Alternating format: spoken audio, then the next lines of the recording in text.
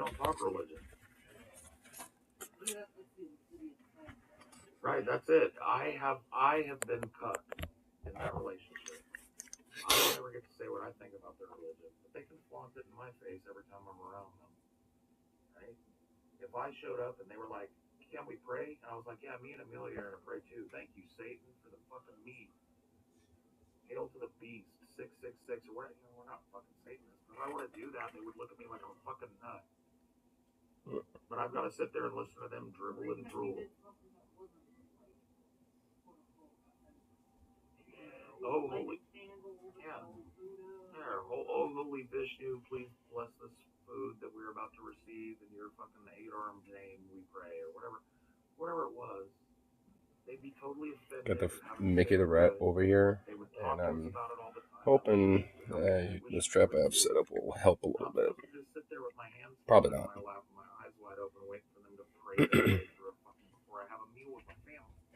It's lopsided as fuck, right? I'm respecting their fucking beliefs all the time. I'm keeping my mouth shut. I'm not bringing my fucking politics into their house. I'm not bringing my opinions about their politics into their house. All I get from it is constant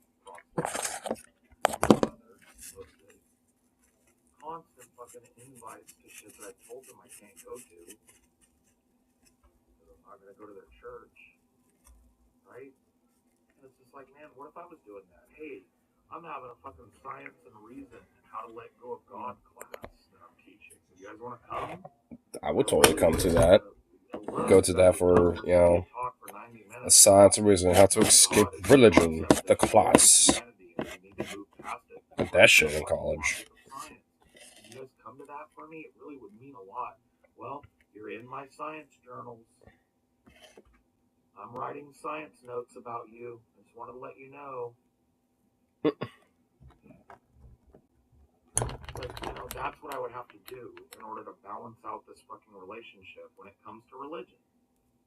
And so that's another thing I want to talk to them about. It's like, if we can't come to an agreement today, what can I do to impress upon you guys? Like, I'm not asking you to not be who you are. What can I do to impress upon everybody involved that I'm not interested in your fucking religion? I don't want to hear about it, but I want to be invited to shit. I really don't want to hear about it any more than you want to hear about the stuff I get up to that you wouldn't get up to, right? So how do we get balance? For me, it's just basically having to let them know. It's like, look, I'm an atheist. I don't believe in this shit. Just don't talk about it. And unfortunately, religious people don't like hearing that at all. I can't say what I think. I gotta listen to you talk about Jesus being good or God providing this or fucking, you know? It's constant. I'm not constantly going like, oh, thank Copernicus for figuring out the heavenly body motion of it so that you can have a fucking warning of your weather. You know? It's so fucking awesome. You did that. Thank goodness for Newton. Finally putting together the relationship between gravity and explaining that law because, man, our understanding of that has availed us of so much knowledge. Hallelujah.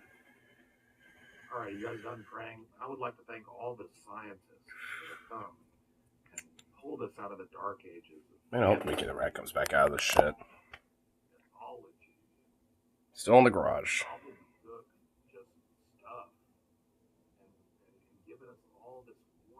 I can already tell where this little prick is, too, somewhere, but... I wonder if I can maybe get the little fucker near the trap if I got over there. Because,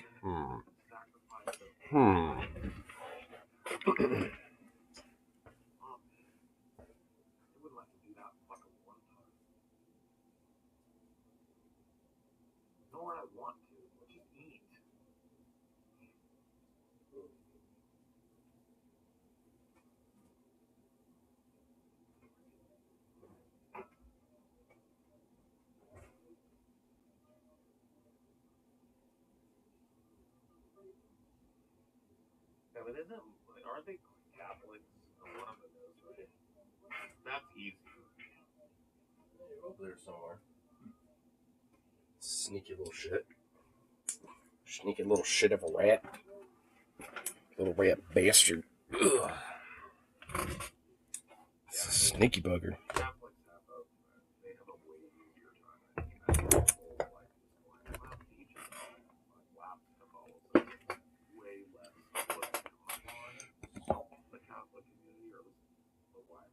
I have the door open too, so maybe the little guy snuck outside. Maybe ran out on his own. It's not the neighborhood and the tradition and the family ties, and less about the fucking what you believe, what parts of it you agree with, you know. Ah, fucking course. Well, that's the problem I have with it, because my family wants to talk to me about this shit. But they're really the only one that seems to be able to handle me talking about how I believe and what I think about what they believe is my father. And that's because he's a baby Christian, and I think he and I just have different dynamics that doesn't preclude us disagreeing or agreeing to disagree on shit. Like, my mom, dude, having that same type of conversation with her, we sped on each other's fucking angst, and she got so angry. I was flinging barbs at me. I flinged barbs at her. And then at the end of it, we finally heard each other. She heard me out. Also, it kind of sounds like some shit me and my mom would do. I've been sitting here like, is she going to fucking talk to me? So, yeah, it's great that I can go talk to my brother-in-law about it, but it's like we had a whole fucking conversation where we agreed we wanted to figure out what was going on with this, and this. What do you think now, Mom? In her mind, she's done. There's a lot of that in Christianity. Pass the buck up the line. You've been a fucking Christian for how many years now? And you can't fucking sit down and do a Bible study with your son to show him why you believe this? How much? I don't even think my own mom has done that, really. Outside maybe when I was a kid. You're not secure enough in your faith after years of going to church every fucking day to sit down with your son who's asking you questions about and crack a Bible and read to him what you know and reference it. What kind of Christian are you then?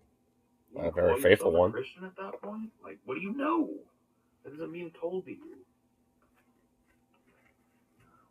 I don't mean to be mean about it, especially not to my family, but well, at least say for my mom, she at least, has kind of gotten a sense of being kind of like, doing her own little studies, and if anything is actually even like, done that at the rehab facility she goes to, she'll like lead sermons sometimes, so at least, my mom seems to actually generally kind of like get into that and actually read her own Bible and shit, so I'm kind of wanting to talk to my mom about it, maybe. Just be like, hey, I know you're a Christian, but what's your, how do you just feel about this? Because, it's like, obviously I'm not, but I've dabbled with it, obviously, and, I'm not, all that. I don't know. I feel like maybe it give my mom a sense of solace to know that I don't totally see, what she's about, including her own faith, as just, whatever. Oh, I see you, little buddy. Oh. Hey, Mickey. I saw your little face. Oh, that little guy just stared at me. All he knows is to move things around. Oh my god, Mickey the Rat. Dude, am I going to be able to, like, maybe actually record him? See if we can get Mickey the Rat. Show me. He's so great. He's so like him that I can't deny it. He's such a good person. Oh, dude, Mickey's still over. I see his fucking tail. With your acts, with your deeds. He's just chilling, dude. What the fuck? Dude, hold on. Then they get on a fucking pulpit with this shit. People know it's sick here. This fucking religion shit is just bubbling up again at this point in my life. It always does, bro. Dude, Mickey the Rat over here, bro. Ugly fucking red baboon ass every fucking 10 years of my life. He's over there by them boots. Somebody else's religious crisis comes knocking on my doorstep. Let's see if we can get this little fucker to pop out. Crisis, but I'm on my own journey a little bit. I'm exploring spirituality maybe a little bit. Come on, Mickey. I know you're there. Be a fucking Christian or a God believer even. I'm just trying to like explore my own like inner world and like maybe come up with a belief structure or adopt a belief structure that feeds me personally. And it's like it just Come on, Mickey. get dragged away from that by looking at religious people. I'm like, do I really want to, even if it's just a privately practiced thing that I do just for me, do I really want to join that group?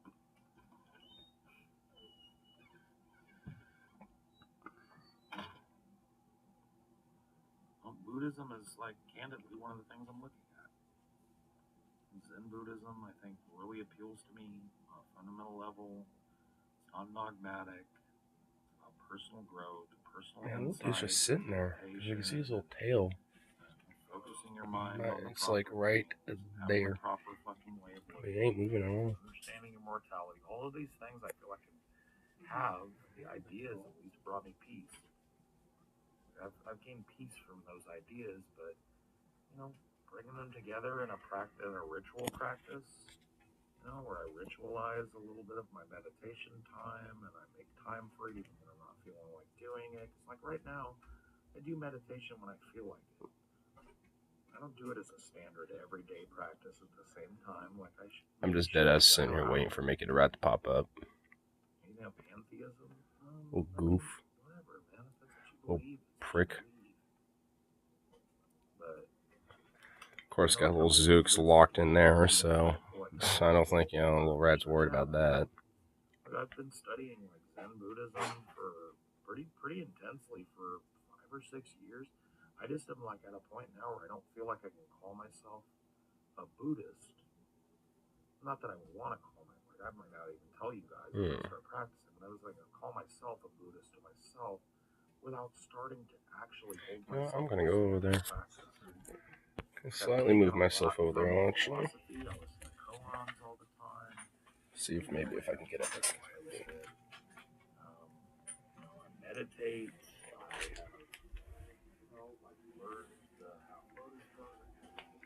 Oh yeah, he ain't over there now. He's hiding back here somewhere.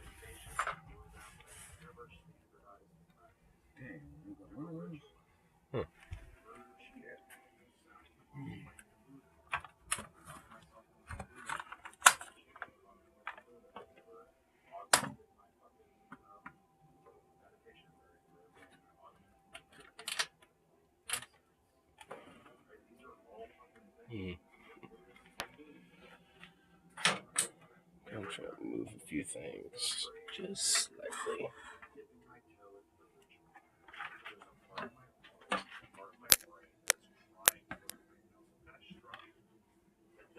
There we go. Now I should have better visual if I see a little guy wandering around. Little prick.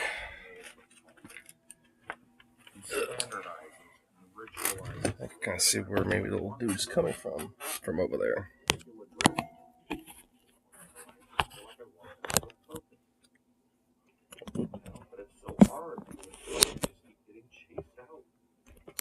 Chased away from the idea of standardizing a practice or ritualizing a practice because my family's so crazy religious. And I was like, man, I don't want to be that. I don't want to be that to other people. I don't want to be a guy that's looking down my nose at other people because they're not practicing the way I practice. Like caught in sectarianism, which exists in fucking Buddhism, like it does every religion. I mean, that's kind of the main reason why I tend to not be religious myself. Because definitely don't want to be that. And if anything, the zealotry and the fundamentalism is what really drives me away from it.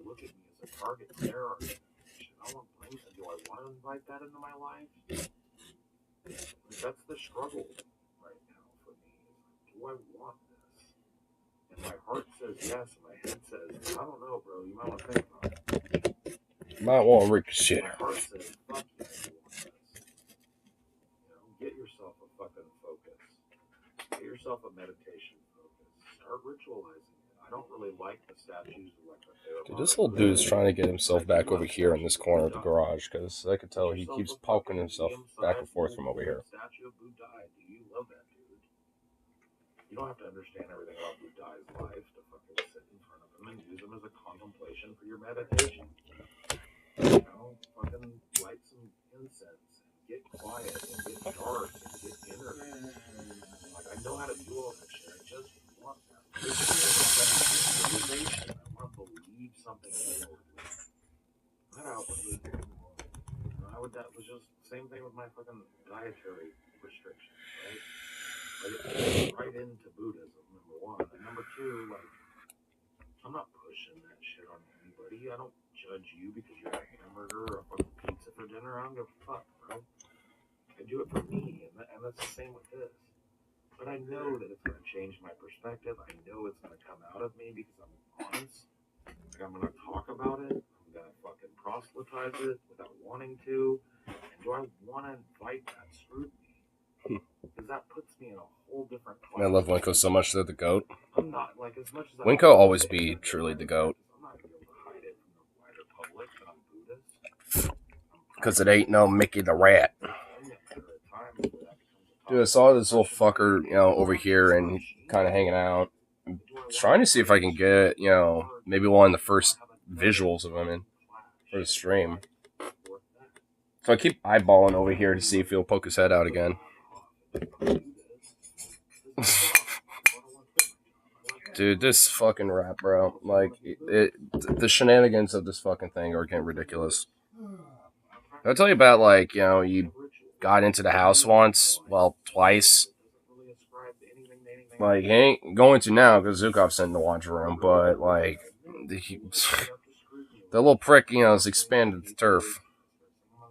And I'm just like, oh, hell no. Now I'm going NIMBY on this ass.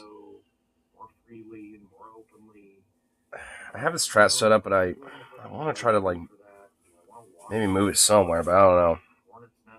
After a year, yeah, Brad was actually kind of chilling for a while, but now he's out and about and, like, running amok again. Yeah, Mickey the Rat's running amok. Like the little Mick that he is. Ooh.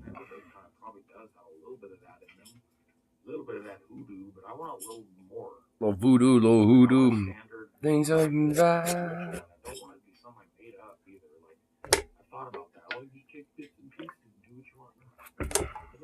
Like there's something meaningful about following a practice and maybe not following it to a T. Following the footsteps. If I see this old bastard over here, I'm going to see if I can try to quickly, get the cam over there, honestly.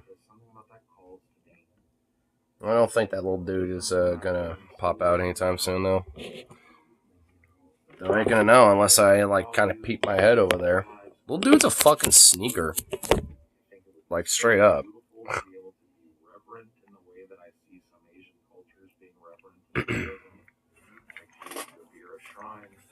But, whatever.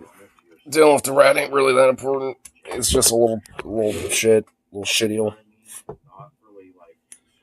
Not much I can do about it. At least for right now. Outside, I hope he gets caught or goes outside. Maybe. All of that shit is just so fucking resonating. You're wrong.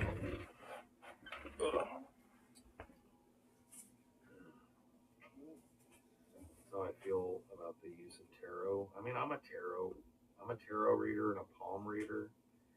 I learned that as a party trick in high school. I really enjoy them, but I don't ascribe any religious meaning to them or ritualistic meaning. It's a huckster's joke. It really is, man. Tarot is just a fucking party game, and if you get really good at it, you can change people's lives with that shit, bro.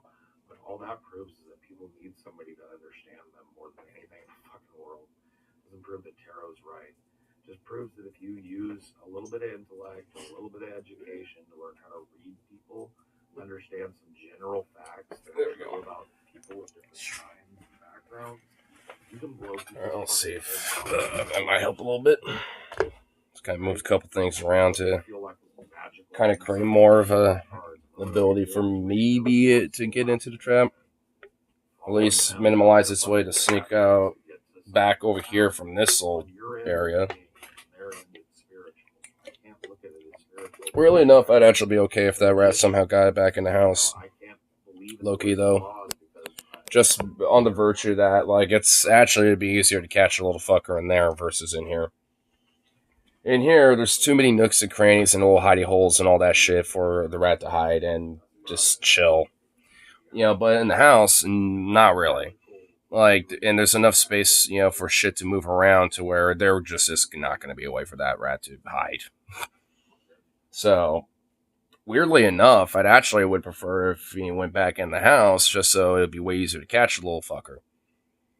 And I even told Dad at this point, like, back as a half-hearted joke of like, let's just get a little closure, just keep him as a pet. Because the little bastard's just been in here for all this time. He'll die of old age soon. They only live a couple years anyway.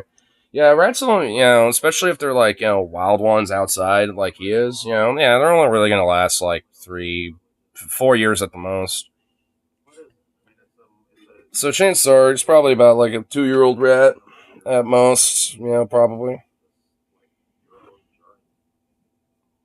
I mean, it's whatever. If weirdly enough, I've kind of had an indirect bond with this little dude. The little fucker literally stared at me like this, like, huh? Just kind of gave me this little look at me. I'm just like, Mickey, you little bastard. It's like I almost kind of bonded with this little shit now at this point. My friend Logan the other day, when I was kind of telling him about the shenanigans of this whole thing, was that, like, he was just like, nah, bubonic plague, they're evil, killed them all, blah, blah, blah. And I'm just like, damn, bro, Jesus. He's like, yo, get that rat and fucking smash up a sledgehammer, blah, blah, blah. And I'm like, god damn, bro. A little overkill, wouldn't you think? It's like, and he even called me out and be like, you're too much of an empath, bro. I'm just like, well, sorry, I care about animals and I find them to be smart, intelligent little shits, because, well, Mickey the rat kind of is. It's like, he legit is, though. I mean, like, because he's been able to, like, slide away from capture every fucking time so far. For me, at least, it's understandable because, like, I would try to, like, grab this little fucker and shit. I've almost caught this little dude so many times. Then he'll do, like, a little, like a little squeak and just, like, jump, like, 4 fucking feet in the air. It actually shocked me, like, how high they could jump, bro. I was like, what the fuck? Like, I mean, it's like, dude, they got, like, a little bit of that rabbit genes in them, dude. So you just wanted to sniff out landmines and lung cancer? Well, maybe this one could too. Oh, fucker's like this big, dude. Can't wait to, like, eventually, find Mickey and then just, like, hold him and just be like, I got you. That's why I want to honestly just capture him at this point. I don't want him just, like, slither his way out of weather and slink away. Nah, dude, there ain't no satisfaction in that. I get satisfaction when I'm just like, looking right in the little beady little eyeballs.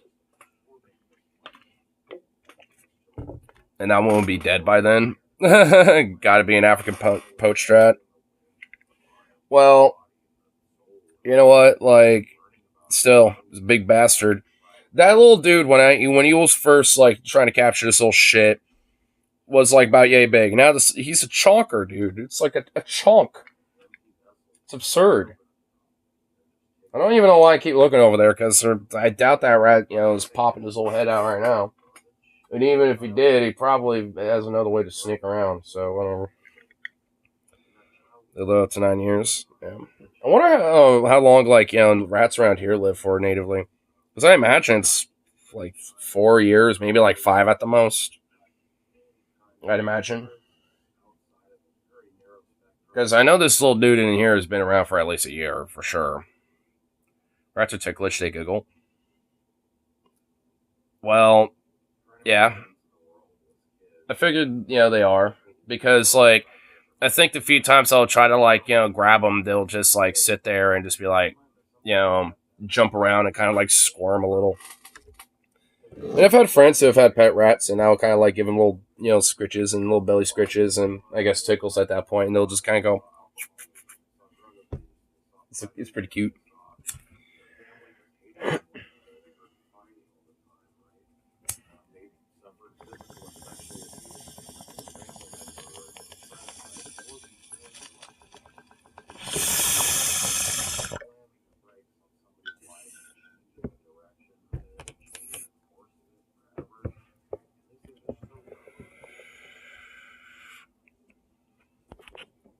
What's this? I keep watching this video, lol. Cracks me up. Well, I saw this as a YouTube short once. Yeah, I know what this is. This dude. It's like your crackhead uncle shows up and you're just about to head out.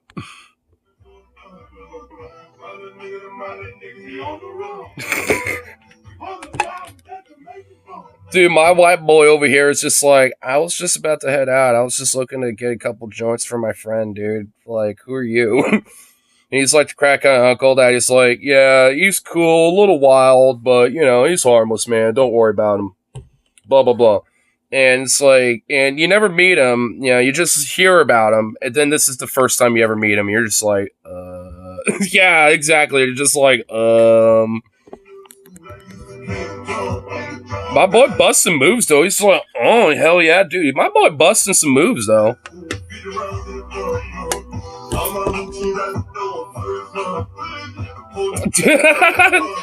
Busting some moves, though. It's a bop. I mean, it is kind of a bop, though. And he hella, like, you know, bumping, you know, to that shit.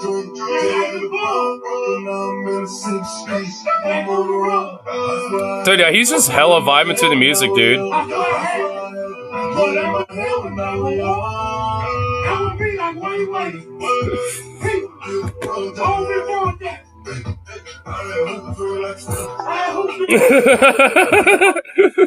Dude, he's just like literally just in the moment, dude. You know, like you gotta kind of respect and love that shit, honestly. I mean, like for me, it would be a little contagious. I'll be kind of like, all right, we're bumping. He's fucking ripped either due to lack of food or a crack habit, or he actually works out and is full of life. Or could maybe be literally all of the above. I mean, to be fair, it could genuinely be all the above. Fucking ripped because he doesn't eat that much, has a crack habit, but he works out a lot and is full of life because he don't give a fuck. You know what I mean? I don't know. Like, he might just legit, you know, be that type of dude. Porque no los dos, porque no los tres, in this case. I mean, you know, like, why not all three, you know? I don't know if porque no los tres is actually a word or a sentence or anything, but, you know, it is now. I've now concocted it as now. It's now mine. So. But yeah, but my dude was hella bopping. Yeah, because I seen it on YouTube Shorts once, and yeah, not too surprised that I found its way up here. I kind of don't like that the split screen, you know, is like kind of partially blocking Reddit's like pages, but whatever. I can cruise around here. Well, definitely not going to watch that. Something's, I'm assuming, like, you know, arsonist, like, or what does this say? Well, I'm trying to, like, read see, this is what I mean. I want to read the fucking title without actually, like, you know, having to watch the fucking thing, you know what I mean? That'd be kind of nice. I'd like to actually look at the title, please, but okay. Something sets fire to group people because people are insane, I guess, yeah. A Boston fan gets snatched after destroying a crosswalk signal. Don't destroy a crosswalk signal. Don't be that guy. Don't be a dick.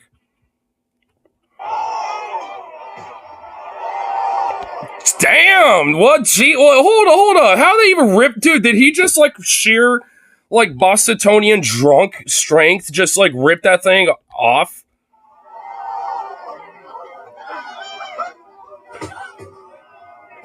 Oh, shit! Oh! Dude, yeah, a cop came by real quick. Yeah, he got snatched.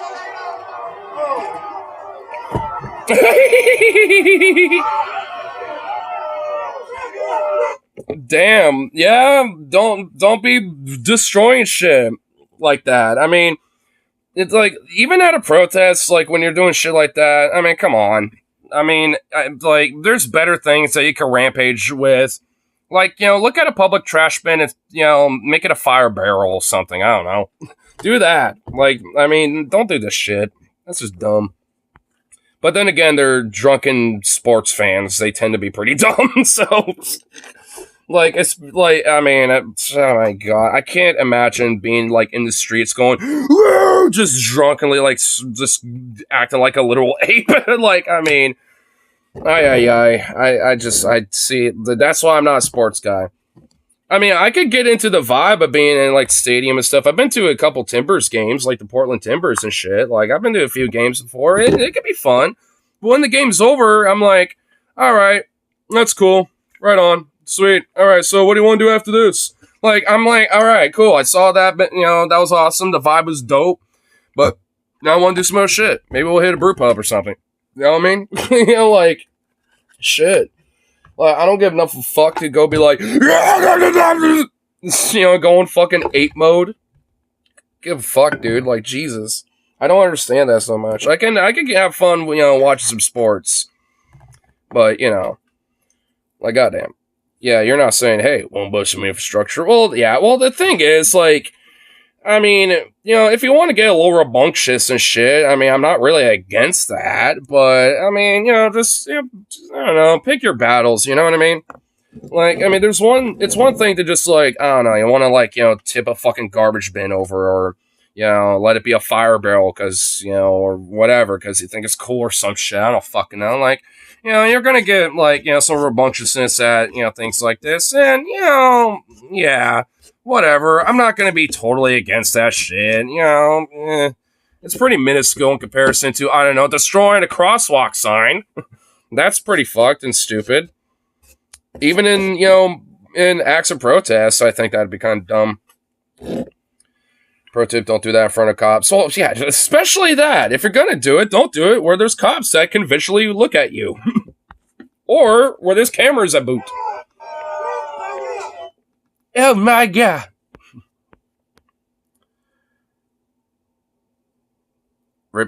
Guy rips off shirt and gets destroyed in a casino. I'm assuming that's just a full-on fight, but I always see those things,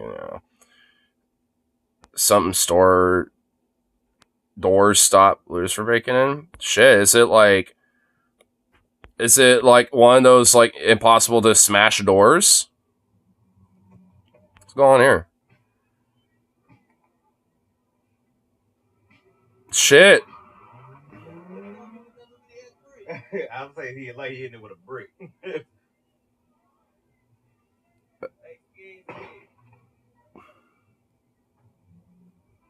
Nah, they just suck at opening door. Are they shooting at it? They're shooting at it! They've come out blasted. They're shooting at this fucking door. You're just bringing more attention on yourself. Like, everyone from, like, a mile radius can hear that, you fucking idiot. Oh my god. What the fuck? They're shooting at a door trying to open the fucking thing. Oh, yeah, that is a female shooting into the door of Rainbow to break the door. Oh my god, bro. Bruh, like, how, like, dude, they're collecting a crowd. That's the first, I ain't never seen nobody try to shoot they with a wood locked door. Oh my god. How can you not get through that? Like, seriously, like, I mean, honestly, though. Those do not look like it's Fort Knox doors where there's, like, fucking 3 feet of, like, nuclear-resistant blast material, for a fucking door, okay? Like, what's going on here? How can you not get through this? Smashing it, trying to, like, shooting at it, fucking everything. Like, what's next? Fucking, they're gonna come out with a little stick of dynamite and you just stick it there? Oh my god, honestly, I'll start, thinking they are blast, proof doors if they had dynamite and try to blow it up. And the doors are just, still standing. Did you know this is actually a non-accessible area? Yeah, just like in video games, you try to break through and get through this shit, now you're not going to be able to. You're not allowed for here. It's inaccessible. It's out of bounds of the map that you're trying to break out of. You can't glitch your way through out of bounds. Okay, that's not how it works. Oh my god. Ay, what the fuck, dude? I figured, it would be a little silly. I didn't think they would start shooting at it. Oh my god, that is kind of funny, dude. What the fuck?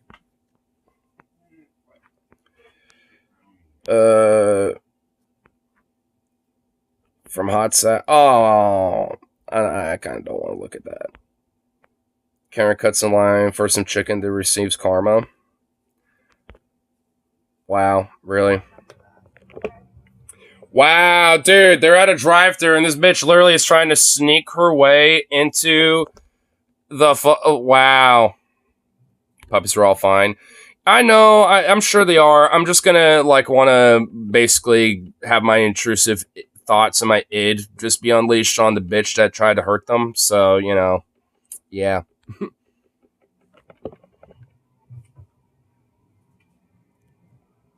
Wait, and what did it say there? Oh, I can't freak out moment. A woman cuts in front of us 20 minutes and yelled, "I'm coming in whether you like it or not." And then this happened.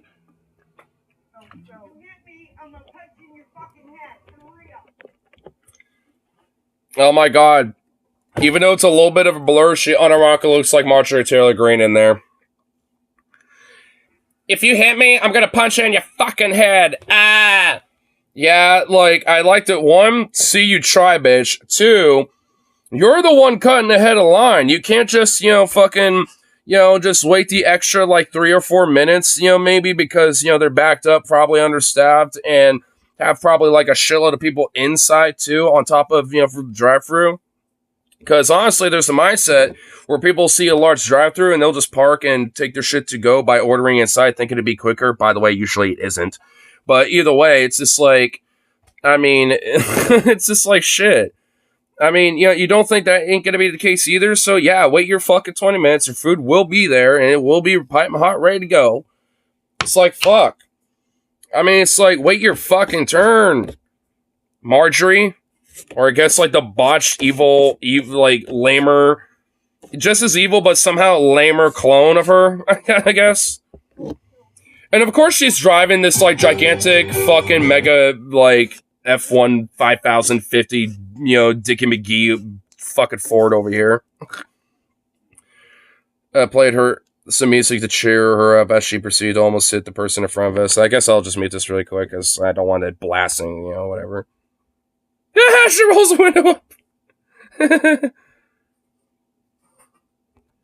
Lovely Kane's employee suddenly came out and said, I got this guy's, before saying this to her. Okay. Fucking Skibbity McGee. What, this guy? What, this dude? Wait, where is he? What, that guy? Now, he don't really look much like a Skibbity. I mean, he looks like a Zoomer, but he doesn't look like that much of a Skibbity kid. Wait, what's that? I've got something. I mean, I don't know her Ford. Oh, the Skibbity McGee. Yeah, the Ford F1 Skibbity McGee, 420 model. Dude, yeah. I was about to say, I mean, he looks more like kind of like a ska punk kid more so than anything.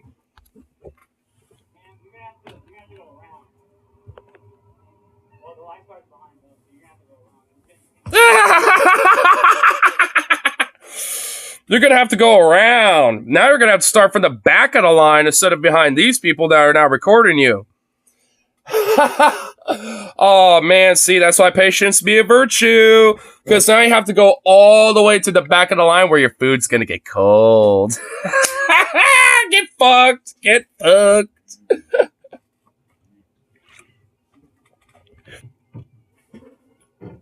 Thank you. King, dude, my king. I hope that they tipped him exceptionally well. He said, Bonding with people in front of us who were threatened and almost hit as well. Oh my god, dude, she was like fucking about to go to war with everybody over this shit. Damn. She said, I'm gonna punch you. She was so mad. It was so weird. like just a few cars or some chicken. Dude, yo, the most truest words right at the very end right there. Chicken serious business. I know. It drives me psychotically insane that people treat it so seriously. Honestly, you know the whole stereotype that, oh, well, black people love fried chicken, right? You know that? Bullshit. Bull fuck shit. It's white people that love that fucking shit and will go goddamn ballistic for it, okay? 8 years of fucking working at a deli where I'm serving that shit all the fucking time. You know, that is an anecdote you will have to fucking trust the experience on, bro. Like, I'm being serious. I've seen more crazy ass white folks get fucking nutty that, you know, we got like, you know, bad batch of fried chicken out, or we don't have enough, or this and that. Oh my god, it's fucking wild, bro.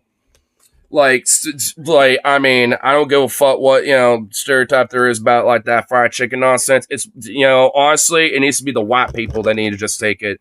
You know, I bet the reason why the whole black people love it, you know, is basically because, you know, we didn't want to accept the fact that we're a bunch of weird savages about it. Us whiteys are, like, fucking weird about it. And we wanted to, like, pawn it off to somebody, some other group. So we were like, black people, I guess. You know, so... You know, we just can't admit the fact that we're more, like, psychotic about it than, like, really any other group. Like, honestly. I've seen way too many, like, old white dudes, weird boomer chuckle fucks, like, young white little skibbities, like, the whole shebang, bro. It honestly is bonkers. Like, I mean, it's just straight up. In fact, honestly... Most of the time, like, a lot of the black people that show up never really get the fried chicken. They usually are getting other shit. I mean, sometimes they do, but that's not the predominant shit that I see ordered, at least when we're talking demographically in this way. I mean, just because, fuck, I mean, like, I'm trying to think the last, like hoopla thing about, like, fried chicken was, oh, you know what? It was like fucking, I think, a couple weeks ago, actually. I think like either a couple Mondays or a couple Sundays ago, I think. Like this one chick who is probably maybe, you know, like partially, you know, Latino, partially white, but she definitely was way more white passing more than anything else, for sure. And she just like had a fucking conniption fit about having to wait for too fucking long. Because I was in the back, you know, frying chicken, and I came out being like, hey, how can I help you, and blah, blah, blah, like I normally am. And she was like, well, do you have any more chicken coming up? And I'd be like, well, I just dropped some, and I just came back from, I just came back from doing that, so it's going to be about 13 minutes, because I literally just did that, and, you know, just dropped it. And then she had a conniption about having to wait for that, and also having to wait for 10 minutes, which, by the way, was not 10 minutes anyway, because she wanted to fucking, you know, make it way more exponentially worse than what it actually was. And want to have a fucking weird, like, maybe kind of, like, little weird racial jab at our fucking China chef because, like, oh, he ignored me the entire time. And it's like, yeah, because one, he doesn't really speak that much English, and two, he's not required to help customers either. He doesn't have to help you. Like, that's not part of their contract or part of their job necessarily. They can if they want, or if they can, but, you know, they don't have to. And most of them usually don't. Sometimes they do. And I know different China cooks go out of the way to help out people and shit. But sometimes they don't, and whatever, you know? Like, it's not my problem. Nor should it be any other customer's problem. That's just part of their job. They're just taking advantage of it. Plus, they probably just got more important shit to do, like, you know, doing their, you know, daily duties of, you know, of their job and shit, which, you know, they got their own fucking, like, you know, list of things to do and also shit on a daily basis, so whatever, you know, I ain't gonna get in the middle of that. Nor, you know, have to force them to stop what they're trying to do just to help out one fucking person that entire time. She was literally the only one person there. Like, there was nobody else there, and she wanted to bitch about that. It's like, good lord. And then she was all like, oh, well, just forget it then. And didn't even bother to wait, because there's already two people waiting who are, you know, just, again, for the bringing it full circle, those two people are also like, well, folk as well. But they're actually being nice and, you know, patient. They're like, oh, okay, yeah, we'll just come back around. You know, and that's why I went back there, because I already had a backlog of people that wanted that shit. And she wanted to have the fucking fit over it, because she had to wait a little longer, because I was in the back frying that fucking shit for two other people that were ahead of her. Fuck. It's like, yeah, maybe you weren't there when those people were initially there, but that ain't my fucking problem. Like, it literally isn't. Like, white people, bro, I swear to God. Problem is, we white people only have mediocre fried chicken like KFC. Dude, yeah. They don't got like the special touch, bro. Because even like at my deli, like I mean, even though like we get our like raw chicken pieces the way they are, but like depending on like who's handling the actual breading part and the frying part, that's where kind of like the little love touch comes into play. And I make sure there's a nice little fresh batch of flour. It's all nice and fluffed. So when I got the chicken in there, it's I got this nice powdery flour for nice coated nice and evenly. When it comes out, it's just nice and, bready and crispy and all that stuff, what you want in a fried chicken, and it's like, and I always get, good compliments and stuff, but every now and then there's some people that, drop some shit and it's like, bruh, even KFC has more dignity into this. It's like, what the fuck are you doing? It's like, good lord. Not because you're a food blogger, but because you prep food. Yeah, because I ain't no food blogger. Yeah, it's just because I work on that experience. Yeah. I thought of you when I saw this. This video is sponsored by Rocket Money. More. Oh, this. Oh, hey, I know this guy. Oh, yeah, I haven't seen this one yet. So this is a new one. All right, everybody, we got a real busy day today. You start roasting that roast, please. Stu, you're season the batter, marinate the chicken. Well, we don't really have like a breaded process. It's just a breading that we have. I will wash the chicken though. Like, get all the weird giblets and all that bullshit, out of it. So it's just the chicken itself or any loose pieces that are just kind of stuck. Because I'll get that occasionally. I'll see like a little weird loose like skin piece that's just kind of dangling. I'll just like just rip it off. Stuff like that. Just get like, the unnecessaries out. Duty, and you're that new kid, right? Yes, chef. Yeah, the food blogger guy. Listen, we need a big pot of chicken soup. You know how to do that? Of course, yes, I do. All right, let's get moving, people. Big day. I'm a huge fan of chicken soup. Even the gibbety bits taste good and deep fried. Yeah, that's true. The only reason why I do it is because when we bread it, that falls off the chicken usually anyway, and then it stays in the breading, and then it just gets clumpy and it just makes the flour just kind of more gross. So that's usually why I will like kind of wash it for the most part and stuff, just because of that. Especially this time of year. Cool. Great. Let's get going. I don't know about you, but when I'm sick, the last thing I want to worry about is making dinner for myself and my 14 kids. What are you sick? Don't come work in a kitchen if you're sick. No, I'm mostly fine. Okay. All right. So, I'm just saying my chicken soup recipe's perfect for when you have traveler's diarrhea, which I've had since I went to Belize in 2003. Since? Yes. So that's not traveler. Look, why are you telling me this? Just do the food making. Well, no, I am. I'm doing the story part of the recipe. That's not a thing. What? Depending how pompous you want to be. What? Do you hear everybody else sharing their life stories? No, they're just doing the food making, except Stu, who looks confused. Stu, make a stew. Oh. I don't know about that. What? I don't really know if my soup works without the backstory. Okay, never mind that. Just start preparing the lamb then. On it. Thank you. Now we're gonna... My grandmother always loved lamb. Why not? I wasn't really expecting that. I thought it was going to be like, so on my trip to northern Lebanon, I thought it was going to say some shit like that or something. Okay. Lost her. Look, I'm sorry your grandma died, but we don't have time for that. Just make the food. Oh, no, she's not dead. She did one of those, drive-bys, and we lost her to prison. Oh, my God. Anyway, even before she got to prison... Damn, dude, grandma'll be hardcore. What the fuck? Damn, dude, she balling. Strap and whip up the gas. Just make it. I'm not even close to my word count. Word count? The more words I shove into my recipe, the more spots for ads there are. Oh, look, there's one now. Come on down and buy a TV that you and falls apart when touched. Forced labor is not really a big deal if you think about it. Oh, Teespring. Anyway, back to the content. Well, those were one of those fast fashion brands. Okay, I'm too important for this. Wait. What? When you start to leave, that's my cue to ask if you want to join my newsletter. I really, truly, deeply do not. So you don't want an update every time my kids have lice? Look, just heat up the bread rolls, all right? Those are already pre-made. You put them... So when my mom on Thanksgiving would butter up the bread rolls before putting them in the microwave... Forced labor's not a big deal. Yeah, I mean, it's capitalism. I mean, come on. I mean, that's just kind of par for the course. I mean, it ain't a big deal. Whatever, Kumatata. Okay? When my kids have soccer games, I don't always have time to make fresh bread. No.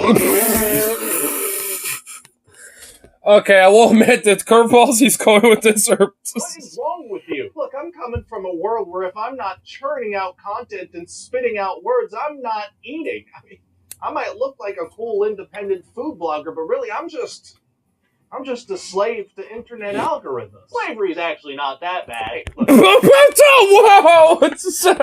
Well, hello, sponsor, fast fashion brand guy. Coming back, I see. I didn't realize you were sponsored by the Daily Wire. get it, all right? You're used to the relentless pressure of internet consumerism. Yeah, but this is the real world, okay? You don't need to worry about that reaching you here.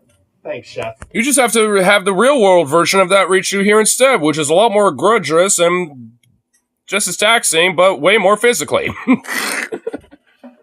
It's like, oh no. I guess I am free from the internet here, aren't I? That's the spirit. Now get back to work, Maggot. Somebody just ordered 35 hamburgers on Uber Eats. Oh my god.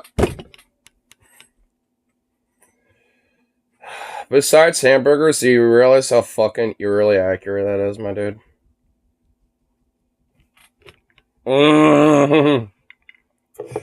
Bro, oh my god, actually earlier today, I had somebody come up and order 2 16-piece chickens, and I was actually already in the middle of the process of making some more because we were totally out anyway.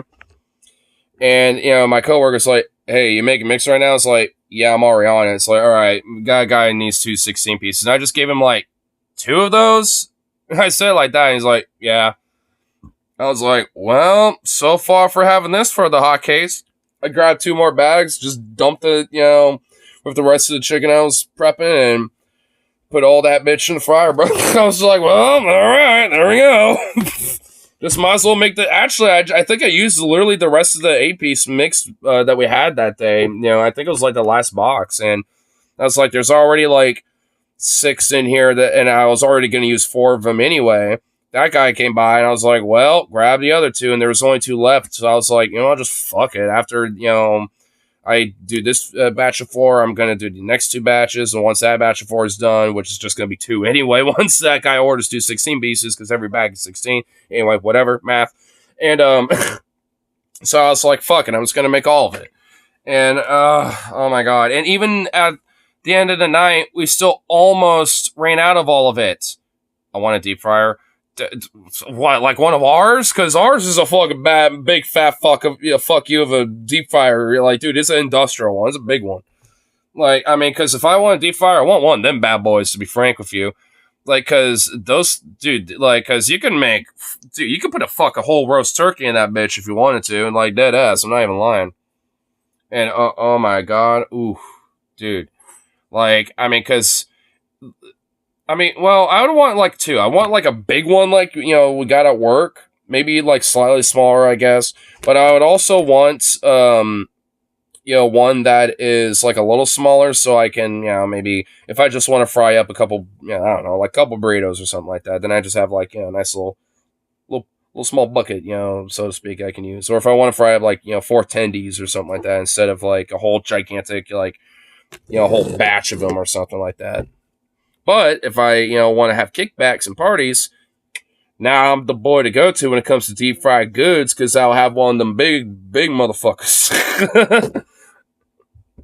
Holy crap! Yeah, it needs a specialized outlet too. Like I have to take a picture of our fryers. You know, actually, I might have one on my phone, honestly, but I'm not gonna dig for it on, you know, right now. But like, you know, because I will take some pictures for my manager and stuff, you know, for different clean projects and shit. So I know I probably do have a picture of one of our fryers in there. But yeah, it's a big hunking thing. Oh shit! Well, that was actually it. Oh, okay. I probably need a fryer outlet, 3-phase power. Yeah, it's one of those. I'm pretty sure it's got like. It's like, you got like, you know, 2 on the side, like 1 right here, then like 1 on the bottom or something like that. Something like that. I'm not 100% sure.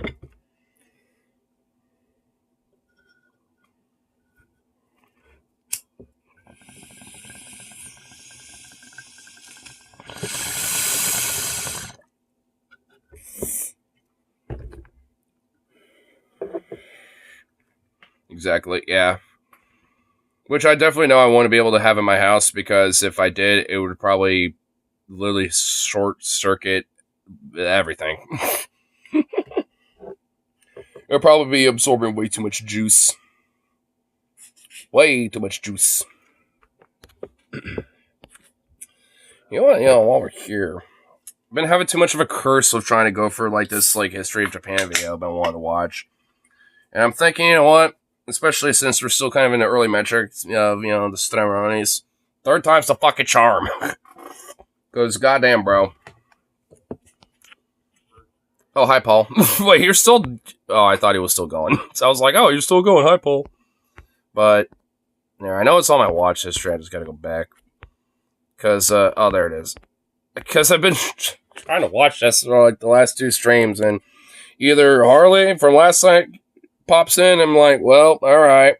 Or Logan came through, from the night before, and I'm like, well, alright. I'm just like, well... Gonna try to get through it, but you know what? Instead of cutting back to where exactly we left off, we'll just kind of we'll just go right there. We'll kind of go back a little bit. Just watch a video about when the Europeans showed up and introduced Japan to guns in about the 1500s. Pretty interesting. Yeah, like honestly, like the history of Japan has always been really interesting and fascinating to me overall. Like especially like the 1800s / like the 1900s, especially more like the later 20th century, from like the 50s, 60s, 70s, like the kind of this era. Like there's a lot of really cool like kind of eras throughout the centuries of Japan that really got a lot of fascinating stuff about it, especially like with the introduction of guns, Christendom, stuff like that to Japan, on top of like the modernization, industrialization when it came to like railroads and modernized guns, on top of just like little flintlocks and matchlock weapons and shit. Reverse engineered and made their own. Yeah, it was like some sort of a matchlock weapon where they had like different kashis as like levy peasant forces use them. To figure out how to close the back of the barrel though. Yeah, there's a few things that they still had to kind of figure out and learn, but for the most part, we're able to kind of figure it out and actually have some pretty cool weapons and shit. Like a lot of the weapons of like Japan, throughout the ages, especially like when guns start getting introduced, are honestly really cool. And what's really fucking dope is like when photography started becoming a thing, and like a lot of photographers and like explorers and people that just happened to like have cameras as bulk as they were at the time, took pictures of like genuine samurai and shit like that from the era. Dude, some of those pictures are so fucking cool, dude. Like it's like seeing like some 1887 like era Menji kind of like period of like some samurai warrior in full adorned armor and weapon and shit. It's just like, bruh, like not only is it like genuine drip, but it's like not just some like LARPer recreational armor shit. Like that is like something that motherfucker probably had passed down from ancestors who have fought in that shit. You know what I mean? It's like it's some cool dope shit. Like a lot of like their like katanas and katashi swords and shit. Have all been passed down a lot by their ancestors as well and shit. I mean, there's a lot of really cool stuff. I mean, and honestly, kind of as much as I do have criticisms of, in a way, at least a lot of the kind of like cultural ties of like connection of like the land with like with like Shintoism and stuff, and basically treating like everything has like a god or some sort of a being and everything, including something as simple as a rock or a river and shit. I find that shit to be really fucking cool. Like, there's a lot of cool stuff about Japan. I mean, it's definitely got a lot of criticisms, and frankly, there's a fucked shit about Japan, too, to just be blunt about that. Especially, World War II. During that era, especially. But, like, beyond that, though, I mean, it's like, despite the flaws and even very egregious fucked up shit, I mean, you can still look at a lot of this other stuff and be like, that's badass and fucking dope. Dope. And if anything, even if I kind of disagree with it, but like certain things like their Bushido code or like the Divine Wind Doctrine type of stuff, it's like I kind of got respect for it in a sense, just because like it takes some fucking balls to kind of like do some shit like that, like do kamikaze tactics or like as a way to retain honor, do a ritual like commit seppuku or something, like shit like that is like pretty wild. I think it's kind of fucking nutty a little bit, to be honest, but like I got respect because it takes like some like a certain will to just like fucking like embowel yourself and shit, because emboweling yourself is not a quick death, like that. It's not at all. So it's just like fuck, bro. Like it takes some fucking balls to do shit like that. I will grant that. It's kind of like, the whole Bill Maher quote from, like, the end of Post 9/11 shit, right? It takes massive fucking guts. You might not like it, you might not, agree with it whatsoever, but gotta at least, acknowledge that. Kind of respect that for what it's worth. Even if you don't agree with it. Because I don't. Like, if someone's like, to retain your honor, you must commit seppuku and kill yourself. I'd be like, fuck no, I don't. It's like, fuck you. What are you fucking telling me to do that shit? You know what I mean? But it's just a, like, obviously different mindset and, like, different upbringing about it. But either way, it's still really fascinating. Obviously, it's not, like, a thing anymore in a sense of, like, that. But that whole, like, honor code thing is still pretty heavily interwoven, in the culture. And honestly, especially with how, like, overworked and kind of capitalistic, a Japanese system is even worse in a way, in certain aspects than America is in those fields. It's like, they could probably just not need it anymore. Like, make it more like, about your, like, family or friends or something. I don't know. like that dynamic, especially when it comes to, like, the worker and the boss and shit like that. It's like, oof, it's led to a very toxic and honestly a very destructive work culture, in Japan. Like it's fucking deadly. And honestly, even more deadly than the work culture in America, to be fucking blunt. They work way more, way harder, and like longer hours and shit, more so than the average American. And that is fucking saying something, like legitimately.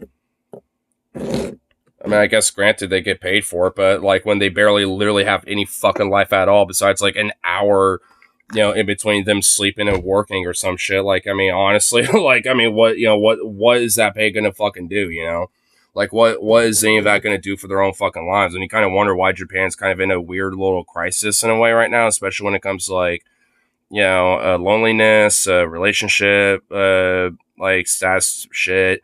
When it comes to the massive fucking age gap that's, in Japan, like a lot of these things are kind of coming home to roost because of that kind of culture. I mean, it's like it had arguably maybe a place, for its time and shit, but it just, it kind of needs to die off at this point, I'd argue. Or honestly, at least just change. Like, just kind of change about how that dynamic is played a little bit.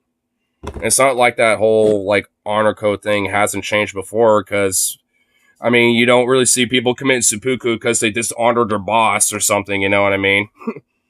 well, maybe not literally, but I guess figuratively, so to speak, because there, are like, pretty high suicide rates, in Japan because of, workload stresses and depression and shit like that. Honestly, there is a lot of overlap, with this type of shit, but arguably, I think, the reason why it's, I think, a little bit worse over there is because of, some of this that I'm talking about. Not all of it, of course, but I do think that it does play a role for sure. Get the job done. Still, we're not there yet, but just you wait. Oh, man, I know, dude. I mean, we were there at one point. It's like, we're going back. It's like, no, can we not, please? But anyway. But I guess kind of like do a quick little recap. I know this guy Kishi is a piece of shit. And he also like he looks like he would be a monstrous fuck, being like, ha ha ha, I want to make sure every trade union commie is destroyed of a nation. Blah blah blah blah. And he was not very loved. He was a hardcore like McCarthyist anti-commie puppet, basically. That genuinely kind of piece of shit. Months of massive protests unnerved some LDP legislators, so he delayed the vote on the treaty until May 19th, the last day. I know it's satire, but at this point you do complain a lot on how America doesn't interfere. We'll kind of skip around, so it's talking shit. But for context, the LDP, Liberal Democratic Party, think of the Republicans in Japan. Basically. Republicans if they were in Japan. The LDP, despite their name, are not liberal nor democratic. They're very conservative and right-wing as fuck. So, don't let the name, mistake you a little bit. Just for context sake, I guess. Because I know we're kind of in the middle of the clip. I know we were in the first kind of half, initially, at least on the stream where my boy Logan showed up for, out of nowhere. So, you can at least watch that for the context leading up to this part, I guess. But this, I guess, will be the official part 2 now, I guess. We listen to the Macklemore song? That's why the genocide in Gaza is done now. We packed that shit up. The Diet's session. If only it was that easy. But even then, Kishi couldn't be sure he'd get his way. He needed more time. So he moved to extend the session, but the opposition saw it coming, and they blockaded the halls of the Diet, barricading the speaker in his office. Here was an unprecedented confrontation between the two sides of the core identity crisis facing Japan, and millions of Japanese across the country were watching it unfold on their television sets. For hours, it dragged on, until finally Kishi called police into the Diet, an unprecedented move, and had the officers physically carry the opposition members one by one, some literally kicking and screaming out of the building. Then, mere minutes before the session expired at midnight, a mass of officers assembled and forced the speaker through the remaining crowd. I kind of find it wild so this guy right here, literally being manhandled as the speaker of the Diet, and like they're basically forcing him to be up there. It's like, you're fucking speaking. You're going to be making this, edict now, damn it. Like, dude, imagine if our fucking, politics were like this, bro. Dude, imagine the fucking, insanity that would erupt. Especially with, the people that we got in Congress and the Senate right now. Bruh. Bruh, just imagine, imagine if, Marjorie, fucking Bobbitt, Matt Gaetz and all these other psychos just, rolled up and forced Mike Johnson down. It's like, no, you're gonna be making this edict in the Congress now. Blah, blah. And just did this shit. Dude, bruh. Imagine. That would be wild, dude. A 50-day extension was carried. This will be Vine versus Trump debates. Well, instead of literally manhandling them, they'll literally just be like, all right, here, Gramps. All right, Peepaw Poopy Pants and Orange Dumpy Pants. Dude. Does anyone really think those debates are happening, by the way? Not to stonelock it too hard, but does anyone honestly think those are going to happen? Because I got a feeling they're probably not. I got a feeling. Ooh, there ain't gonna be no debate. I don't know, man. I got a hunch. I got that Paul Ziegel hunch. I know, dude. I got the Paul Ziegel gut hunch about this. I got a feeling there ain't gonna be no debate. Because, dude, one of them I think is gonna be trying to egg the other to back out in one way, shape, or form. Or at least their campaigns, I think, are. And I feel like Trump is probably not going to, but depending on, I don't know, dude. I feel like at least, because I was listening to Onion Nuggets a little bit, and I kind of agree with what Paul said, because it's kind of his idea and thesis about it. He thinks that Trump might not, decline yet, but kind of be like, oh, I noticed that they have some stuff in the contract about how they can mute me and there's not going to be a crowd. I never agreed to that. That's a bunch of bullshit, I tell you. He's going to throw that out. Test the waters and see if people be like, nah, then fuck the debate. Fuck the debate. See if the chuds will, kind of get some sort of a boost in that, kind of trend a little bit. And if that's the case, then maybe he'll be like, all right, but I don't know. I mean, it's I have a hunch. I could be wrong. Maybe those debates do happen, but I don't know. I have a hunch that there's going to be something. There's something. I don't know what, but there's going to be something that's going to be like, Oh no, they're canceled. Yeah, but because honestly, like, there's one part of me that really wants to fucking see that shit so bad. But on the other hand, there's another part of me that really, really doesn't, like, really doesn't want to at all. So I don't know, man. Like, oh, it's one or the other, bro. Like, I don't know. It's one of those things where it's like, either way, I'm gonna feel like I feel like I might be more relieved that they don't happen, but I don't know, dude. Either I'm going to have some relief or I'm going to have some angsty, melancholy entertainment where I can, laugh at, I guess. I don't know. Laugh at, get mad at, cry about, all that shit. Did Mickey the Rat somehow get back over here? He's a sneaky little fucker, isn't he, huh? I guess he is, huh?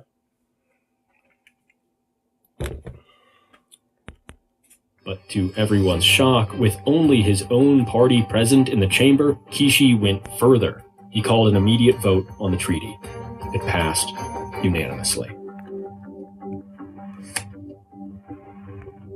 Considering that this shit was passed unanimously and the speaker was literally forced harangled and shit, like, this is basically something that Kishi orchestrated and forced, upon the entire, Japanese government, basically.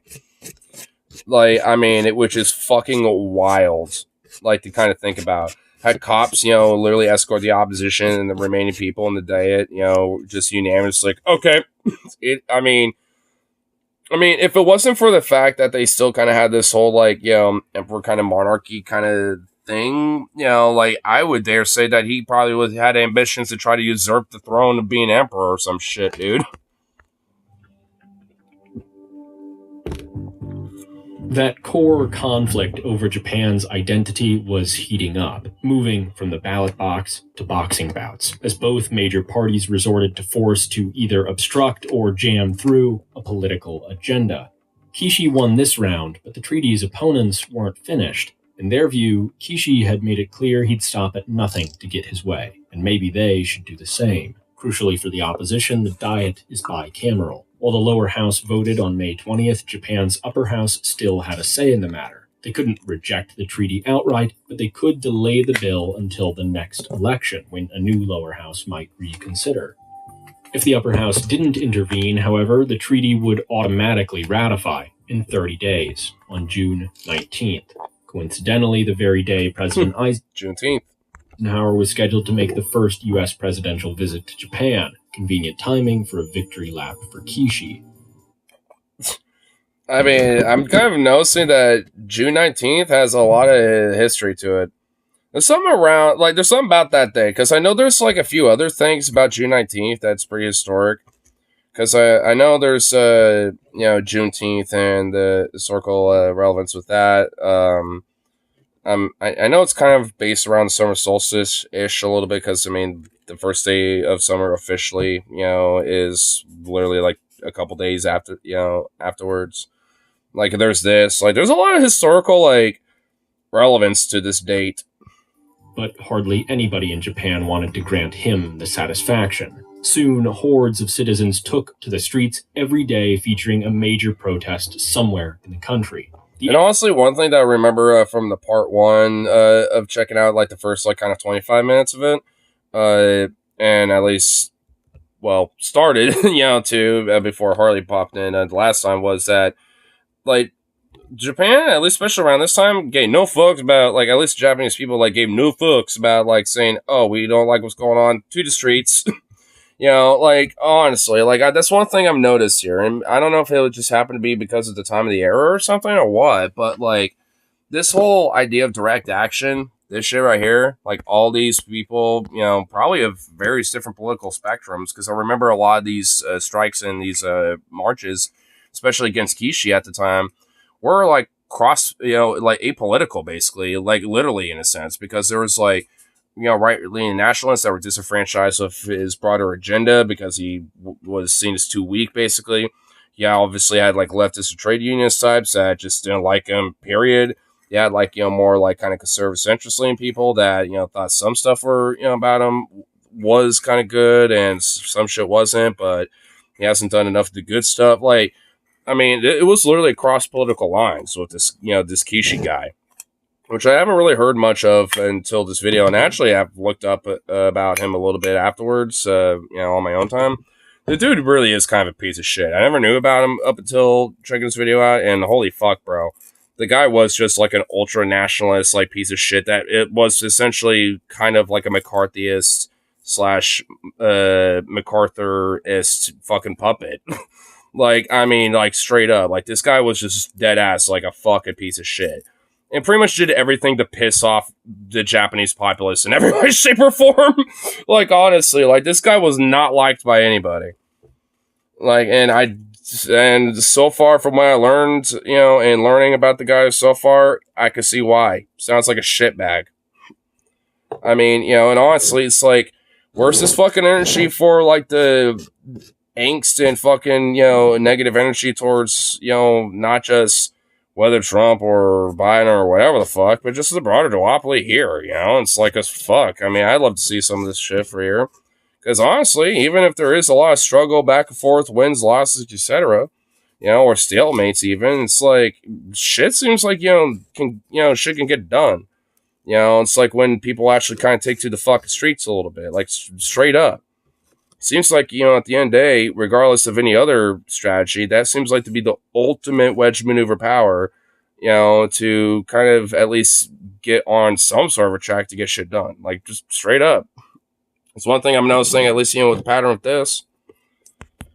Energy had transcended partisan politics to encompass a majority of the population. These weren't just... Oh, well, yeah, just what I was talking about. So I guess, well, like I said, this is why I wanted to kind of go back a little bit so I kind of rehash some of my memory. But yeah, this is what I was talking about. And even reading up on my own time, that was one thing I noticed. Like, even people within his own party, and his own party politics, and even some people to, like, the right of him, so to speak, were like, nah, fuck this guy. I'm willing to literally look at the communist next to me that I certainly don't like, that doesn't like you either, and at least link arms with this son of a bitch more so than you. Like, I mean, that's how far this guy was hated. Radicals or urban laborers, they were office workers and housewives. Even a number of conservatives, fed up with Kishi's suicidal politics, began funneling money from Japan's business establishment to left-wing groups organizing the protests. Still, the Diet's upper house wasn't budging yet, but the whole exercise was turning into a real problem for Kishi. Which, by the way, the Diet is essentially like Congress in Japan, is their version of it.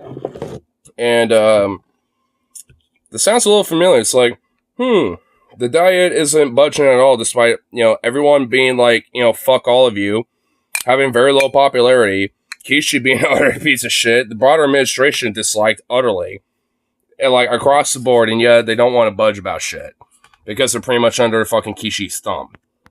Until on June 10th, just over a week before the treaty was slated to ratify, it got a whole lot worse. Ahead of his arrival, Eisenhower sent his press secretary, Jim Hagerty. But on the way from the airport to meet Kishi, Hagerty's car was assaulted by protesters who surrounded the vehicle, cracked the windows, and caved in the roof, all while shouting damn anti-American slogans. Based. Eisenhower's security, and by extension the viability of his visit, was called into question. A massive embarrassment for Kishi and a coup for the protesters. It was a small victory, though, because time was running out. The protesters had staged massive demonstrations, unprecedented strikes, even intimidated the president of the United States. Yeah, they were saying go home. Damn. Dude, they even like... Dude, see, this is why this shit's based, bro.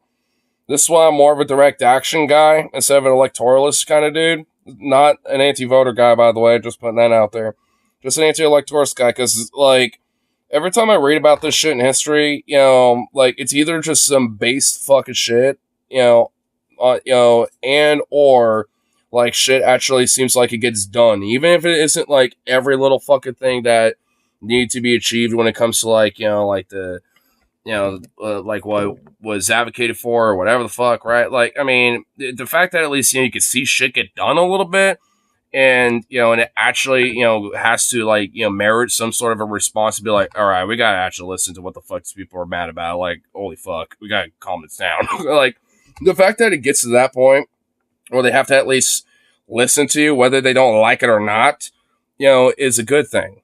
And yeah, they'll send out the cops first, like, as, we're noticing earlier, like, Ishu was like, send out cops to his opposition, to protests and shit, yet they still kept fucking going and going and going. And it's like, they'll send that shit out first, but at a certain point, they're not going to be able to ignore it, and they're going to have to fucking listen to it one way or another, and at least cater to it in some way. Even if it is breadcrumbs, but at least then, those crumbs you could kind of chew on a little bit, and you might actually fucking get something from that. Instead of, like, some moldy little crumb that's, like, literally like a little speck. It's like, there you go. There's a little crumb. It's like, fuck that shit. So, I've been conditioned way too much of that. Way too fucking much. Yankee, which is a slur, by the way. Yeah. Go home, Yankee dog.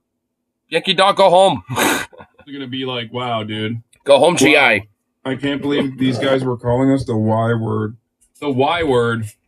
States. Shit, I don't mean. Fucking Southerners call us Northern boys Yankees, like, whatever. If Yankees are a slur for America, then what the fuck are the Southerners?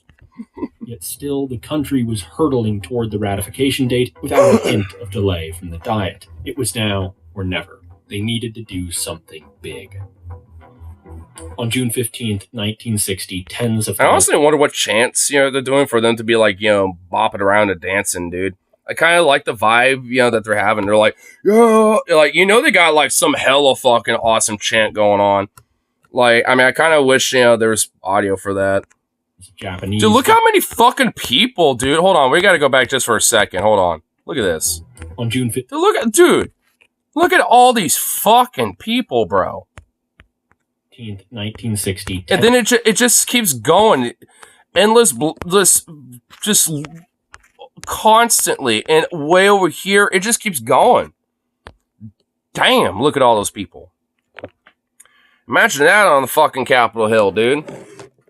Like when there's some weird fucking, like, pro-military fucking budget bill or whatever the fuck, sending money to Israel and Ukraine and all these other places and shit. You're like, hey, where's the money for infrastructure and our healthcare and that student loan debt relief that y'all seem to forgetting about? All this other shit, where's that? Why don't you push a bill for that first, before we start thinking about that shit, kind of stuff. Like, where's the crowd for that shit? Not that I'm, like, against, maybe having some funds and stuff for, certain nuances about, like, maybe putting, international military budgets into things. I mean, Ukraine, sure. I'm not really completely in favor of it, but, I mean, more justifiable than Israel, for example. That's for fucking sure. And it's also, like, I would argue more justifiable than, like, just sending endless fucking, weapons and funds, to other random little puppet states that we have around the world and shit. Because at least there is genuine little merit to it. Still really don't agree with it because it just kind of continues to prolong the fucking war. And I'd rather just, be more of a humanitarian peace aggregate, in, the geopolitics of that, more so than anything at this point.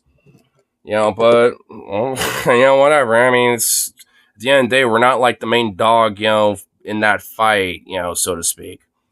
So it's just like, that's, so it's like, at certain points, like, I mean, you can fund that, but, like, if, like, honestly, I'm willing to compromise with at least that part with the Ukraine thing.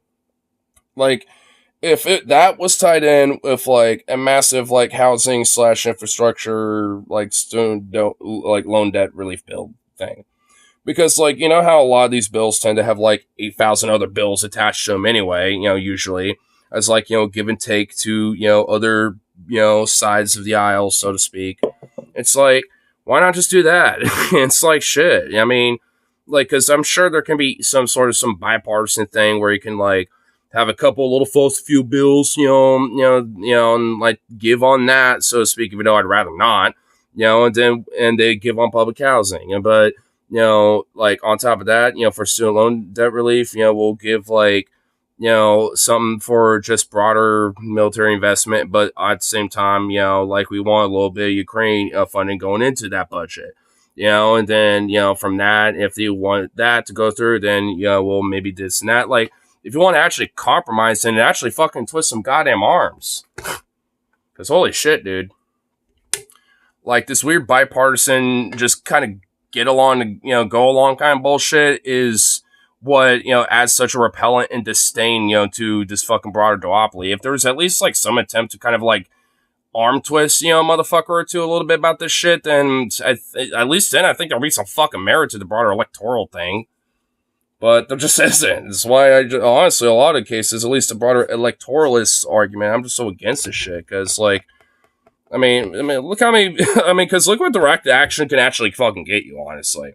We've done it here before, plenty of fucking times, and all sorts of different times before. Yeah, plenty of them failed, plenty of them succeeded. And what? Because the few times we fail, what? We just roll over, give up, and die? Fuck that. Just means to get back up and try again. Of thousands of Learn from the Japanese gathered mistakes. before the Diet building. They were faced by 5,000 police officers. At first, the protests were non-violent. I guess they did show, the cops up and be like, hey, get the fuck out of here. See, they send the cops first. One group even managed to break into the Diet compound, where they peacefully occupied a garden, sang songs, and gave speeches. Elsewhere in the vicinity, though, a cohort of right-wing counter-protesters assaulted the demonstrators using planks driven through with nails. Melee ensued. Now things were complete. Why is it always the far right that, always wants to start violence? Planks with a bunch of nails and start assaulting people with them. That's like straight up like trying to kill them. Like, honestly, at that point, you're just, like, straight up, like, doing a medieval attack on a bunch of, like, protesters and trying to, like, murder them with, like, spiked sticks. Like, what the fuck, dude? I get knocked down, I get up again, never gonna bring me down, no, I get knocked down, now I get up again, never gonna kick me down, no, hey. I heard you, Mickey, little sneaker. Zukov, hey, Zooks. You can shut up and get some meats. How about that? What's up, baby? Yeah, you want to say hello? Come here. You never want to come over here and say hello. Hi, Mickey. What's up, buddy? I heard you, Mickey.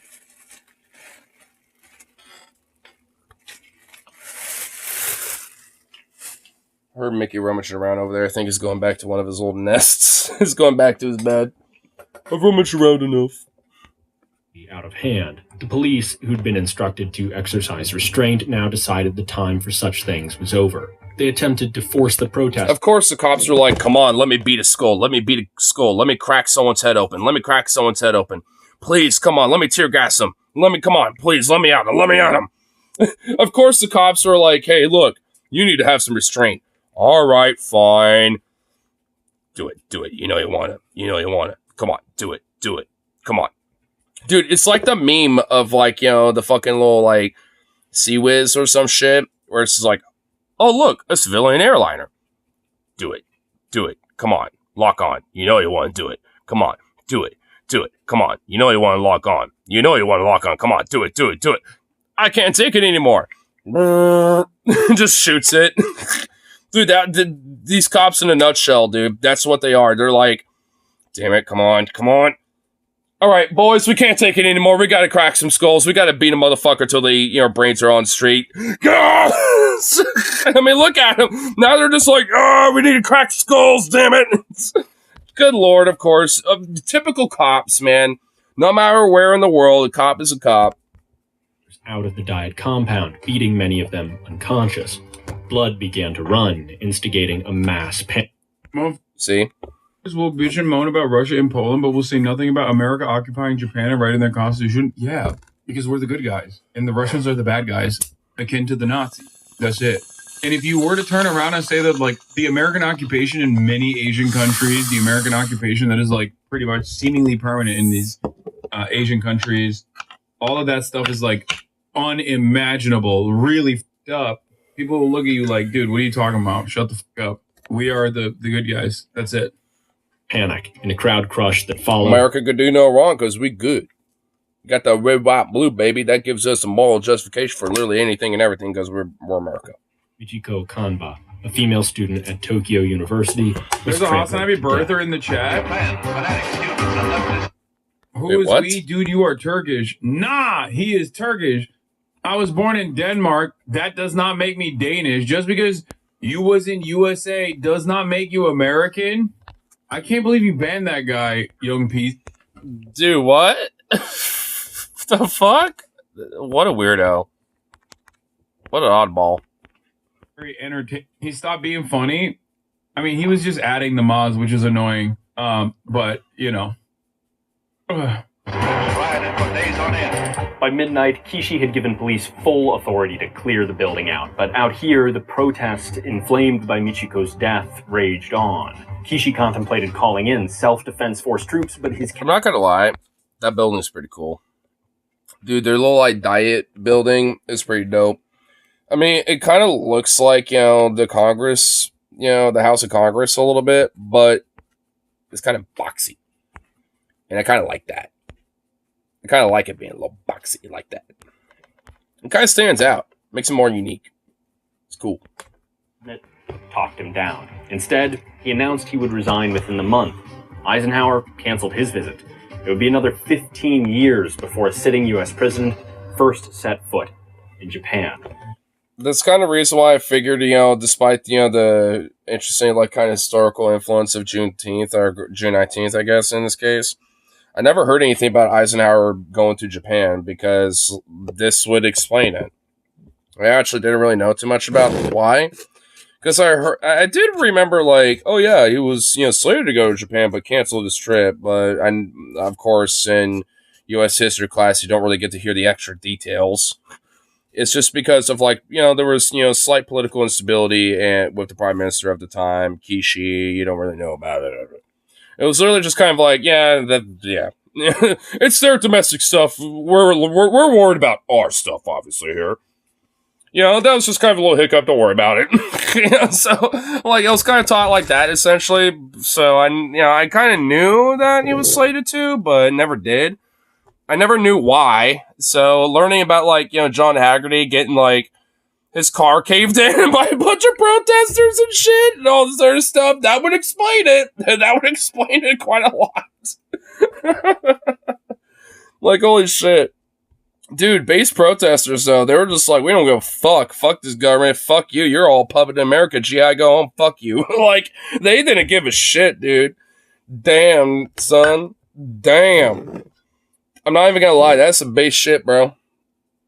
Base motherfuckers. Still, protests continued to rock the country, reaching their peak on June 18th, one day before the treaty's automatic ratification deadline. As one student protester put it, despite U.S. approval of the new treaty, I felt certain that the revision would fail in the face of such widespread opposition, a conviction shared by the adults around me. However, the upper house remained silent, and on June 19th, the treaty was ratified.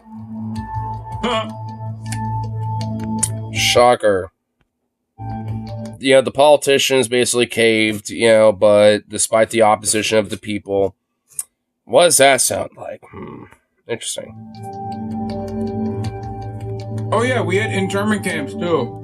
In one sense, the Japanese left and the broader protest movement had failed. It was a critical victory for the conservative side of Japan's identity crisis. The treaty was ratified and the country had taken a clear step toward U.S. alignment, which was more or less legally locked in until the treaty was due for renewal in 10 years. But in another sense, the opposition had... I mean, this kind of sounds like it kind of solidifies, you know, the, you know, puppet state, you know, that kind of was initially made with the occupation of MacArthur, you know, in government. You know, at the time with the, so like, you know, it seemed like that was kind of the initial beginning, like kind of the beginning of the end, so to speak, when it comes to this, like when it comes to this treaty, you know, being a thing. Toward a major victory, Eisenhower backed out and Kishi resigned, proving that two could play political hardball. In turn, neither had this episode truly settled the fundamental question about what kind of nation Japan would become. If anything, the choice in the upcoming elections seemed more polarized than ever, as the Socialist Party leader Inejiro Asanuma visited the Chinese Communists, still not recognized by Japan as the official government, where he literally so cucked that we wouldn't. Damn. So, like, dude, our boy got cucked so bad, he was like, all right, well, Mao's, you know, new Chinese government, well, hey, buddy, Want to help us? Like, basically solidified, like, the proxy geopolitical game in Japan, at least in the Cold War. We made Japan also not recognize the Communist Party as the official leaders because that was our policy. This guy was too busy mewing, dude. This guy is a mewing legend. If he stopped mewing for a moment and started doing some politics, maybe Japan would be socialist by now. Yeah. Wait, this the other dude? Hold on. He went there to Mog Mao. He looks like Asian you, bro.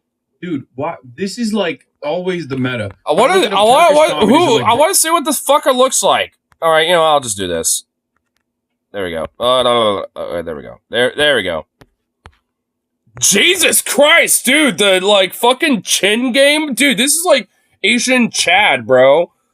This like dude, between like the Giga Chad Mao meme and from the other night and now this guy, bro. Dude, there's like multiple like unironic Asian Giga Chads. What the fuck? What the fuck? Dude, holy shit. Dude, the Chad Chin Mewin mod game going on right here is nuts, bro. Yo. Not even gonna lie. Not even gonna lie, Hassan. He does kind of look like you. He does kind of look like a Japanese version of you, my dude. He kind of does, a little bit. But with a hardcore Giga Chad Chin game. Bruh, what the fuck? Dude, do Asians have, like, the key to, like, that Giga Chad, like, Mew and Chin game going on, or whatever the fuck the Zoomers call it? Holy fuck, dude. It's like the second one, in a row, from last night to tonight. Like, something's up with that shit. Like, not that I'm complaining. I mean, I kind of like it, so like it's just a little observation, man. I'm just like, whoa, dude. But it's not just like kind of like something subtle. It's just like just insert the Sigma music. It's just like whatever. How the fuck the rhythm goes or some shit. Literally so cocked that we would know. Or just get the dark synth beat version of it. Like,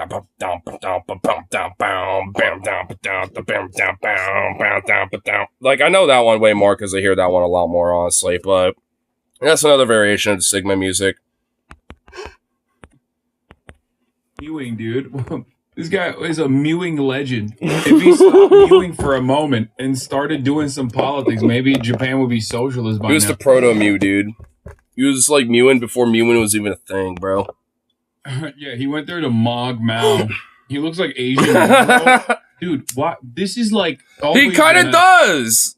Yo, Hassan, my dude, he kind of does, bro. You know what? Fuck your meta. I mean, honestly, dude, that really does kind of look like a Japanese fucking Hassan, dude. Like, honestly, I'm not even gonna lie. Hasanobu Abi. Dude, that would literally be like Japanese like Hassan's name, dude.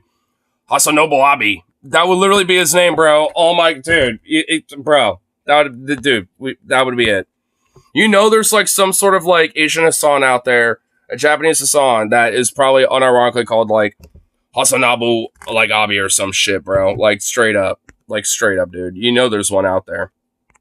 Treated with party. He just hasn't broken out in the streaming sphere yet. Mao Zedong gave speeches declaring his. You know what, dude? Our boy Nijiro Asunuma was just there to have a mewing competition, dude. The Giga Chad fucking Chin game. They were just there to go on competition. Like, Giga Chad, chin competition, bro. That's what's going on. What the... Dude, am I just noticing that? Dude, even him, he's just got, like, the... Dude, he's got kind of like that, like... Yes. Sigma chin. Like, dude, what the fuck? Dude, maybe it's just something I'm just only starting to notice recently, but holy shit, bro. Friendship with I can see why that, like, Giga Chad, meme from the other night, was a thing. Because holy shit, bro. Like, I mean, he already kind of had it. It just is a lot more subtle. America and returned to Japan wearing Mao's signature outfit. Asanuma wasn't just a radical. He was popular. Okay, honestly, with the little Photoshop with the Mao's outfit thing on there, that just made this guy look way more like Hassan, honestly. I'm not even gonna lie. Famous for his shabby dress and for living in public housing his whole life, Asanuma... Okay, Asanuma... Okay, this picture of him right here literally looks like Hassan. Like, I'm not even gonna lie, bro. Dude, for fuck's sake. Dude, straight up. Dude, they almost got the same hairstyle in this fucking picture, for fuck's sake. And the same mustache. Dude, okay, Hassan, I don't know what weird little minute you were talking about, but bro, he literally looks like you. This is like a doppelganger. This is like not just like he looks similar. This is like some doppelganger shit. Connected with the public about as well as Kishi repulsed it. By contrast, if a Mao suit and shabby clothes defined Asanuma's radicalism and appeal, wire-rimmed glasses and double-breasted suits defined the LDP's new leader, Kishi's Minister for International Trade and Industry, Hayato Ikeda. Okay, this guy just straight up looks like a fucking robber baron. This guy looks... I might be wrong, but this guy straight up look... Well, if he's like the new face of the LDP... Liberal Democratic Party. Yeah, he probably is. Nah, he's like a literal, like, bloodthirsty robber baron that wants to, like, literally, like, just, like, suck literally every, like, life, blood, drip, and sweat out of fucking, like, every little bit of the worker and shit. Like, this guy literally looks like he would, like, absorb every part of your essence if it make him an extra dollar. Like, I mean, holy shit, dude. This guy looks like a cold-hearted motherfucker. This was the uniform of a graduate of an elite school, an economist, and a... This is not helping validate my... This is... Well, actually it is. This is helping validate my point. This is not helping him. This ain't helping him at all. Finance minister. Hardly the look of a man destined to repair the party's elitist reputation. But it wasn't just Ikeda's clothing that seemed to doom his odds. Indeed, his party had chosen him because he was thought to be an empty shirt, someone with no real base of support within the party who could stand in until the impending election determined the better man for the job. After all, Ikeda's career was littered with political missteps. Back in 1950, he'd infamously suggested that Japan's poor should cope with high food costs by eating more cheap barley and less expensive rice. Is this Kevin O'Leary, like, reincarnate? Oh my god, dude, what a... Dude, oh my god, I was right. He literally wants to, like, suck the literal life out of the poor and the worker, dude. Oh my god, it's like, hey, dude, what the... Hold on, wait a minute. This is, like, literally shit that weird liberal, pro-capitalist, conservative, weird fucks will actually say to you, dude. Oh, you millennials and your avocado toast, instead of eating that shit, maybe you should, eat some less expensive stuff instead of DoorDashing all the time. Oh my god, dude. This is the same fucking logic. Oh my god. Yo, he was making this argument before, like, the Kevin O'Learys and the fucking goddamn Greg Gutfelds of the world, bro. Oh my god. This guy was making that argument before these motherfuckers. Yeah, just have barley because, there's obviously a lot of nutrients with that. Unlike rice. Because there's actually nutrients and shit, and if rice is literally like a daily staple of your diet, like your body will actually break rice down into not carbs and sugar, but also into proteins too. Like if rice is enough of a regular daily part of your diet, like your body will do that. It's one thing I actually learned in college. Funny enough, these weird conservative, want to fucking bitch and bemoan about these weird liberal academics or whatever. It's like, well, hey, at least I fucking learned something when it comes to that type of stuff. And I actually like telling that fact to some people. It's like, hey, if you eat rice like literally all the time, like as like a part of your daily diet, essentially, like your body will break some of not literally all of it, but at least a good chunk of it down into some proteins as well. But you have to have it as a regular part of your diet though. You can't just be eating it like once a week and expect that to happen. Like, I mean, you have to like literally eat it like, you know, it's like a daily thing essentially. Prompting At least like once a day, I'd imagine. Comparisons to Marie Antoinette. Worse still, Ikeda had been trade and industry minister once before in 1952, but had lasted less than a month after he was quoted in the press, remarking coldly, "Even if 5 or 10 small businessmen commit suicide, it can't be helped." What? Imagine what he thinks about the worker, bro. If 10,000 workers were to kill themselves, then it can't be helped, so be it. That's the cost of capitalism. Yes. Oh my fucking god, dude. This guy was, dude, like, dude, I was on ball, bro. Dude, why can't I just sniff? I can sniff these fuckers like a viper, bro. Because before I even got these extra details, it's like, this guy, dude, just literally looks like a bloodthirsty, I'm one to soak and absorb literally all the blood and life essence out of the poor. You guys fuck them all mentality. And what do you know? He literally has that mentality.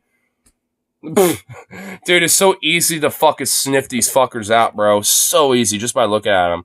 Because with this guy, I kind of knew this guy kind of looked kind of chill. But the other dude, though, you could just look and then be like, yeah, fuck this guy.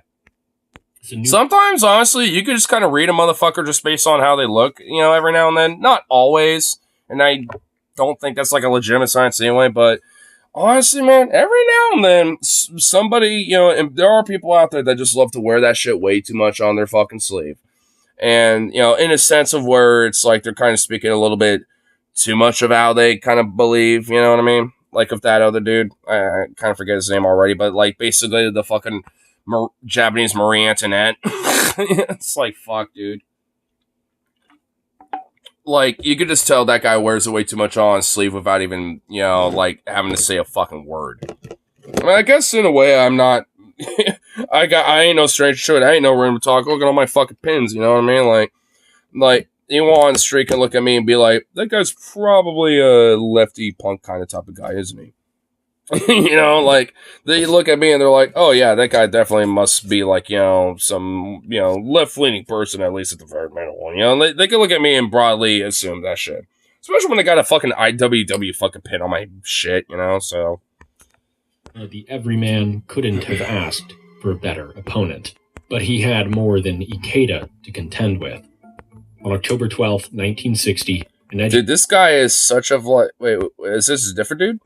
Asanuma stood on stage for a debate inside this building in Tokyo with Ikeda. No, I guess it isn't, but like the flamboyant like plume of flowers on his fucking, you know, lapel jacket and shit, dude. Like, what the fuck is all that? Like, why do you have such plumage of like flowers in your fucking little like, you know, blazer pocket, dude? Like, oh my lord. 60. Nejiro Asanuma stood on stage for a debate inside this building in Tokyo, with Ikeda seated a few feet away in the front row. Kind of a cool building. Millions were watching on TV when suddenly a man rushed on stage and seemed to collide. Oh, this is the assassination. Oh, shit. Dude, I know this video. I know exactly what's about to happen. I've seen this. Oh, now it's started to click. Oh, this is the assassination that happened. Where a guy ran up with a katashi and just fucking jammed it right into him. With Asanuma, he wielded a wakizashi, a kind of short... Oh, well, wakizashi. Yeah, right. Dude, this picture is so fucking infamous, man. I've seen this picture so many times. This, like, literally less than a second before the assassination. Dude, this is such a wild fucking photo, dude. The hand on his arm... like, all these other hands like, dude, it's literally, like, the perfect fucking photo in a way. This is such a wild picture to me, dude, because I've seen it a bunch of times, and I've always, like, just looked at the different little details to it, just because it's just like, fuck, bro. You know, honestly, one thing I never really noticed is this guy's face. Like, right when he's about to plunge it in, he's got, like, this fucking smirk on his face, like, I'm there, dude. I got it. I got him. Like, just that, he's got the, I didn't even notice that really, you know, or maybe I just forgot, but like, every little detail in this photo is fucking wild, man. Like, legit. because he knows like he was able to be there like literally just at the right fucking second in the right moment, and everybody around him was like just a second late, in the moment they needed to be, for this to happen. And I think this dude knew it. It's such a fucking wild photo, dude. I mean, even just looking at it now, I'm just kind of like, whoa, bro. I'm just like, holy shit. This photo is such an infamous picture. Sword, and as he lunged at Asanuma a second time, he was tackled to the ground, but it was too late. The assailant's first strike had been another fucking gay incel fascist doing just, gay incel fascist shit. Yeah, I mean, he was a right-wing nationalist kind of guy. I'm just wondering why, like, Akazume, like, had, like, the plumage and shit. I was like, what's going on with that? What are you doing with the elite stuff there, my dude? It's like, but whatever.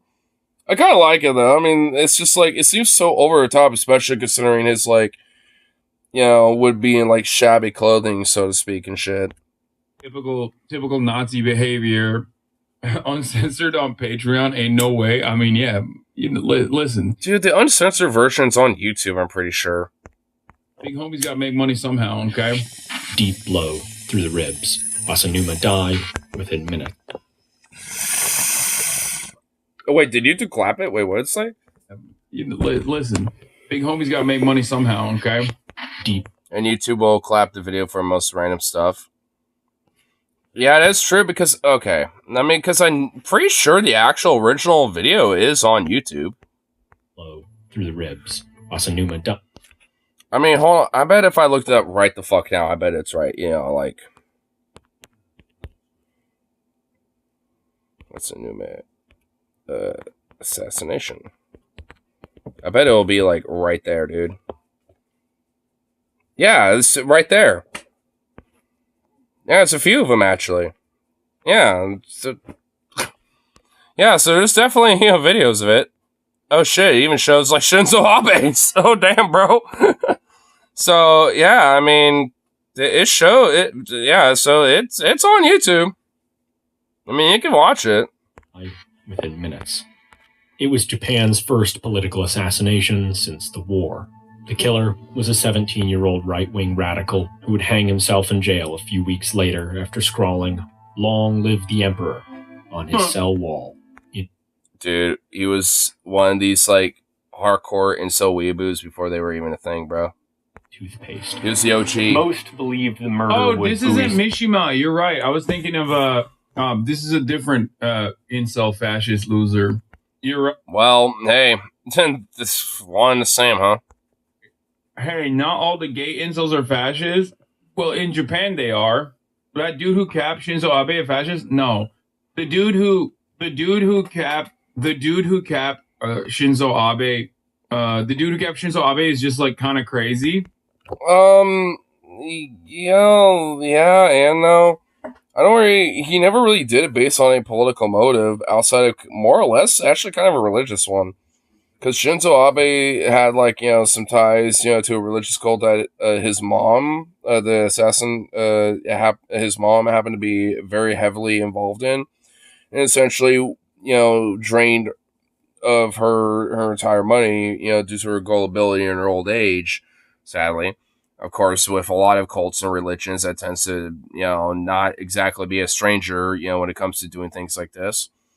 And he, did kind of go crazy about that because he kind of vowed the sense of vengeance, not just against the cult itself, but against Abe, because he knew that he had ties to it, and he kind of thought that, well, hey, I might as well get one of the biggest political leaders that are tied to this whole thing, and like hurt this whole movement because fuck them. It was basically literally because of that, like. I mean, he admitted it too and everything. Like, he was like, yeah, this is the reason why I did it.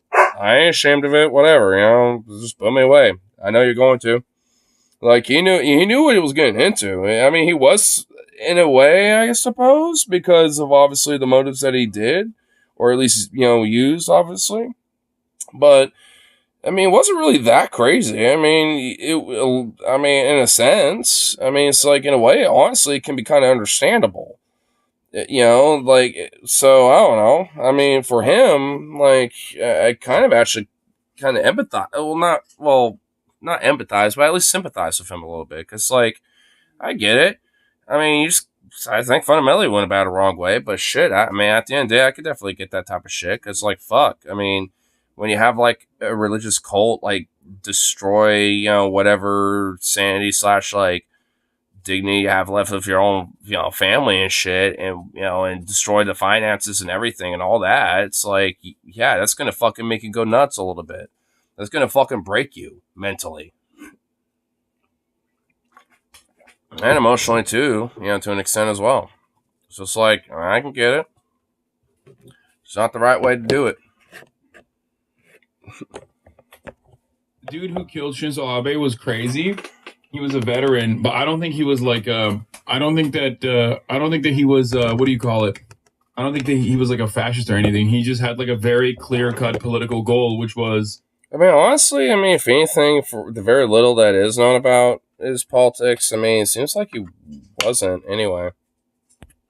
anti-Mooney, wanted to possibly anti-Korean in general, but definitely anti-Mooney, and wanted to kill Shinzo Abe for allowing the Korean cult to operate alongside the CIA inside of Japan.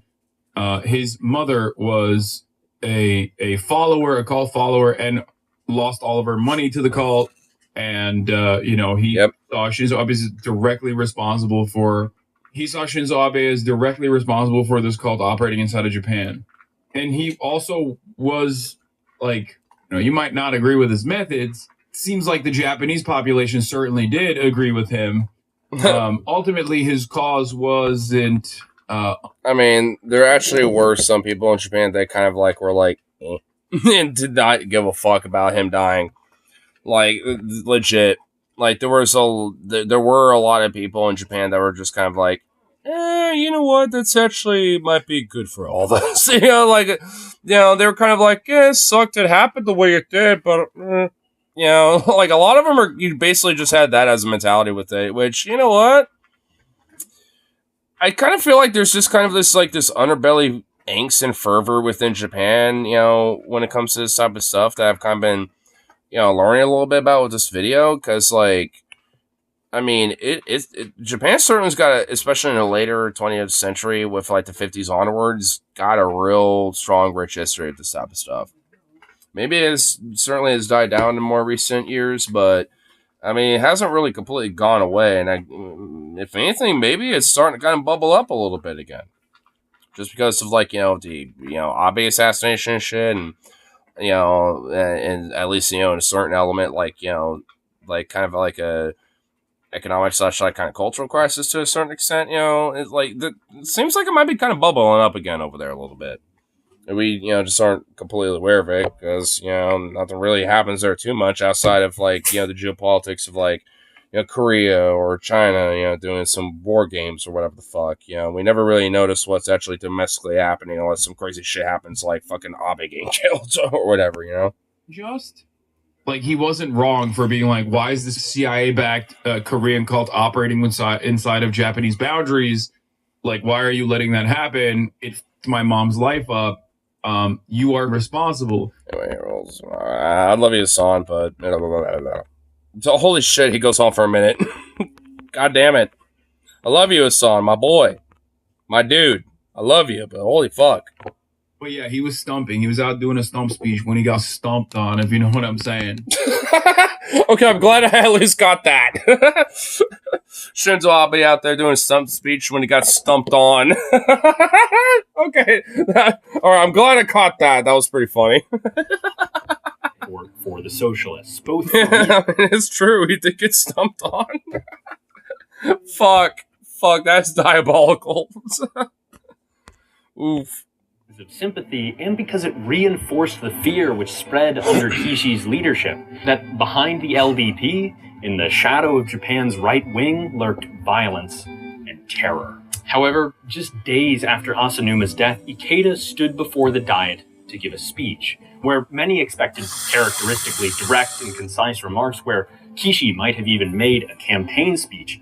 Ikeda shocked his colleagues by delivering an impassioned eulogy for Asanuma, reciting the lyrics from one of his 1920... Yeah, famously at the time I said, this was one of the few instances where like Japanese xenophobia and anti-Korean racism kind of was like used for good against the Moonies, like specifically. Like it's one of those very, very weird moments where like it's like an incredibly, incredibly rare racism W. Because the Japanese are very racist in general, but specifically against Koreans, which is kind of wild because it's like, bro, you literally f***ed them over. Like, why are you still carrying? I mean, no shit, especially when like Imperial Japan like forcibly like culturally assimilated Korea in a lot of ways. Like, there's like one thing I learned about like the expansion of like Imperial Japan was that like, especially in the more modern era and industrial era, of Imperial Japan, was that like Korea got like fucking like straight up like culturally unironically kind of fucked and destroyed for a while. Like there was a lot of like old artifacts, like old, historical, like pottery, claymation artwork, like paintings, etc., that were literally just utterly fucking destroyed, and shit, in a way to kind of like Japaneseify, I guess would be the word, Korea essentially. Like it was pretty fucked. Like it was kind of a wild fucking thing, and they were kind of trying to, at least when it came to like the 30s, when it came to Japan, we're kind of doing that as well a little bit, where it's just like they straight up were like with the Raven Ape King and the utter fucking destruction and pillaging that was going on in a lot of these places in China and shit. It's like, I mean, they were kind of trying to like Japanify like a lot of mainland Asia, at least around their more borderal region, like Manchuria and a lot of these other areas. This grudge, like you're the ones who did all this fucked up shit to them, and yet you're still like xenophobic towards them. That's wild as hell. But I guess then you think about it, it's like, well, that's exactly how white supremacy works in America against black people. Like you have resentment towards black people, even though like you enslaved them. That seems very weird to me. Like, if anything, the only resentment should be because we just had it so easy before, but then they had to get up. I mean, there's always going to be some fucking excuses in there. Anyway, I love you, Hassan, but still. Of course, it's going to be like 5 seconds, and then it just unlocks again. Jesus Christ. Korean sentiment kind of worked in the favor of, like, dismantling this operation backed by the CIA in Japan. His campaign songs and commending his colleague's commitment to the public good. His words left many in tears. Yeah, Zenichi Koreans were literally there for long. Of the diet had been traumatic. The death of a protester, tragic. But seeing a colleague stabbed to death mere feet away, that changed Ikeda. Gone were the wire-rimmed glasses and double-breasted jackets. He adopted chunky plastic frames and simple suits. The clothes of a man who no longer considered himself above the people. Yeah, he had a change. So he like reformed himself and realized, oh shit, I'm kind of catering to too much of an extreme side of myself. Man, imagine if like like some conservative politician who was like some radical had like someone in his name like do like some assassination or like some sort of violent extremism politically in one way, shape, or form, and went like, oh fuck, maybe I'm actually like need to temper my shit, and maybe I'm not going politically the right way, and at least reform themselves, even if they're still like a conservative chuckle fuck or something. It's like, I mean, dude, like the fact that we don't even get that in American politics, so we don't really get a politician. It's like, maybe I'm with the wrong crowd. Maybe I should like not be a piece of shit. It's like, fuck, dude. Like, at least, back, in Japan, here, it's like, oh, yeah, an assassination happened. Fuck. The guy was in my name and a part of my politics and blah, blah, blah. Maybe my politics are actually kind of fucked up. Oh, fuck. It's like, man, it'd be kind of nice if, even, like, some conservative or, like, moderate Democrat-leaning fuck or some shit. Like, it would be nice if one of them were like, oh, maybe, like, some of the more progressive leaning side in the opposition that I'm against all this fucking time might actually have a fucking point. That'd be nice. It'd be nice if it happened at least once in a while. Maybe just a little bit. Hard. People. Nor was Ikeda's transformation limited to a new... I mean, I'm just noticing a lot of analogies, with like, the 60s, especially the very early, 60s with like the turn of that decade, with Japan's history to like now a little bit, to like, current American politics, and it's like, it's like, man, what the hell, dude? I suppose there's just like a lot of analogies of like a lot of these very like tense, moments in politics and shit with different countries and shit, but still, it's just like, I feel like there's, some lessons that can easily, and certainly I think, have very valuable knowledge, with learning when it comes to, this, for sure. The gravity of Japan's political chaos. He saw how Kishi's confrontational winner-take-all politics had taken his country to a very dark place. Politics was too existential, too polarized, too violent. In his campaign, Ikeda sought to bring himself closer to the people, touring the country to discuss food prices, unemployment, and other kitchen table issues, promising, if elected, to double Japan's national income within a decade and to abstain from the golf and lavish geisha parties so beloved by his predecessor. It worked. In the 1960 election, the LDP gained enough. Why do I feel like this is a bunch of like, campaign talking points?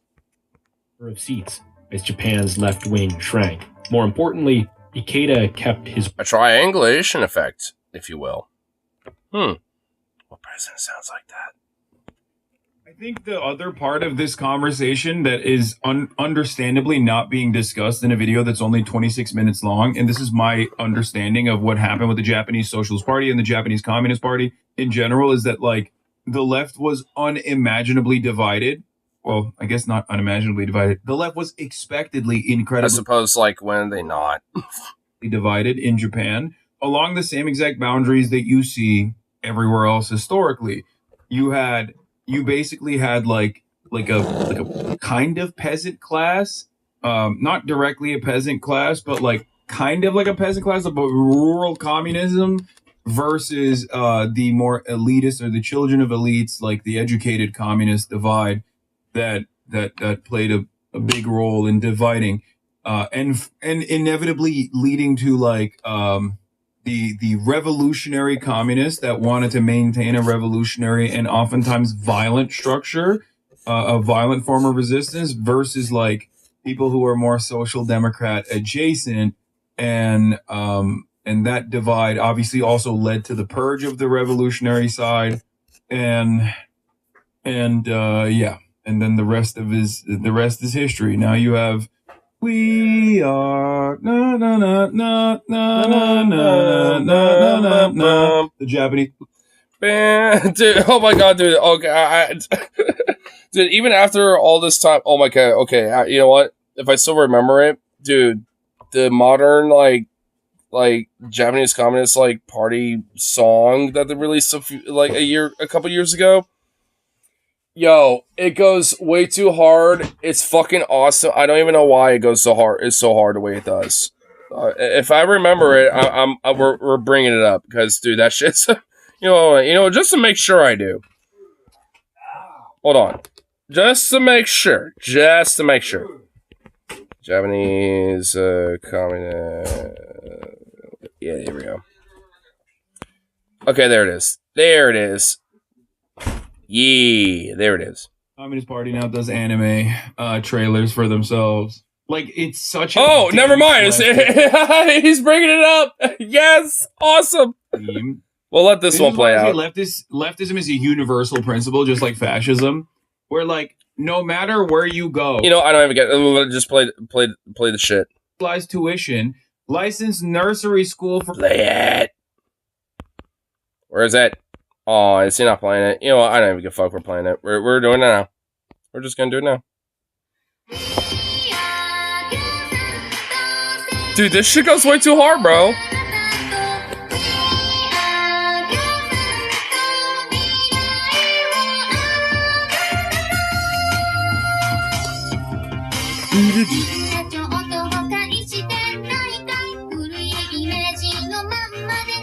Dude, why does this go so hard?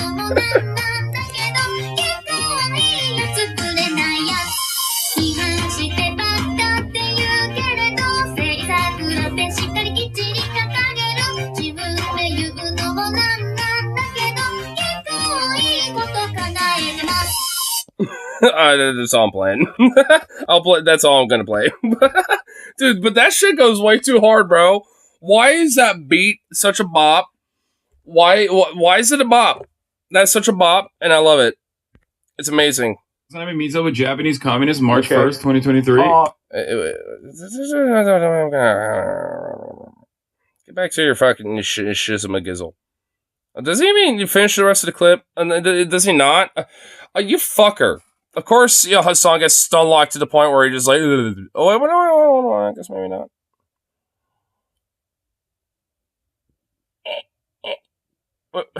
Okay, he gets stun locked too much. Motherfucker. Boo. Boo. What the hell? Here. Well, perfect. Japan would not. Oh, okay, well, all right, here we go. This mother is literally like new school colonist, basically. He's obviously comparing California to a smaller city, though. Also, they obviously have way lesser income. EP's platform of constitutional revision. Article 9 would stay. Japan would not remilitarize. But not everyone celebrated Ikeda's achievements. Kishi, for one, lamented the move away from constitutional revision, while many LDP members decried his administration in general as do-nothing, a critique Ikeda seemed to embrace. As his embrace? What the fuck? Yeah, I've done nothing at all. I'm embracing that. What the fuck, dude? What? He actually embraced that shit? What? Okay. Oh my god. What? Dude, how out of touch do you have to fucking be to be like, I have done nothing besides just be a person here? Obviously, that is good enough. Vote for me, please. What the fuck, bro? Huh? And future Prime Minister Kiichi Miyazawa recalled, the issue was not what policies should be followed, but how policies should be decided in the Diet. And this issue was not really a joking matter. In America or Britain, this how has been decided as the result of a long history and centuries of tradition. It might take Japan many more years to get to that point.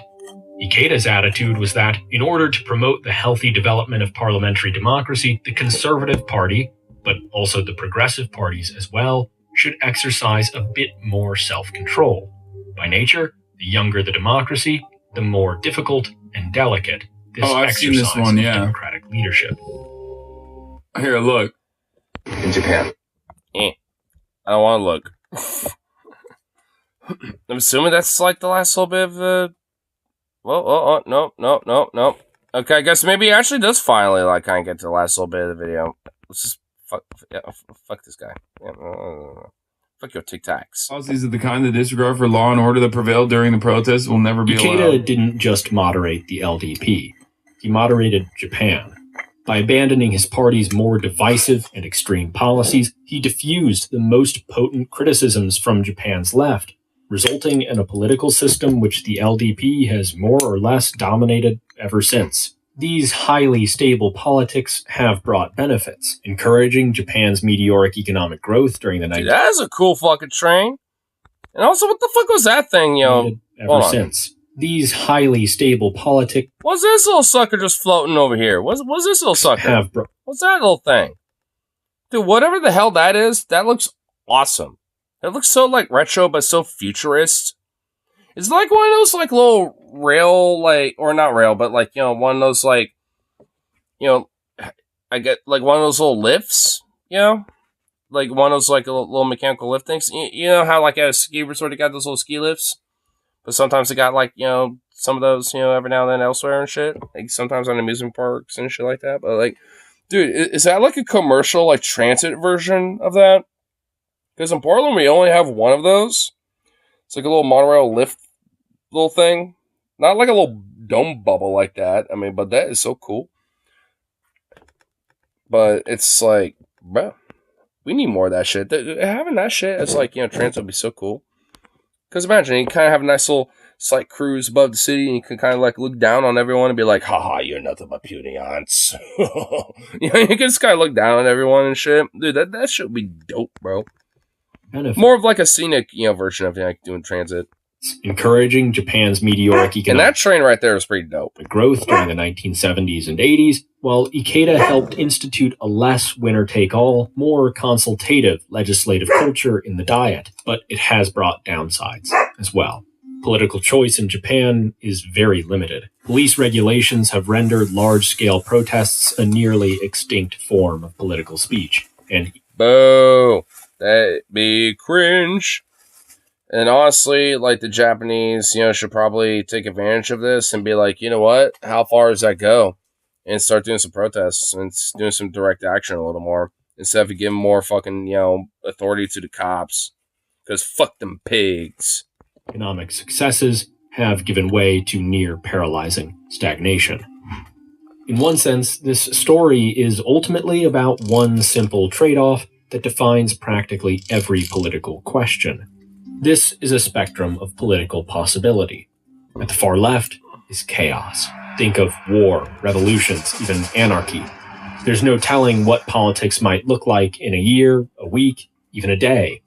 The horizons of political possibility are wide, even boundless, but the cost of such opportunity is ever-present instability and the threat of violence. At the other end is autocracy. Politics is stable, consistent, and reliable. Society is largely static. When it's good, it's great. What is this supposed to mean? The very last little chunk in this video seems to be kind of going in a weird way where I'm like, what? Because like the autocracy element seems to be very gung-ho about war, nationalism, and all this other shit. Like, okay. Interesting. Talking to Canada Dry MC. Hey, what's up? Not Canada Dry for me because it's my Friday. So, man. Finally, I actually got through this, the official aparatos of this video about Japan's, history in 1960 and shit. The little outro of it, I'm kind of like questioning of. But when it isn't, there's no, bro. He's not saying like on the left. Is it like he's not saying left versus right as in like the way that you understand left-right dynamics in politics.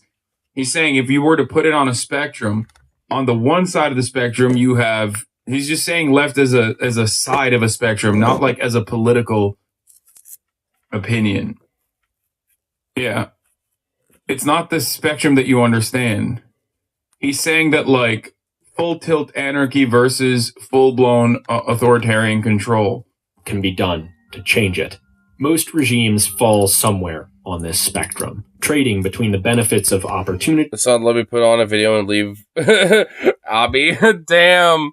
Yeah, you know what, Venom? I will admit that I kind of critique that sometimes myself because I will check out one of these React clips and then I'll notice that he's not even there. I'm like, where the fuck did he go? I mean, damn. I mean, true though. Because even I might sometimes will let a video play, walk away for a minute and come back, but I usually will just pause it and come back, but I mean, I'm assuming maybe he's watching the stream, so to speak, while he's taking a piss or shit, or he has a way to where he can listen to it still, while being away. I'm assuming he has his means because he comes back and still talks about whatever the hell he normally would miss. So I'm assuming he's got his methods. But still, it's just bruh. Because every now and then he'll be gone for a while. He'll be gone for a fat minute. Luckily not in this one because I think at least a good half of it was mostly stun locks. But we did kind of skip for most of it. And this also was part dos. We finally got for the last half of it. And stability. Of course, some regimes, like Putin's Russia, have the worst. I mean, actually, we're pretty much, wrapped up the video anyway, so you know what. But honestly, I will admit, I mean, the video itself, I'm pretty sure it should be all, I would hope. Yeah, here it is. Yeah, here, you know what? What's the channel? Spectacles. Spectacles. You know what? A little shout out to Spectacles, because I actually kind of like the video. I don't even like it. I'll give it a nice little fat like. Like liquid death is actually pretty good, and apparently it doesn't actually have alcohol. Yeah, it's sparkling water. It's just in a can, where the water is sourced from the Alps. They source their water from like the Alps in Switzerland or some shit, bro. And they also have it in a can because they believe in recycling, because then you can recycle the cans. The police academy chick stalked me on Facebook, but I blocked her. Sorry, not dating a cop.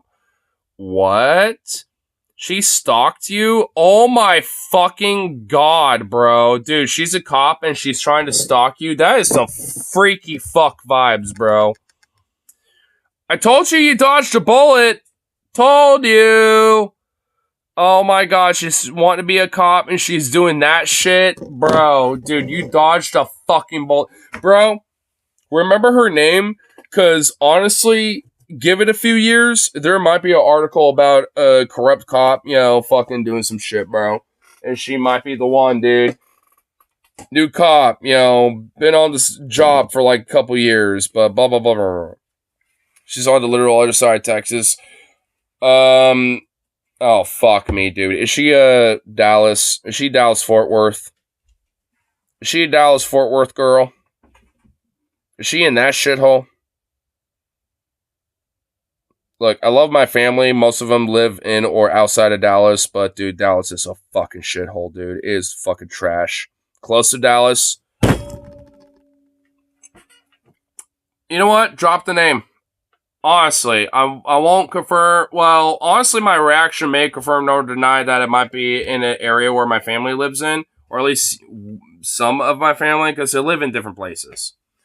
Like, one of my aunts lives in one small fucking yokel town that's like basically a white privileged suburbanite gated community. Well, suburbanite gated community, if I don't even know what the fuck you would call it.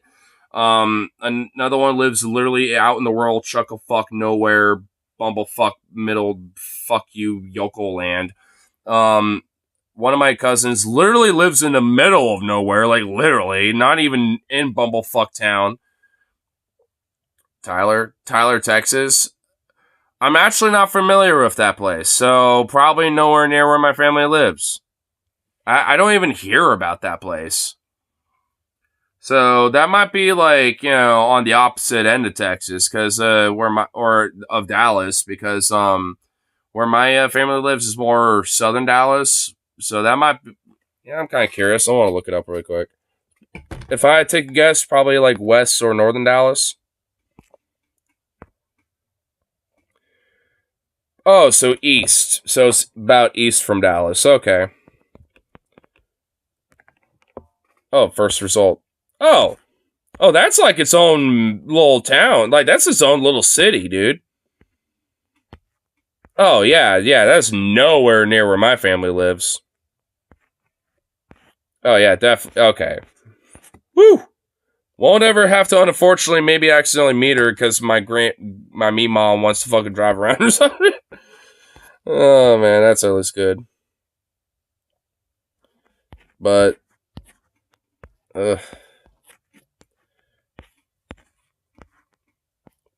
yeah, it's about halfway between Shreveport, Louisiana, and Dallas, Fort Worth. It's about halfway. It's literally like about the halfway mark. What's the next closest town? Lindale, Gladwater or Longview, Kilgore. That's a fucking name of a town. Ugh, gross. Yeah, let me live in good old Kilgore, Texas, boy. I'm like, oh my god. Athens. Oh shit, Athens is right next. Yeah, Athens is near Tyler. Athens is. I thought I've heard way more about Athens more so than Tyler, Texas. There's an Intercourse, Texas. I'm aware of that. That is actually, funny enough, not too far away from where some of my family lives. Cause where is that? Because I have some family member that lives out there, I think. Well, there's also Intercourse, Alabama, and Pennsylvania, or Philadelphia. Intercourse, Philadelphia. Intercourse, Alabama. Is there Intercourse, Texas? Yeah. No, there ain't. Yeah, actually, there isn't. There's a town in New Mexico called Truth or Consequences. Yeah, I remember that. But no, you're talking about Intercourse, Alabama, or Philadelphia, depending on which one you're talking about.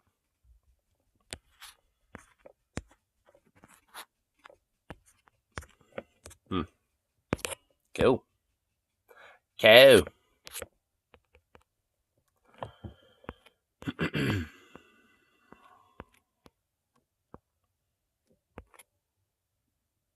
Cool. Doggo.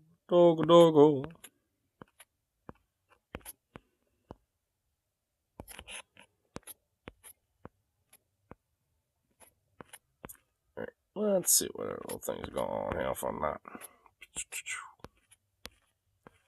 Oh, I thought I was in Texas. It might have been my real name as a town name. Try that. My real name? Is that really actually a name of a town?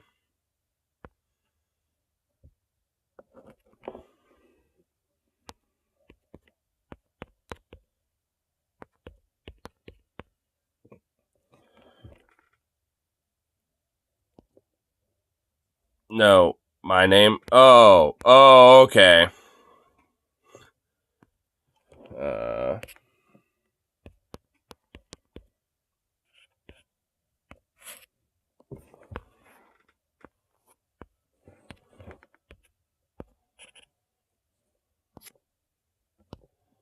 Yeah, there is. It's like the tiniest yokel of yokel little towns, dude. It is the most yokel of yokel towns. I'm not even kidding you, bro. It's right next to Hillsboro. It's right in between Hillsboro and well, there actually is not anything worth a fuck to mention in between that and Hillsboro. There really isn't. It's just like in the middle of like, hey, we're one of the few yokel towns that goes this way. Like, oh my god, bro, it got nothing, dude. Dude, dead ass. Look at this. Hold on. Yeah, look. Look at this shit. It literally that's where it is, and it's fucking like right there. It's it's literally it doesn't even show up here. Like it doesn't even show up until I do this. That's when you start seeing the little red outline of fucking. This is so tiny. It's so small, bro. I wrote I-20 all across Texas. I-20, where would that be? Hold on, let me zoom out for a sec. That's obviously that old to hear me. Where's the 20? Where be the 20? Oh, I see the 21. 7.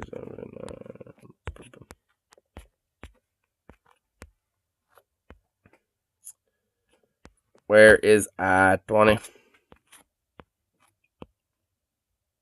I see an I-21. Should come out of Shreveport. Okay,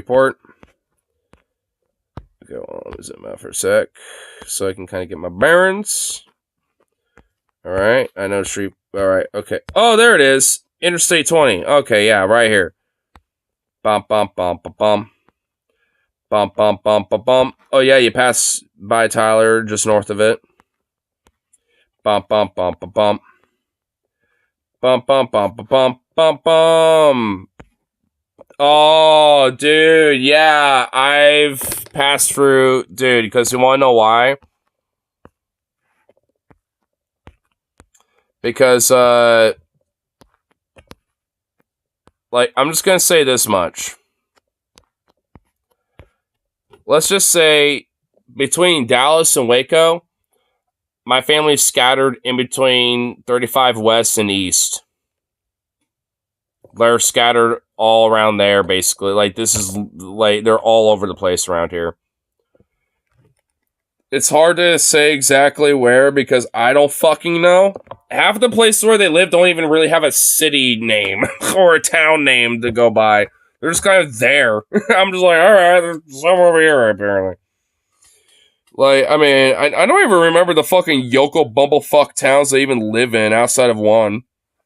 There's only one of them because it's been like one of these rapid development built, fucking towns. Like, I mean, because... I mean, I might even point it out. I might even be able to find it, to be honest. There's also in Italy, by the way. Italy, Texas. It might be around here, honestly. I don't know where. I think it might... Oh! Found it. Right there. This is like a rapidly growing town here. Midlothian. But, yeah, that's like a really big growing place. Cedar Hill's another one. Like... These are, like, over here, like, off of the 67, like, there's a lot of rapid development going on. There's been a lot of development for a while going on in these areas. Like, all the way up here, like, around here. Like, out of all the times I've been down here, there's been a lot of development in these regions. And also, like, Waxahachie, it's actually kind of a cool little town. Weirdly enough, it kind of reminds me of Milwaukee a little bit, but just a lot more southern-like, so to speak, in a way. If that makes sense. Because it actually is kind of a nice place. It's got a lot of cool parks. I mean, a Renaissance Festival? Yo, they got a Renaissance Festival? Hold up. I never knew that. I just found out about the... Okay. I don't know when that's going on, but next time that's going on, I'm coming along. I'm going to be like, yo, fam, coming down. Why? There's a Renaissance Fest near all of you. We're all going. I don't give a shit. But yeah, I mean, honestly, Waxahachie is a really cool place. Dude, there's like some cool local places. Like, there's a brew pub that's over here that, makes some hella good fucking honey ale that I tried. Dude, Waxahachie is a really cool spot. I will admit. Like, out of all the places in Texas, I will admit, Waxahachie is actually kind of cool. From my experience, it actually is kind of cool. I've heard Amarillo police are searching out for state license plates because township made abortion trafficking illegal. Well, you could think Texas across the board for that bullshit, but the thing is, like, I don't think we really gotta hopefully worry about that. Because I know there's Amarillo. And where's Lubbock? Because I know Lubbock's near up here somewhere. Oh, there it is. Yep, Lubbock. Yeah, I know old Lubbock. I've never been there, but I'm sure you're familiar with Robert, like my old, uncle that used to date my mom. I mean, it wasn't uncle by blood by any metric, by the way. I just kind of called him that because he kind of was, in a way, kind of like a semi-uncle-in-law or whatever the hell. It's 100 miles from you. Dude, wait, yo, there's a water park over here? Yo, bruh. Were your uncle dating your mom? No. Because either the uncle on my mom's side is a murderous fuck that I don't want anything to do with, frankly. And the fucking uncle on my dad's side died due to some stupid bullshit he did as a young kid in his 20s and got killed by a shotgun. So, either the one uncle that I have any contact with, I don't want any contact with, and the other one died a long, long time ago. Which was, I think his name was Kyle, or what was his name? Hold on, I can actually fucking pull it up really quick. Here, I can find it. Kevin. No, his name was Kevin. I remembered it, yeah. So, yeah, cause my would have been uncle if he didn't pass away. My Uncle Kevin on my dad's side, from what my dad said, he would have been a really cool dude to, hang out with and shit. And even to this day, my dad still kind of has, a little bit of an emotional sentiment to it. Because how he found out was kind of fucked, because he was on a road trip with his girlfriend at the time. And, and because, his parents are trying to, my granddad and Grandma Kay, who passed away, so I feel okay saying her name. they were trying to get in contact to him, but they knew that he was on a vacation trip. They knew where he was going. So they're like, well, we can't contact him. So you know what? We're just going to fucking honestly call I think it was the California State Police and say, hey, look, it's an emergency, but not like in the sense that he's kidnapped or anything. But look, honestly, like his brother just died and we need to, he needs to know about this and we need to, get in contact with him like immediately type of shit. Like, and obviously, the cops at that time were like, all right, yeah, we'll try to work with you. And they understood the situation and, got the plate, the description of the vehicle, and they did find him at a rest stop actually. And they're like, hey, can you follow us to one of our, stations? And, so he can have access to a phone so he can, call his parents and, find out what happened, and all that shit. Like it's a whole major story because it's like, and like I said, honestly, like what happened too is just stupid shit. Like, not really necessarily because of Kevin, but because of just, of like just the whole scenario. Like it was with him and his buddies, from my understanding, and yeah, they got a little silly drunk, and from my understand, they went kind of like broke into like this bicycle shop, and the owner happened to be in there and had a shotgun and was like, get the fuck out and all this other shit. And Kevin sobered up pretty quick and realized, oh, well, we're just being fucking stupid, and it was like, hey, look, calm down, like we're not trying to cause trouble, we're just being stupid, blah blah blah, and like try to kind of like point, kind of like slowly have his arm reach out to kind of take the gun away from him, or at least like push it away, and fucking straight up like got blasted, like and and part of me kind of wishes, like I could have, seen him as an uncle, because I bet he would have been a cool ass motherfucker, dude. I mean, honestly, he seems kind of like that little rebellious, rambunctious uncle. That's why I call Robert Ray the guy that my mom dated for a long time back in the 80s. Like the reason why I kind of call him an uncle, because he kind of was like that filler in a way, kind of filled that gap that I always knew I could have had, but never did. So that's kind of why I say, I call him Uncle Robert, because like he kind of was the filler for that in a sense, where I never had that, where I knew I could have potentially. But because of the fucked up roll of the dice of bullshit, never did. Well, at least I kind of had some sort of a filler, at least. At least in between all that. And I lost a quarter of his leg because his brother was irresponsible for mom's hunting gun. Damn.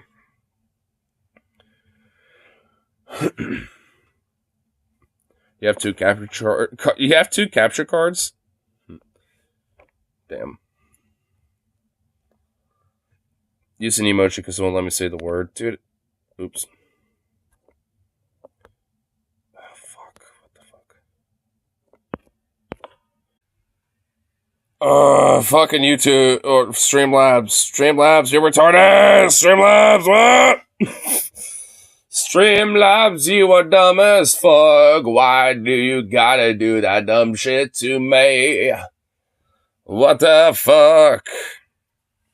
YouTube has timeouts. Yeah. Back. Oh my fucking god, it's doing the double posting bullshit.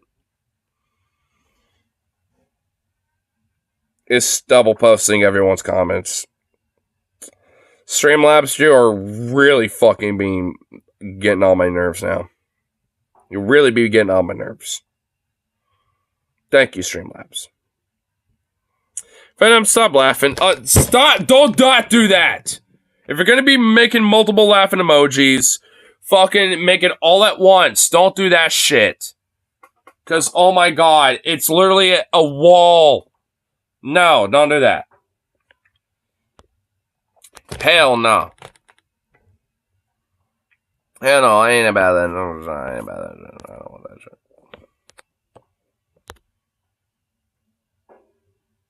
Serious business. Serious business. Tell you what now. We got some serious business in your mind. I'll tell you what, boy. What business? I don't even fucking know. That was just like a little, like a, in the pants right there. That was a little pee-pop poopy pants moment if I ever, I think I had one in that situation. Mistrip. Yeah, he was in here a little bit earlier. I'm gonna find a chick down. Oh, cool. He'd be happy to know that WRX is getting full detailing tomorrow. Nice. Morn, do you got free time ever on a Friday or Saturday? Because you should come down my neck of the woods for those karaoke evenings and shit. See, what the fuck is made of in person with that shit. You know what I'm saying? Because it's like, and also, Venom, we need to all get Zedong in, and we're one of these days be like, and harangue and be like, Bish, get the fuck up here. Get the fuck up here, Bish. Get up my neck of the woods. Because he's way closer. He lives way out in fucking goddamn Canby, which ain't that fucking far away from me. I'm like, yo, you're that close to me? He probably would have been, he might have been a youth pastor and probably eventually Hunter Enclave interacted with at one point, because he used to be a youth pastor at the church that I was going to church to at the time. It's like, bruh. You and I got a little chit-chatting. Who lives in Canby? Zedong. He's in the Venom's server, and he also has his own server. I think it's called Zedong Zen. Yeah, dude from our server. Yeah. That gives me the reader's vibes. Dude, it honestly, dude, no kidding, man. There's always been something about Canby to me where I'm just like, this reeks of Alabama. Honestly. Canby is like Alabama of Oregon, dude. It might as well be renamed to, Alabama, Oregon. Honestly, I'm not even kidding. There's something, goat fucky, dog fucky / cousin fucky about Canby where I'm just like, I don't know, man. Y'all might as well just be the Arkansas, of Oregon or something, bro. Cause what the hell? Zedong is a year or so younger than me, but he totally gives off older vibes. Yeah, honestly, you're right, yeah. It kind of, honestly, you know what? That kind of makes me think, if the only reason why I recognized him was because of his face. I didn't immediately recognize him until I started looking at him, and I was and realized, oh shit, where he lived, and I was and I started looking at him, I'm like, oh fuck. So, I mean, he might have been on, I don't know if he was skinnier back then or what, or I don't know, but I mean, he probably had a, different kind of look going on back then, but I don't know. But there is something about that dude that really does feel familiar as fuck, where I'm just dude, I bet you, he probably saw me when I was 11 while he was 18. Who's that? Oh, there's this guy that me and my friend Venom that we're talking about named Zedong. Well, that's not his real name, but he's but yeah, we're from some weird. He's not, but no, he's a mutual. Well, yeah, no, he's a mutual in our Discord server, and a while back I found out guy lives in Canby, and. He used to be the youth pastor at the fucking church that me and my mom used to go to all the time. And for youth pastoring at the summer camps that shit I used to go to all the time, used to do that shit while I was there. So, yeah, you met him. Yeah, and so it's just there is legit this feeling because what'd you just do? Oh, jeez, I've been doing that too much. I do that all the time. I would stick my cane down and it'll hit the corner of my foot. But right now, my feet are swollen up. So I have to wear hospital socks and slippers. Well, why don't you get that checked out? Because I can't get into my shoes. Well, go get that checked out. That ain't good. I know, and Chris keeps griping at me. Because I have. Yeah, because it probably ain't good. Go to fucking, you probably should check that shit out. Goddamn. Yeah, okay, you should probably eat and drink. That would help it. I don't think just having food and water ain't gonna help. I mean, it might be an infection of some sort. I might want some antibiotics on that bitch. The noise sounded bad. Well, But yeah, well, my back first went out. I wasn't getting up, so I wasn't really eating or drinking much. Probably water, but if you would do stretches and stuff like I tell you all the time to fucking do, it wouldn't be so bad. Okay, what the hell was that? What do you mean, Pops too? Well, usually he's in better condition. I don't know. He's been going all day because apparently he was at Monitor, and shit. Monitor, Oregon, with one of his buddies. So it was gone all day, but it kind of took it out of him, I guess. I feel on Pops to BH. He's fine. He is just a rambler and a mumbler. And it's like, he's got his quirks. What do you want? He doesn't have quirks. Well, some more than others. And some can be adjusted in a way that would be better if, I don't know, again, if you did stretches and yoga or something. I keep telling you to do that off and on and shit, and it's like, bleh.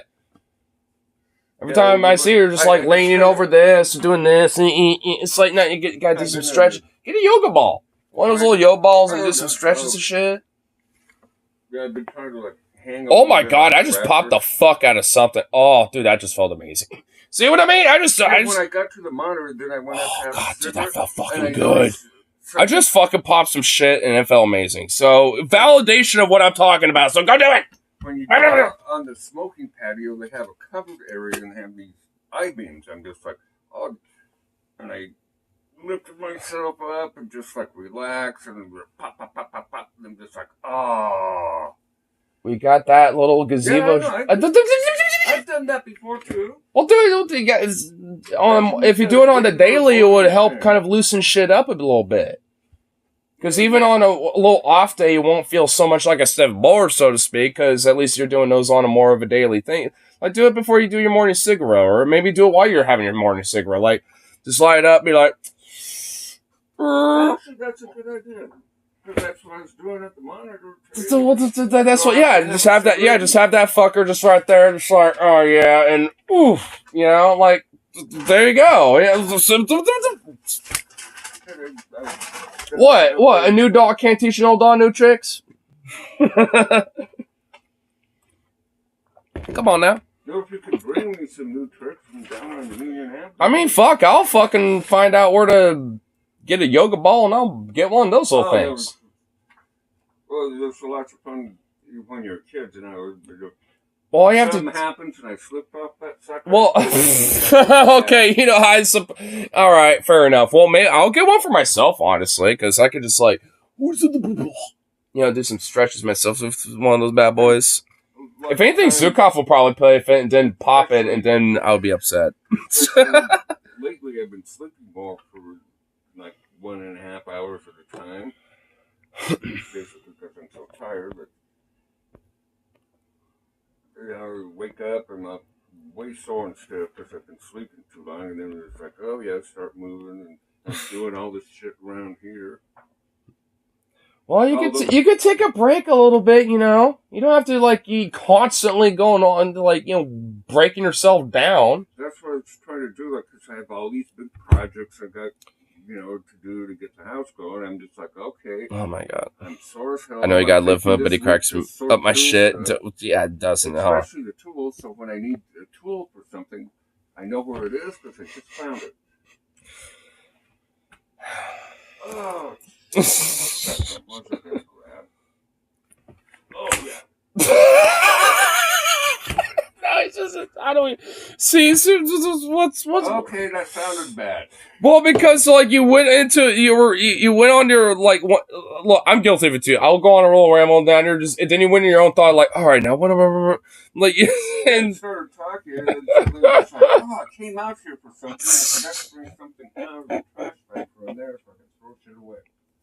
Hashtag get Pop Slade. Buy Pop's a hooker. In and out. I know, dude. He would probably unironically, literally, like, break his spine if he tried to do something like that again. He would be like, "All right, let's get you going." Oh, fuck, my bad. Like, dude, no, nah. I mean, that. If I fell down hard in the wrong direction, I'd be fine. Yeah, do you want that, dude? Yeah, it's like, do you want that for my old man? It's like, come on now, come on, Venom. Old men need love too. Yeah, but I mean, you don't want to break them either. I mean, come on, you don't need to break them. You know.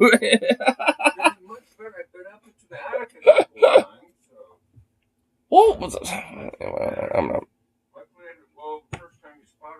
Dude, Venom, look what you did. Now he's still rambling. He's walking away and rambling at the same time. He's literally going off into the distance and into the void. And just like, it's so doing it, dude. Oh my god, what the fuck, bro? Look what you did, sir. Look what you did, sir.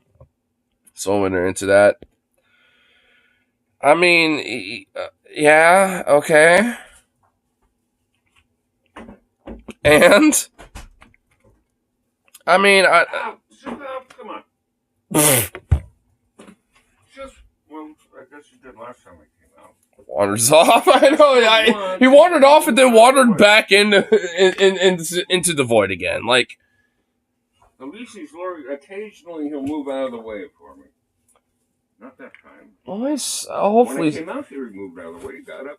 Well, hopefully he's starting to temper his fucking behavior a little bit, because he is a little goof. Don't. Oh my god. Do you need a life? Do you need a goddamn life alert? I do that all the time. It's not a problem. But now my feet are so fucked up. You get that fuck. Okay, tomorrow after whatever the fuck mom needs you to do, you're getting that looked at. I don't even care. I will literally drag your ass. I got a day off, so I'll fucking drag you, dude. Taking a piss if I would be back. I've just been no sleep. No, you're getting that shit checked out. Don't give a fuck. We're doing it. Don't care. Don't care. After all the other errands, dragging your ass.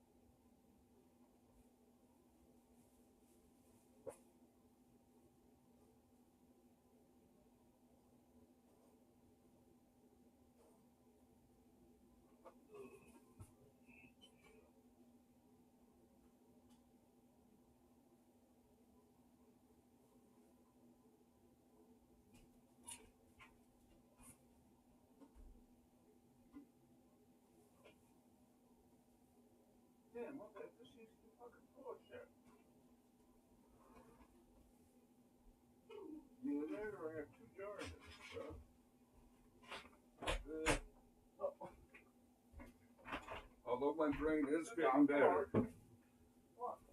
My brain has been in zombie mode. And then I went out Saturday, I went out today, it's just like, okay, the brain's getting a rest, kick back, relax. Functional anarchy. Well, was he rambling off while I was gone? Become human again. Oh, I still have CRS. What? I swear I spent most of my time in the room. What the hell did I come in here for? Rather than actually get shit done. Not from my fucking observation. Sounds like some tunnel vision shit where it's just like, I'm in the zone, the auto zone. But then you kind of have like that little like sidetrack fucking little side quest and you're like, oh yeah, that thing. But then you totally kind of forget about it. Because that's what it sounds like to me. Because in my observation, this motherfucker... I mean, just hear this motherfucker in the background now. Like, oh yeah, I forget what I came in here for. Yeah, it's like in a fucking, like, mish. Just like... I don't know what the fuck he's doing. It's just like... Like rummaging around a bag, like... Doing some shit like that. It's like...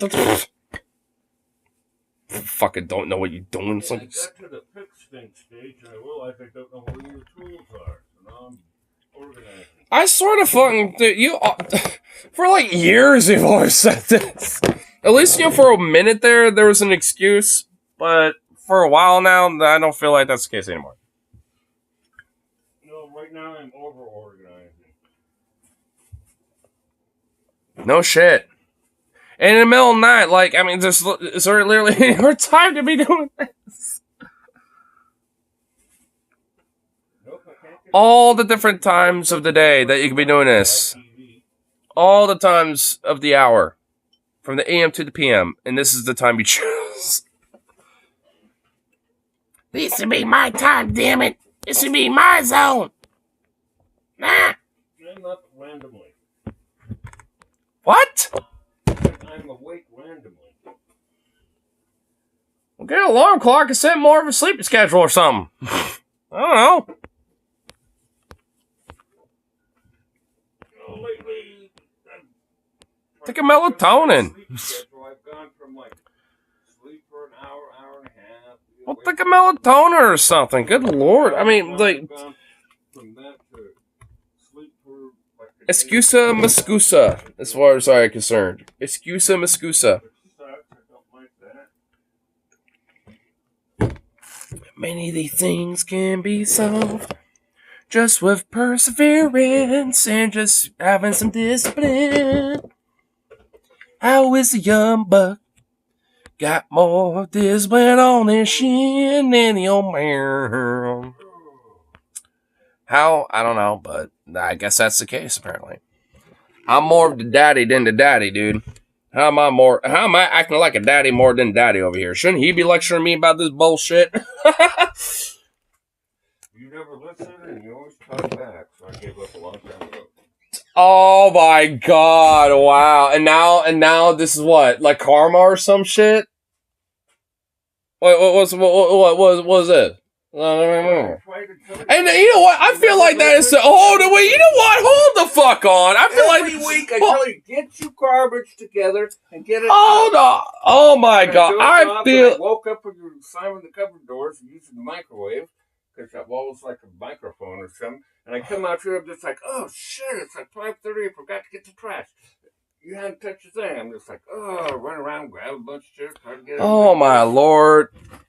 No, I thought you were talking about, like, you know, when I'm a kid or some shit. Like, oh yeah, sometimes, oh yeah, slip up and forget a little something.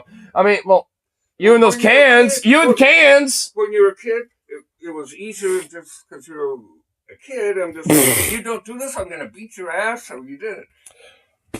Oh yeah, because, like, you know, threats of violence is always, you know, a great way to fucking, you know, get shit done, huh? Because that totally worked on me. I hinted. Not. Just like, most people would beat your ass if you did that. Maybe when you were a little kid, but, you know, people nowadays usually get fucked on if they even hear a whiff of that shit happening nowadays. So it's like, and honestly, for good reason. I don't care what a kid does. There ain't no reason to fucking lay a hand on them in that way. Outside maybe like a little pat on the bottom or whatever the fuck, you know, when they're like 8. But beyond that, like, that's like the line in the sand. It's not like with a big stick or anything. It's just like, you know, type of thing with the hand. Diagnor activated. Yeah, I'm certain my dad in this shit. That much, but it was the daddy and me. You never do. It was always scary and very embarrassing, especially if it happened in public. You know, but other than that, you know, I never got like a beating or had to go to the hospital or any of that type of shit. I'm a well-adjusted adult. Same here.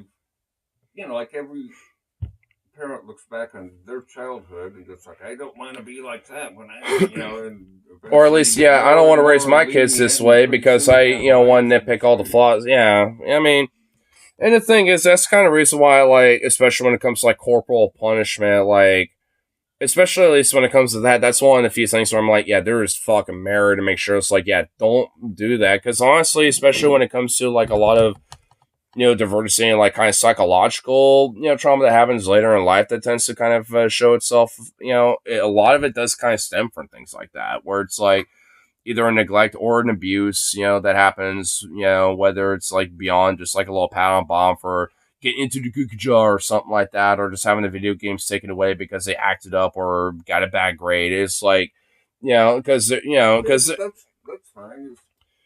Well, yeah, because the idea of like, oh, you don't get no more, yeah, your Xbox, is going to be taken away because, you acted out and yelled at mom or some shit. It's like, yeah, that's fair. But it's like, oh, you yelled at mom? Well, now you're about to get the fucking ruler and get beaten down on. It's like, that's fucking insane. Like, I mean, it's like, there's no reason for that to be the fucking case. Occasionally, for really bad, we got the Hot Wheel track. The Hot Wheel track? You know, Hot Wheels? The orange. Used as a whip? It was a whip, a Hot Wheel track.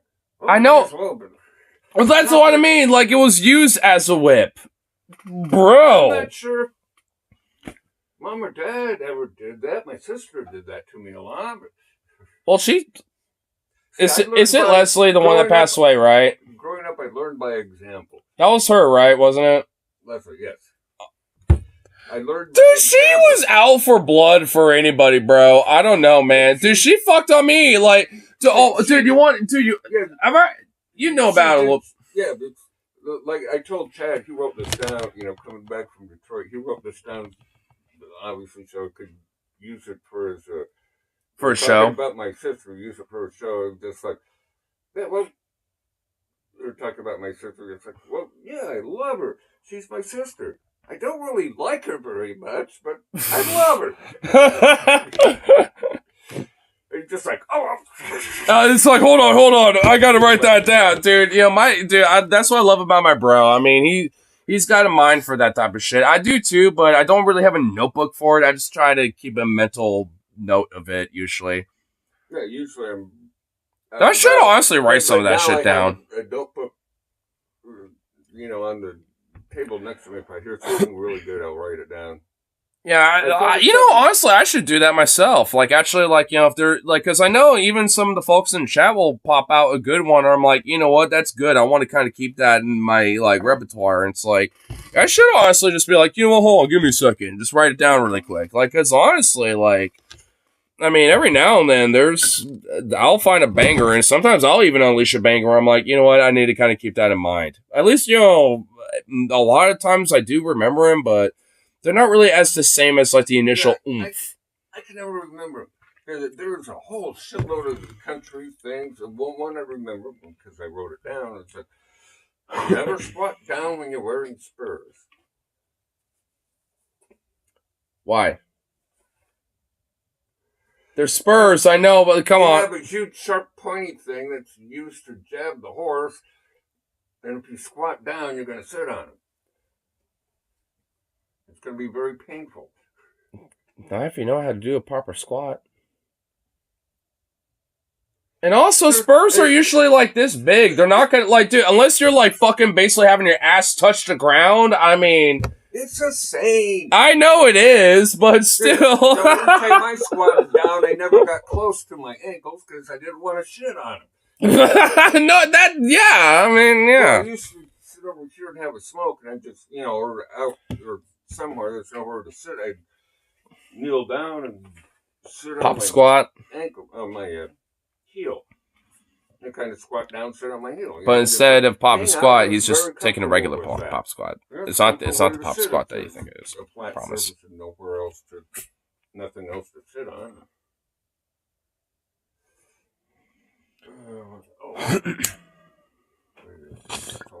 I hope so. I gotta find something food related.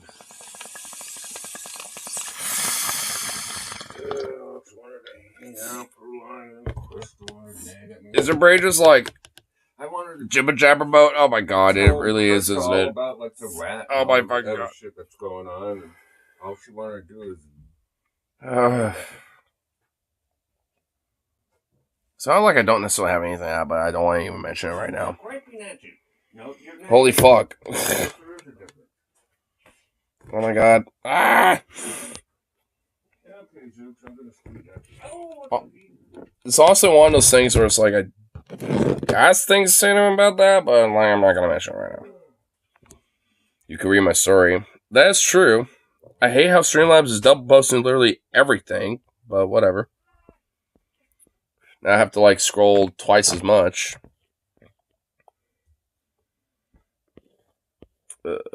I've so many times and it turned out fine. I'm a well-adjusted adult. If you took away my Xbox, that would have not been a good idea. They punished me by taking away the internet instead. A few times, some of my parents tried to take away the consoles. I threw in epic and massive fits. I'm not about to go into detail because I'm embarrassed. And yet you went in all caps. Epic and massive! Sounds like you have a little bit of a little bit of a pride in it. There's a little sense of pride going on with that shit. Learn to punish you in other ways. I mean, honestly, I'm just gonna be honest. Like, there is an element about parents that shouldn't cave, or at least like a certain element when it comes to punishment where parents shouldn't cave. I'm just gonna be blunt about that. Good, bad, right, or wrong, but it's like, yeah, your epic and massive fits. If I was a daddy, wouldn't work on me. I'd be like, hey, sorry, kid. Look, you can, like, get better at the grades or not have these fits and blah, blah, blah, or whatever. Like, I'm just being honest of how I would be as a parent about that. I would never lay hands. I would never do that. I mean, if you lay hands on me, I would just pin you down and be like, don't do that. No. Doesn't work, though. Works better than beating your kid. Works way better than that. Especially if you know how to hide it. I mean, like, honestly. I mean, especially if your parents had a storage unit like mine did.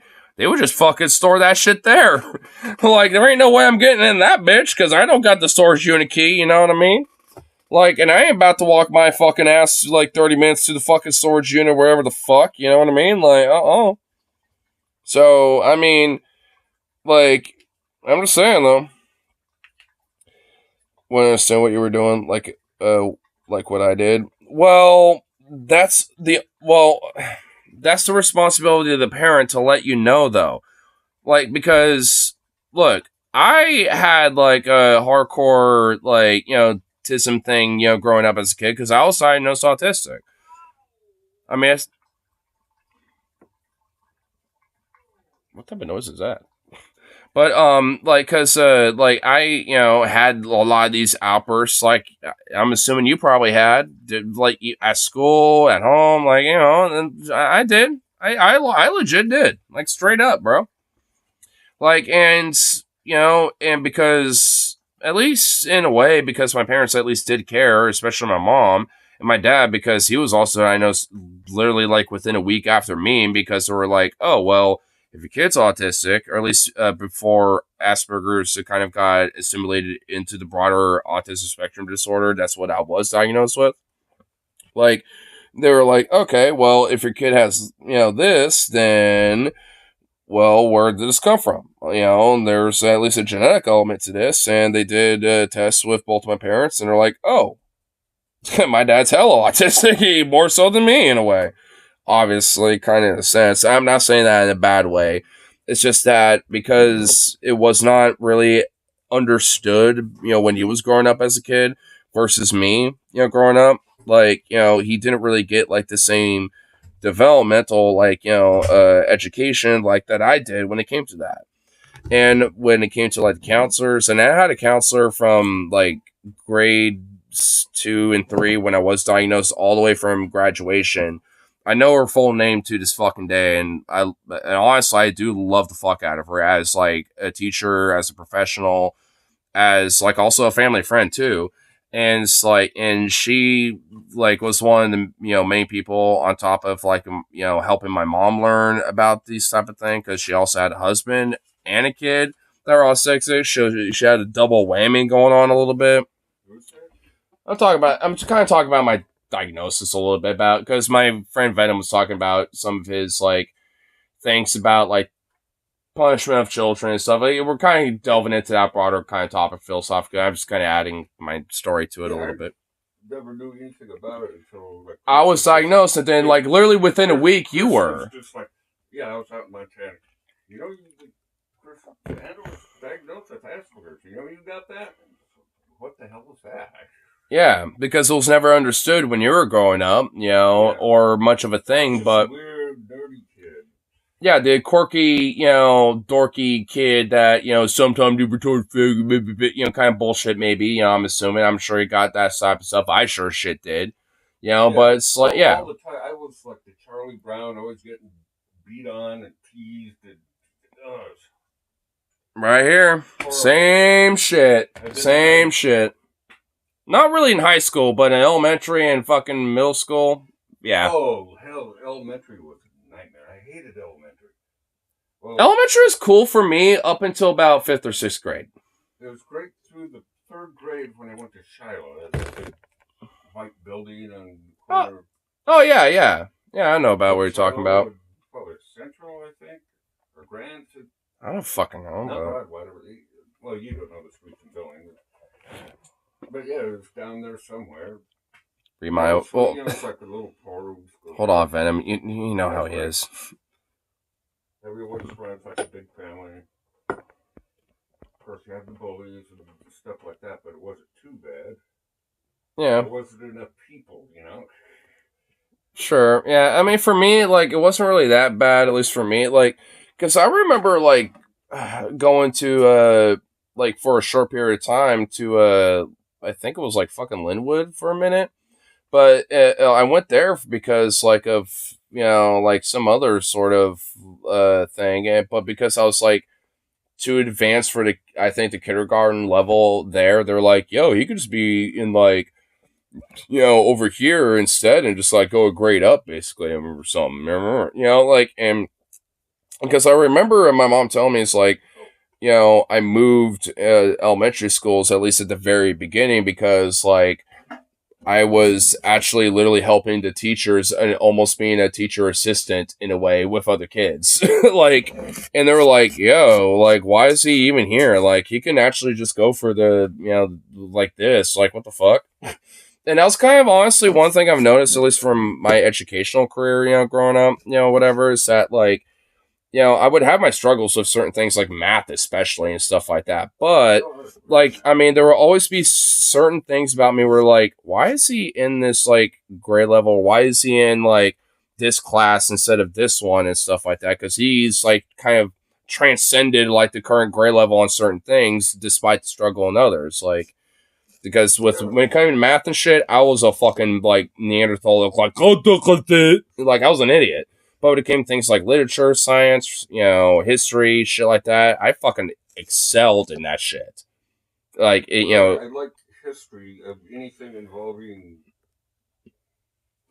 reading. You know, I had dyslexia, so it really sucks. And that also sucks at math, because you get the numbers switched around.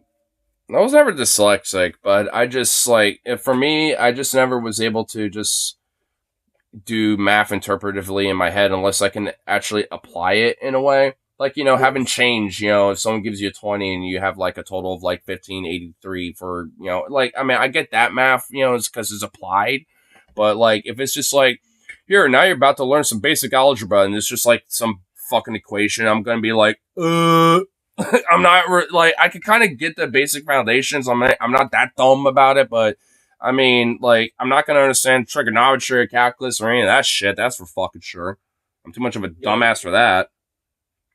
Oh, yeah, it was like... I'll admit it. The 8th grade... Yeah, it was like the 7th grade, it's like your math scores are really bad. Dyslexia is a fun condition, but overcomable. You know, I'm just that's like, kind of what I've heard, too. I want to go to, like... Forget, you know, to advance to the next grade. I'm just like, no, I want to take algebra. I'm just... You know, so if I have to, I could take, like, let's see, algebra, you know. It's like algebra. Geometry Geometry, and then it's like some other shit after that, usually. Real hardcore shit. I'm just like, I want to be able to take that. And it's like, you're having problems just like doing basic math. And it's like, I know how to do basic math. And figured out I'm just like, I could do this. I ain't going to sit there wasting my time. Right, yeah. I mean, because there's like, because I imagine it's because there's kind of like a standardized element to it. And it's just like, it's not that you don't get it, it's just that you need it kind of applied into something that you can kind of like have it click with you in a way. I think it was like the second or third because grade. Not everyone's brain's built the same way when it comes to shit like this, obviously. Parents were all freaked out and just like, our kid has like real problems, he's like real stupid or something like that. And okay, do this math test. And you're like, okay, you're born, see how, you know how many years you are. See if you can figure out in months or days or weeks or something like that. They came back 15 minutes and just like, this many years, added up. I'm this many months, not just years and months. I'm just like, I'm this many months. This many days. What, you also do the hours and the minutes and everything else? Well, they just randomly started up in, right? This many weeks, this many hours, this many minutes, and this many seconds. Well, as of 10 minutes ago. And they're just like, okay. And then the counselor's just like, I don't think this kid's real stupid. He's incredibly smart. He's just tired of doing the same shit over and over and over again. Yeah, because it's all standardized and it's kind of rote. I mean, that's kind of honestly was my struggle with, honestly, with school sometimes, because like it was kind of like that. I mean, I think especially for math, because I do remember, after I was diagnosed, especially like they kind of gave me alternative like math and stuff like that for me to do that was pretty much on the same level. It was the same level as everybody else. It was just done up differently to where it could at least be more applied, and I was able to actually apply it and got it. And it was the same fucking math that everyone else is doing. It was just done differently, in a way that at least I could get it. And I was like, oh, and everything started clicking, and that's when, they kind of at least gave me like an alternative like thesis to the same kind of, shit, basically. I still had to do the same tests as everyone else, basically, so they did at least try to prep me about that type of shit, but at least I had something to think about, even as a kid, subconsciously or otherwise, to be like, okay, I at least have a way to try to apply it a little bit. I could think about, like, that one little pamphlet I did, or the homework, or whatever the fuck. Yeah, I freaked out the jailer.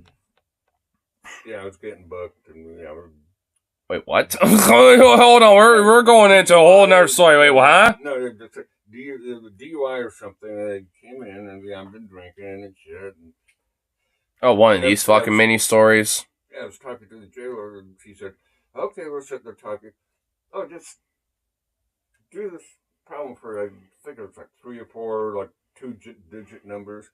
And see if you can add those up. And we keep talking for about like 10 or 15 seconds. All of it, and I gave her the answer. And she's just like, damn. Damn! Alright.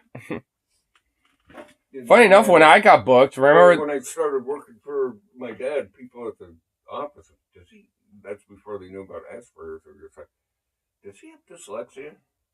My mom and dad are just, well, because dyslexia was kind of more of a known thing, at least at that point. But it's like does he have a fever? It's like there's all kinds of different things that can cause dyslexia. Sure, yeah.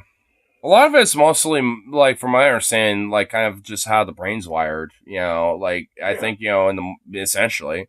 Because my friend Tyler, he's a very talented musician and shit, but the one thing about him, cannot read tabs, cannot read any sheet music, cannot read any of that for a fucking lick. And when it comes to specific math, like geometry and shit like that, or when it comes to like grids, all the grids, and this kind of reason why I found out you can't read any sheet music or anything like that is because like with those lines, they literally will mesh into like some weird blur. It's not like you can't see; it's just that his brain just processes that as like some weird mesh of some sort, and he just can't like focus on it enough.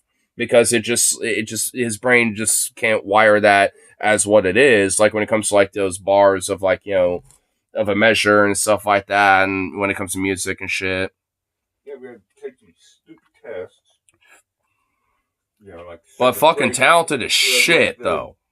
I can get that when playing it, and when he applies it, he's fucking ridiculous. They give you so much time, do as much as you can, and I was like in the top, you know, or at the top 95%. I forget whether it's math or science, and it was at the top 97%. You know, in the whole country, math and science. English, I was like somewhere about the bottom 20. Ooh, shit. Something to say. I see letters backwards, you know. I'm kind of weirdly the opposite, at least when it comes to just like, you know, like I said, basic formula math shit. But if it's applied, I can kind of get it. But I guess luckily I'm not nowhere near as dyslexic. But maybe it's just because like I really try to overcome that, I suppose, and without even realizing it. Because I think I was honestly maybe growing up, but because of I think catching on like my tism, so to speak, and being able to have like the different developmental aspects about that, you know, like kind of aid, you know, in some of these other aspects about myself and my development. I think that might have played a role a little bit, especially when it came to like working in retail and having to applied math and all sorts of shit. Lots of times I go to the, not so much anymore because it's all computer, but I go into the store and they just be, let's see. I'm just like, you owe me this much. And just, gotta make sure working with the computer. Yeah, you're right. Well, I could do math in my head faster than the damn cash register can. Oh, yeah. And also, a lot of our registers and our tills will show us the change, too, so we don't have to worry about counting change, either. And half the time, the change will just dispense for us anyway. Oh, yeah. And most places are like that at this point. For the most part. Not everywhere, but... Yeah, those were pretty new when I was a little kid. I always used to love to go shopping with Mom and watch the change. In fact, they had a clear thing up there so you could see the change drop down. Oh, yeah, that's same, yeah. I mean, that's... As a little kid, that's, entertainment. Easy entertainment, yeah. Anyway. Video games, you know, it's like, you have the screen, you see stuff moving. Yeah, I know, I kind of missed a few comments here. Yeah, I want to remind... Yeah, here, hold on. I know, I gotta go back a little bit here. My worst outburst had me put a pencil through another kid's hand. Dude, Venom, you know, I know this is probably like a 5-minute old comment. I don't care. But, dude, I was actually talking about a story last night about this to Rose, actually, funny enough. You know, about, you know, the time I almost did that when I was a freshman in high school.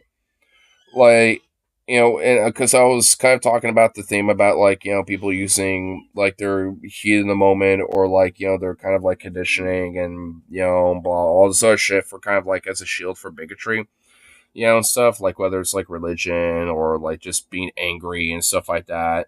Like, we're kind of talking about that, and I brought that story up because I legit, not even kidding, bro, almost did that. I almost did that to a kid in high school. And he was my peer. He was a freshman too, you know, and, you know, like, it was a part of my grade level. And, like, and the reason why, you know, I brought that story up initially is because I was talking about, like, the whole idea of this heat in the moment of being mad as kind of like a sense of as a shield to justify bigotry and shit. Because, you know, for the context of that story particularly, you know, he happened to be a black kid and was a bully to me all the way from, like, 5th grade. Probably honestly before then too, but at least especially for my distinctly remember from 5th, 6th, 7th, 8th, all the way up until about junior year of high school. After senior year, he kind of fucked off and did his own thing. But, you know, beyond that though, there was this period of time where, for whatever reason, he would, you know, target me specifically as, like, you know, an outlet to unleash his own fucking bullshit. Like, you know, bullies got their fucking justifications for this shit, you know. You know, so, like, he would look at me for that type of shit. And what caused me to almost do that was like he kept flicking my fucking hat like that and having to pop off over and over again and shit, and having to pick it up, like constantly during the study hall class that we happened to share. And there was at least a few, people that I was acquainted with that also happened to be acquainted with him that we were at least mutually chill with. So I was kind of chatting with him a little bit, but he kept wanting to kind of like look over at me and boop, just poke my hat off. And after about like 15 fucking... We always did that. Like, dude, well, hold on. Well, hold on. The reason why I got so kind of amped up a little bit, because like he would like actually like kind of physically try to push me down and smack him around and stuff like that. I think in a way to kind of take advantage of the fact that I was just generally kind of physically weaker than him a little bit.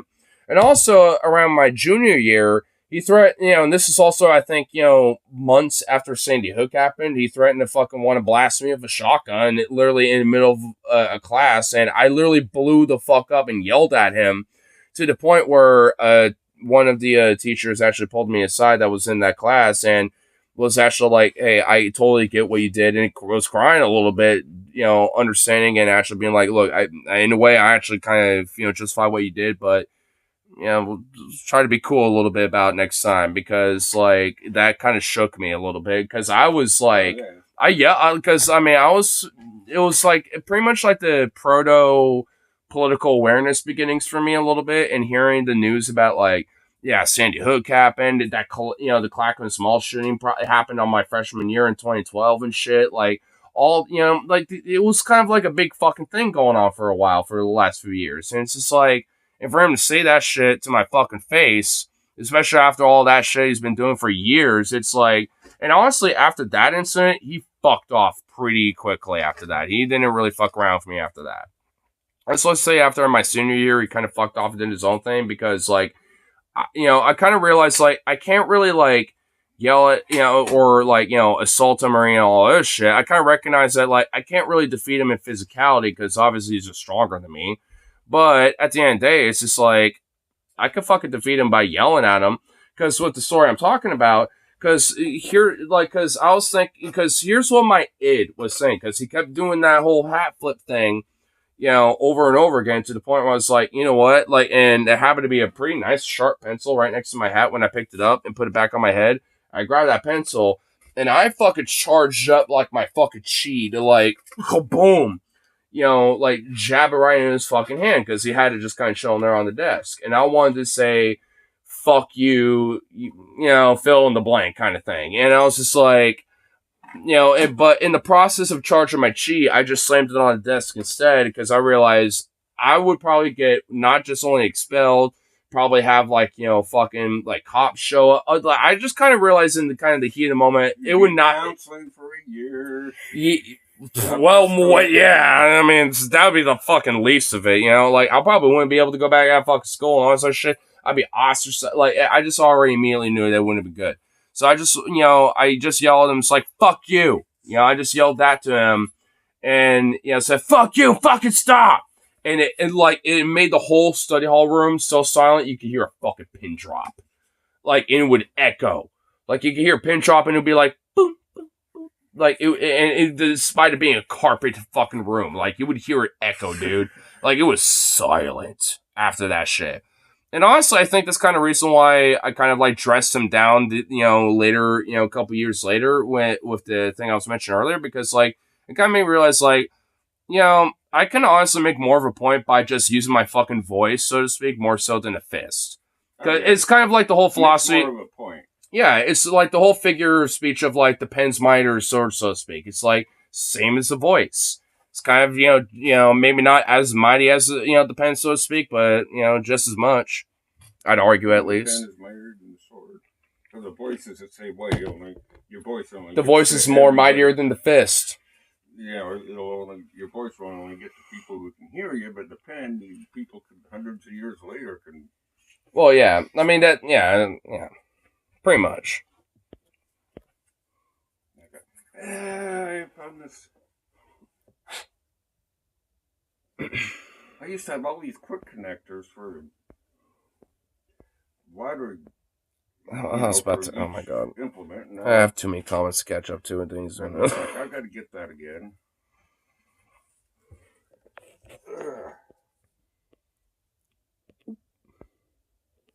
Here. Oh, wait, where was that last comment? Okay, there it was.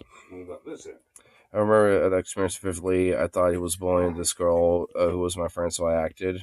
Damn. Didn't get speech therapy till high school. Yeah, I had that shit from like second grade, like pretty much when, like I said, when I was first diagnosed, to honestly, at least until high school, and then I didn't have those classes anymore. But there were like times where I had like I guess the equivocal of what would be called just like a study hall class, but it was like downsized, where there was like 2 teachers for like a 15, like student like thing. And it was mostly kind of like meant to help with like assisting in math and shit like that for the most part. That was like mainly what the class was about. But like, it was also there to like, like if some days we're like, all right, instead of doing this, we're gonna what's like the main thing y'all are kind of struggling with right now. If it was like English or some other shit, then they'll kind of focus with that type of stuff. So it was kind of like a more specific kind of like themes, like study hall kind of class in a way, I guess. Which also that thing about like that same kid I was talking about, with the whole bully experience and shit, like that was when he was saying, "Oh, I could just blast you with a shotgun and go pew pew, no one will care." But like when he was saying that type of shit, like that was the same class I was talking about. That's why at least with that, at least one of the different teachers that were in that class, pulled me aside a little bit about that because like, I mean, there was only like 15 kids there specifically. I think honestly at the max, I think I was actually more like 10 kids or something like that. And it was like 2 different teachers and shit. So it's like, if anything, even the classrooms, like on either side of that fucking room would have probably heard my shit. They probably would have heard my ass, and I bet they probably did, to be honest. Actually, if I remember correctly, I think I heard later down the line that one of the teachers, next door, came by, after the, intermission bell or whatever. It's like, I heard some shit go down. What happened? So I think I think a teacher did actually kind of, come by later and be like, what the hell happened? I don't know which one, honestly, because I never had their class, but I know one of them did. Now that I think about it.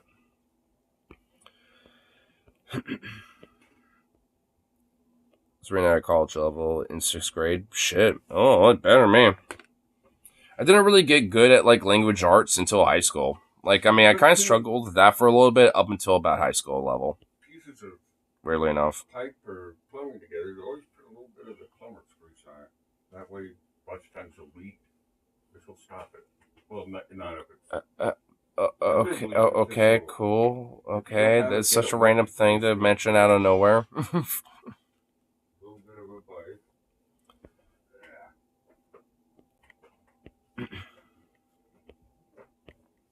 I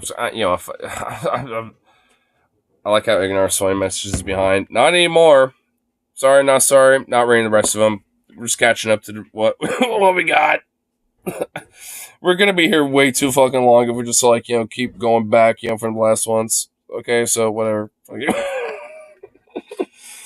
Hey. With his ass in here, like, dude, we're literally will be here until it's 8 in the morning. Okay, like I ain't having that. It says some questionable spot. What you did? You said some questionable stuff. Okay, never mind. Going back up. You should not have said that.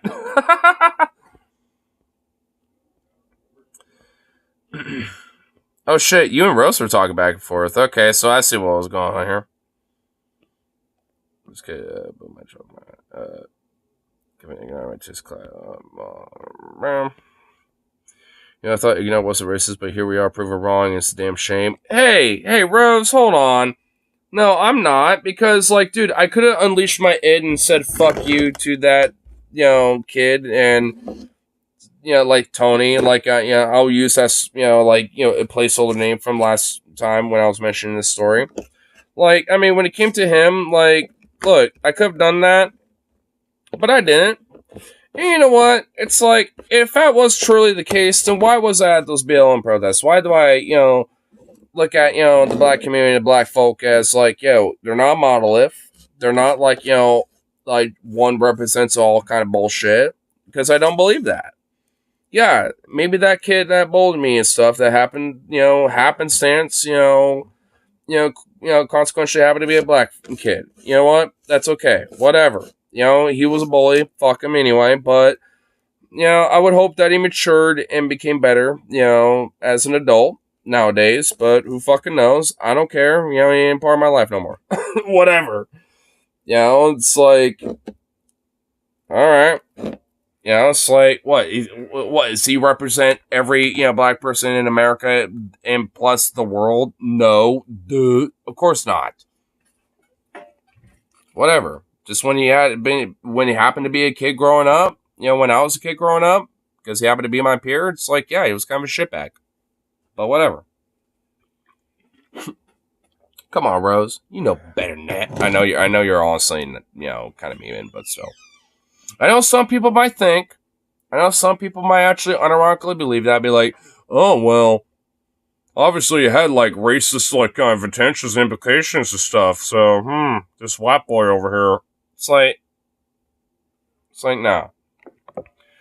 It's like, I mean, I ain't about that shit.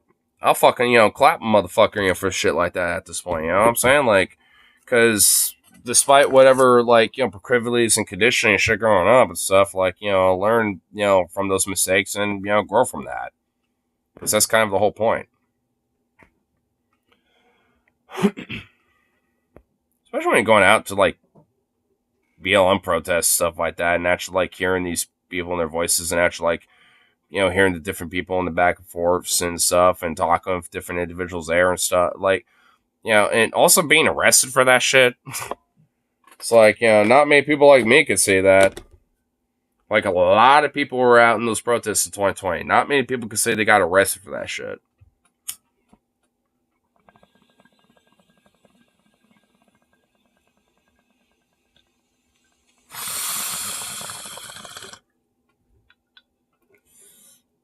You know what? I hold that fucking title of Magic Order. I wear that with pride. Grandmother sent my mom to school in a Klan robe after a black girl bullied her. What the fuck, bro? What? Is that the questionable thing you were talking about, Venom? Dude, that is... Like, I don't use it lightly. Unironically kind of evil, bro. Yo, that is fucked up, dude. Bruh. Look, I don't blame your mama. She didn't know better. But your grandma sounds like... Dude, I kind of forgot that. Like, I will admit that. I forgot that story. I think I remember you telling me that once. But, like, oh my god, bro. Oh my god. Racism got no bounds, don't it?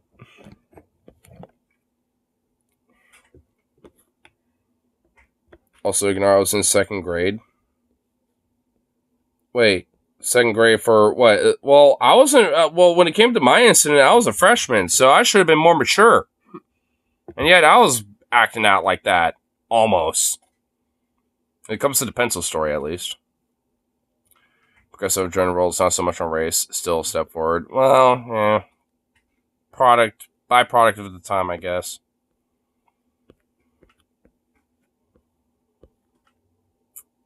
We also know ignorance of professional autism salesman. What the fuck does that mean? What? That violence doesn't have to be enacted by you, though. The state or soul can handle that if they did their jobs correctly and punished bullying correctly. I wish that was the case for my middle school, because holy fuck, dude, they did not approach the whole problem of me being bullied at that, when it came to the administration well at all. They were terrible about it. I don't really want to, like, belabor, about all that shit, get too deep over it again, or because I know I mentioned a story, or at least, some of those stories before, but I don't want to go over them again. already kind of like, hitting the vibes, with like, yeah, I got bullied, blah, blah, blah. We're already on that level. I don't need to like delve deeper in that shit. Based on my bullying trauma. Well, I get that's kind of the reason why I don't want to get into it. You know what I mean? 422 some stream, let's go. Well, it's my weekend officially, so yeah, why not? Fuck it. What, did I just hear the fucking mother? I heard him fucking rumble, and I'm pretty sure Mickey the Rat was rumbling at the same time. Self-hating white is what the right would say. Well, they're fucking stupid. If the idea of being like quote unquote woke and being an advocate for like black liberation of like oppression of the American system and shit like that, despite whatever personal anecdotal bad experiences I might have and shit, like, and honestly, even during the 2020 protests, I got some bad experiences with different folks there too, black, white, and otherwise, right? Like, but hey, does that change my broader principles about these feelings and positions I have on this type of shit when it comes to like social or race, gender, and other issues and shit? Fuck no, it doesn't. And honestly, like, I remember the night where like it was like we're on like we're I forgot exactly what night it was. I think it actually, weirdly enough, happened to be a YouTube stream that I was doing, so it might actually be up. But there was a stream that I was doing with the protests and stuff. Most of it was just for the most part just kind of casual, like marches and shit. Kind of slightly disjambled. The leadership wasn't completely organized, but they still had their marches and shit. But there was like this domestic dispute between an ex-boyfriend and a girlfriend or some shit. And that ex-boyfriend took his car and because they had a fight, at the protest, because they both happened to like be there at the same time, essentially. And he, got his car and found her again and basically tried to run her ass over and injured and harmed a bunch of other fucking people. And from my understanding, including her. And I was just like, while, streaming at the same time, I was like, find out, I was just like, because I remember fucking, like, basically, like, hearing all that fucking screeching in the car and shit, turn around and had the car, like, visually on my stream, and I was like, get that fucking license plate, find out who this motherfucker is. Holy shit. Like, he just, like, harmed a bunch of people, and, and like, and all this other shit, because it's like, because I knew I had at least, a bunch of people watching at that time, not a fuckload, but, enough to at least potentially have some people probably local be like, oh, fuck, so I was just like, like, I mean, holy fuck, and I was just like, and in the kind of heat of that moment and shit, and, and honestly, I know that wasn't the only thing I was fucking saying, like, I forgot exactly everything, but, like, some chick, happened to be a black woman, was walking by when I was like, they need to get their, plate, and tries to find out their information, and, and like, fucking, hold this guy to account, blah, blah, blah. But like some other bitch, like legit, I thought, probably misheard me and thought I was talking about her or some other shit. She's like, excuse me, motherfucker. And started running up to me and got in my fucking face and started yelling at me for no reason. And I was like, no, I'm not, talking to you. I'm not talking about you. I don't even know who you are. What are you yelling at me for? And all that shit. And then some, other dude out of nowhere just like, fucking clapped my ass out of nowhere. Like, and I was like, what the fuck? Pretty much. A lot of my, different things, fell on the ground and shit at that point. I just kind of collected all that up. And I was like, well, that fucking happened, I guess. And, just like, like got off to the sidewalk. And I was like looking around. It's like, who the fuck did that? And I saw the dude did it. And he just kind of gave me this like, kind of like, fucking unironic, like tweaker meth look of like, like you wanted to cannibalize me or something. I don't even know. Like, I was just like, well, if I had something to self-defend myself with, I honestly would fucking lunge at you, but I don't, so you can go fuck yourself. Yeah, I'm just gonna walk away. Because I'm not gonna lie, if I really did have something with me, I would have fucking done something to that motherfucker. It would have been self-defense anyway, I won't give a shit. So it's just like, I mean, but whatever, live and learn, right? But, as I was, like, collecting kind of my shit, like, this other, lady, like, this other, like, weird little short stack black lady, like, had to been, like, like, fucking 5'1" or some shit. I'm, like, I not to me the height, but, like, oh my gosh, she was a legit short stack. She, like, popped out of nowhere, and she's like, you're gonna find that lady that blah, blah, blah, that you were yelling at, and you're gonna apologize to her right now. And I was like, she literally came up, I literally told her, it's like, she came up at me.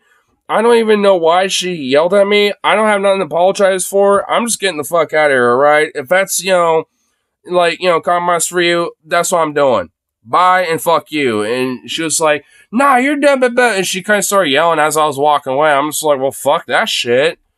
And then some other random dude who happened to kind of observe that whole situation was like, yo, what the hell happened? And I was talking to him as I was slowly walking away.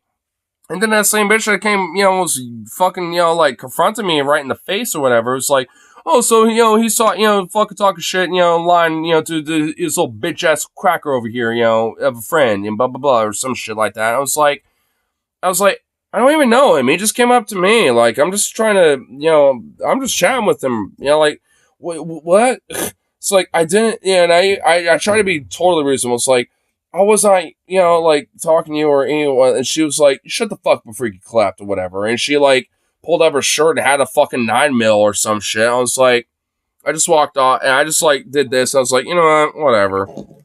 I just walked off. And I was like, and honestly, I had a lot of fucking venom and, like, a lot of fucking, like, vitriol in the heat in the moment of, during that time and shit. And I had a lot of shit that I kind of had reserved, like that I was feeling, in the heat of that moment. But I was just like, this isn't like, the fucking, like, monolith of this whole fucking movement or real experience of shit. And there's been plenty of times where those protests, had like some one-off fuck up and shit. And even more so to the point where it's like, it would be genuinely destructive. And this type of shit, and that type of shit wasn't no different. And honestly, it literally just, like, ended up being chaotic, literally over some domestic abuse shit. That ended up being way more destructive and harmful to literally everyone else because of that. Because some, fucking insecure bitch boy, got butthurt because his girlfriend happened to be at the protest or something like that. Or ex-girlfriend, I guess. I remember that detail. But it's like, if that was the case, then it literally caused all that fucking chaos and all that destruction and harm and infighting for fucking nothing. And then the cops and a lot of everyone, all those motherfuckers showed up real fucking quick after that. And after that shit, I was like, you know what, I'm out. Like, cause, especially when it comes to, someone's principle, when it comes to shit like this, they know when to bail the fuck out when shit gets, haywire in a way that ain't right. And that was like one of those type of instances where shit weren't right. Hey, Ripsey's still in here. I mean, there was one time you were at those protests when they started going on, like, what was it, like Burnside or Broadway Street or some shit like that, and they started fucking attacking small businesses and shit, and you bailed the fuck out. That was another, I never was there that night specifically, but that was, another instance where it's just like, a principled, person when it comes to this type of movement would bail the fuck out and get out of that shit and would denounce it immediately. And that's what I did when that shit happened. I mean, I was still in the heat of the moment, and that type of shit. And honestly, I know for a fact, I definitely thought some heinous shit. But at the end of the day, it's like, it doesn't, prescribe like to the entirety of not just that movement, but also, the entirety of black folk or like, the broader black community or like, this broader liberation for such, whether it's, from any other demographic, right? No one's a monolith in this shit. You get these outliers, but never let them fucking dictate how you feel about, like, you know, the broader principles of these things. Because they never, you know, even if they do try to themselves represent that shit, they never do. And they never should be allowed to represent something like that.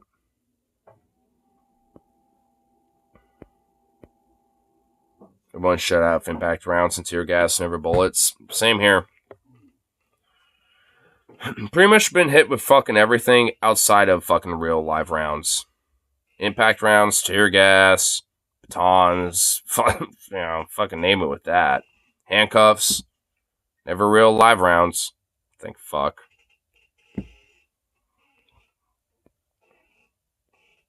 That was weird. They were trying to pick fights with the National Guards for some reason. Really? That's like, dude, those are the last motherfuckers you want to pick a fight with. They were doing that too? Oh my god, bro. Those are the last motherfuckers you want to pick a fight with because they don't play by the cop rules. They play by military rules. They got the military rule of engagement that they're holding by. You don't want to... oh my... dude, that... like what? They want to actually get shot at?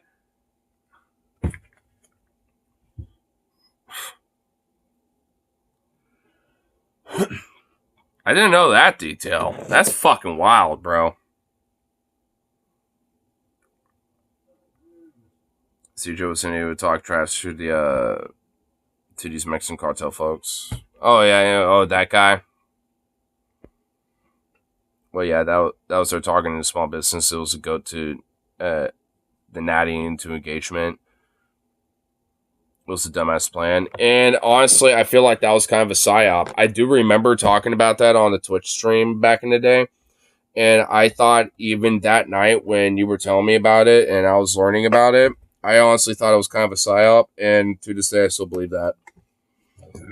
Because it's not exactly foreign for a government, you know, like domestically to psyop some of these protests and have like agitators and very specific people, even in leadership, to, you know, fucking like make this movement look bad in whatever form they can get away with.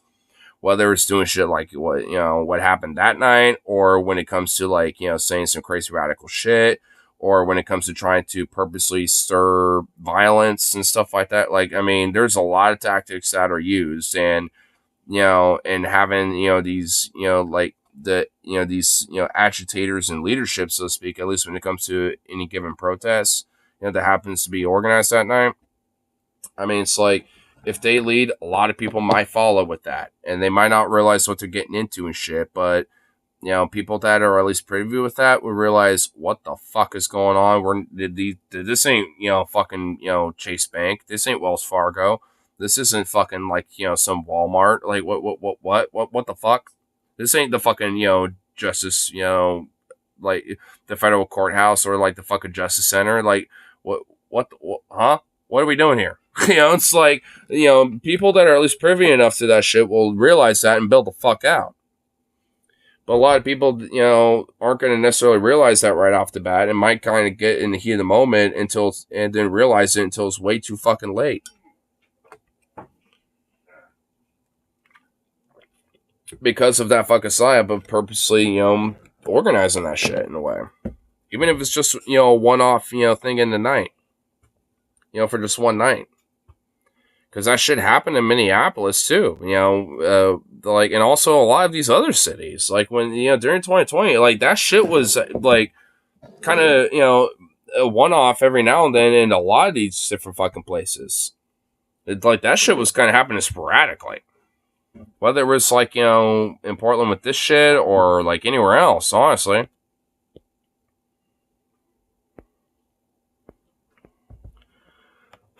I know I keep missing a lot of comments, so I'm going to try to catch up as much as I can. This is dumb as when they had us march from Nopo all the way to courthouse downtown. Everyone was super fucking tired when we got to the courthouse and we couldn't even do much.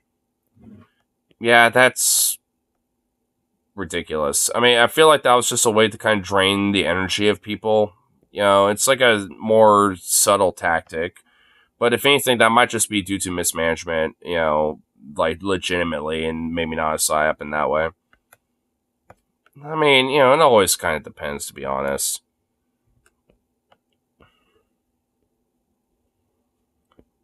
Ignore it. Look at the Black Robe Regiment.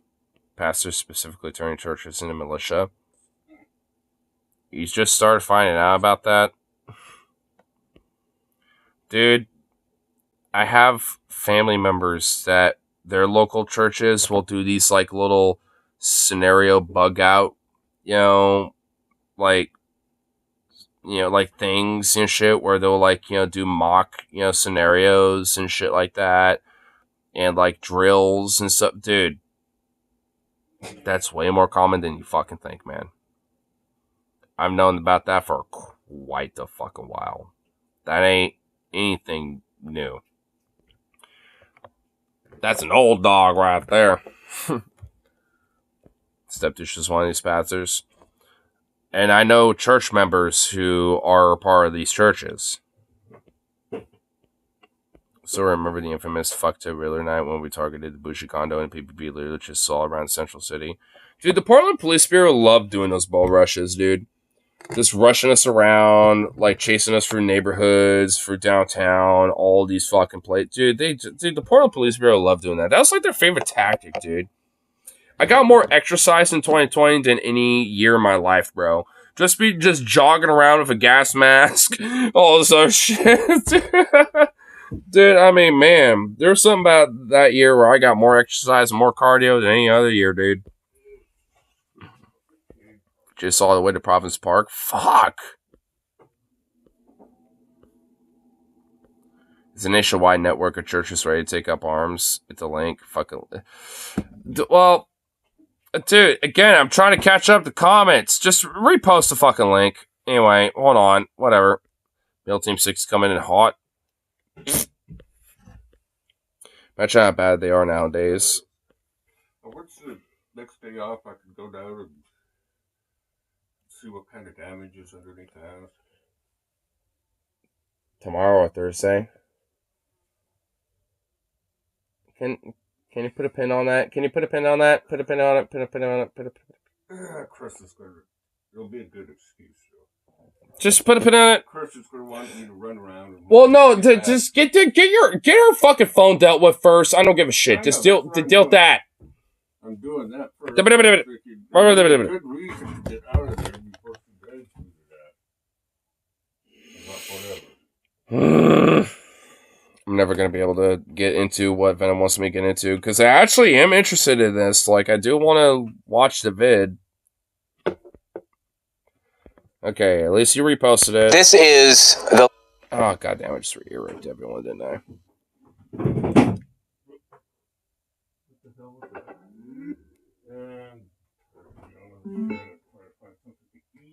What the fuck is he doing?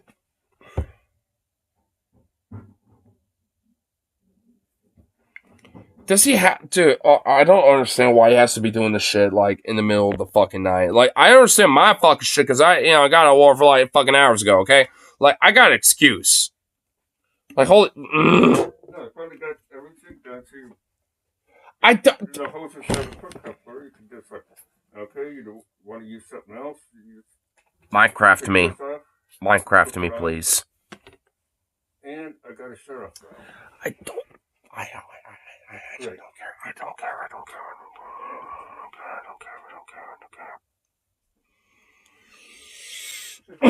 For the back hose, but that becomes part of the subsoil. I don't care. Oh my god. I'm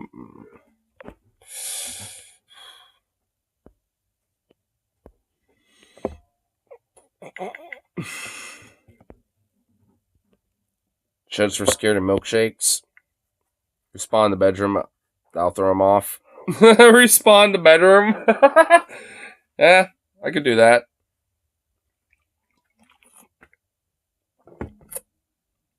But you know what? I know this will at least help. Here. Oh, it's already max volume. Never mind. Wait, who is it? Oh, Owen. Wait, hold on. I thought I was subscribed to this guy. Why am I not? I thought I was.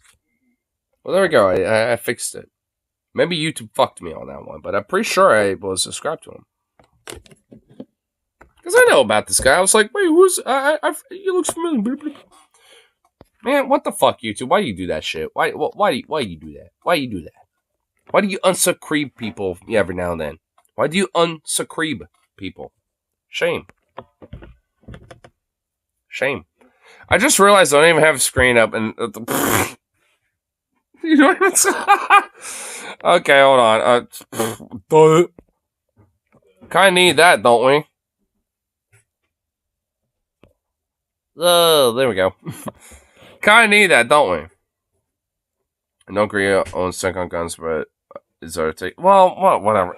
Dude, I don't, whatever. People got their positions on, the boom booms.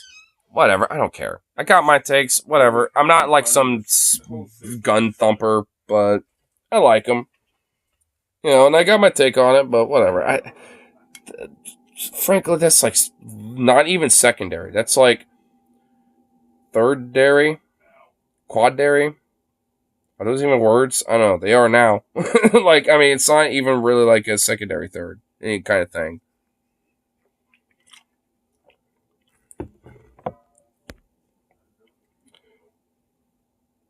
Tertiary. It's okay. I'm not even gonna try it. Pretty sure that's right. I don't think I said it right. Tertiary.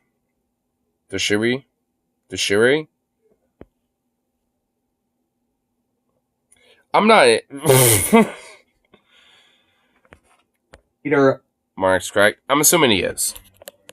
I don't think I have never heard of that word nor have said it before, so my brain is like cut up. Tertiary. Okay, there we go. Tertiary. Of militant. English is hard. It is.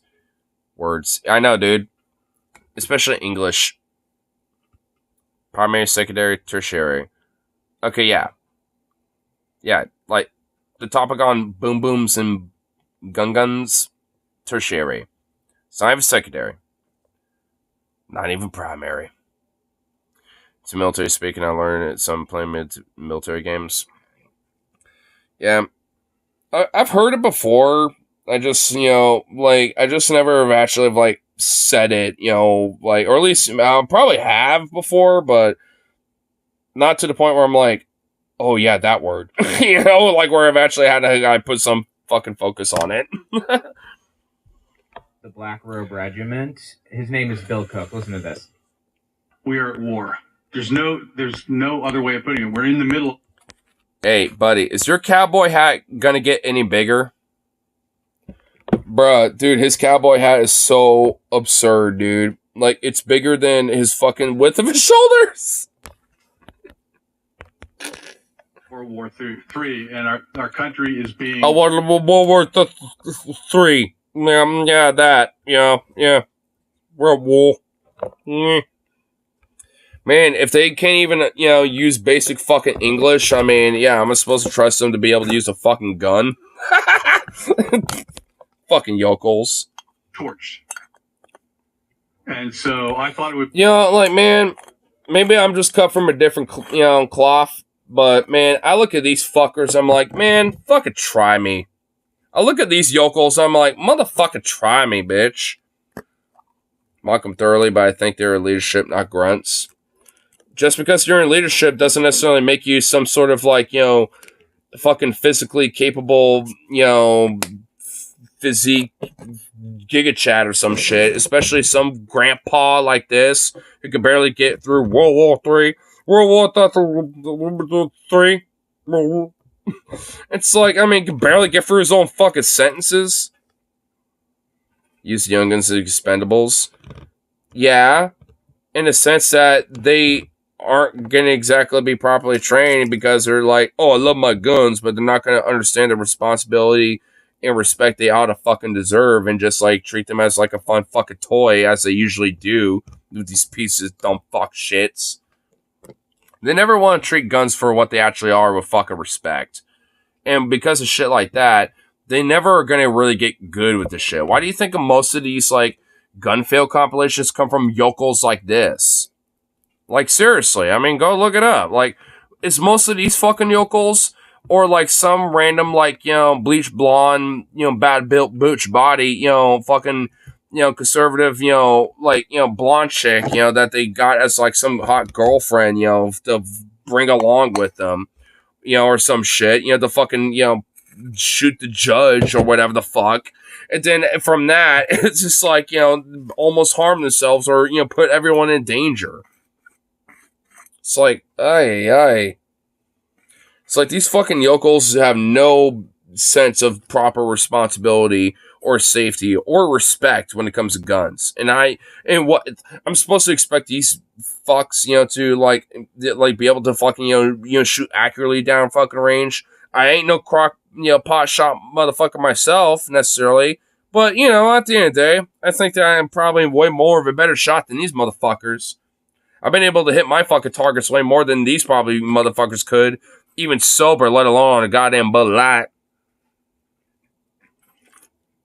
You know what? I probably could fucking shoot more accurately drunk on a 12-pack of Bud Light than these motherfuckers could sober. I'm willing to fucking put money on that. I'm not even fucking kidding. I'm willing to bet that shit. I never would do it, because I'm not dumb, but I'm willing to put money on that shit. I bet I could.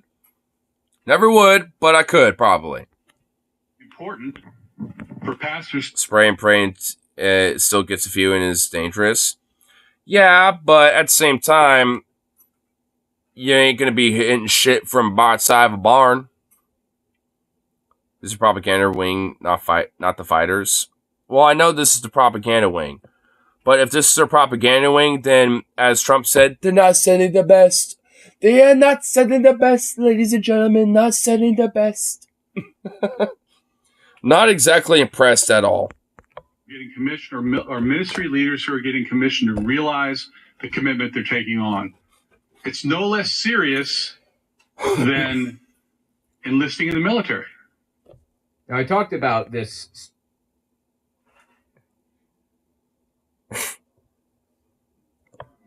Are they really trying to equate themselves to that?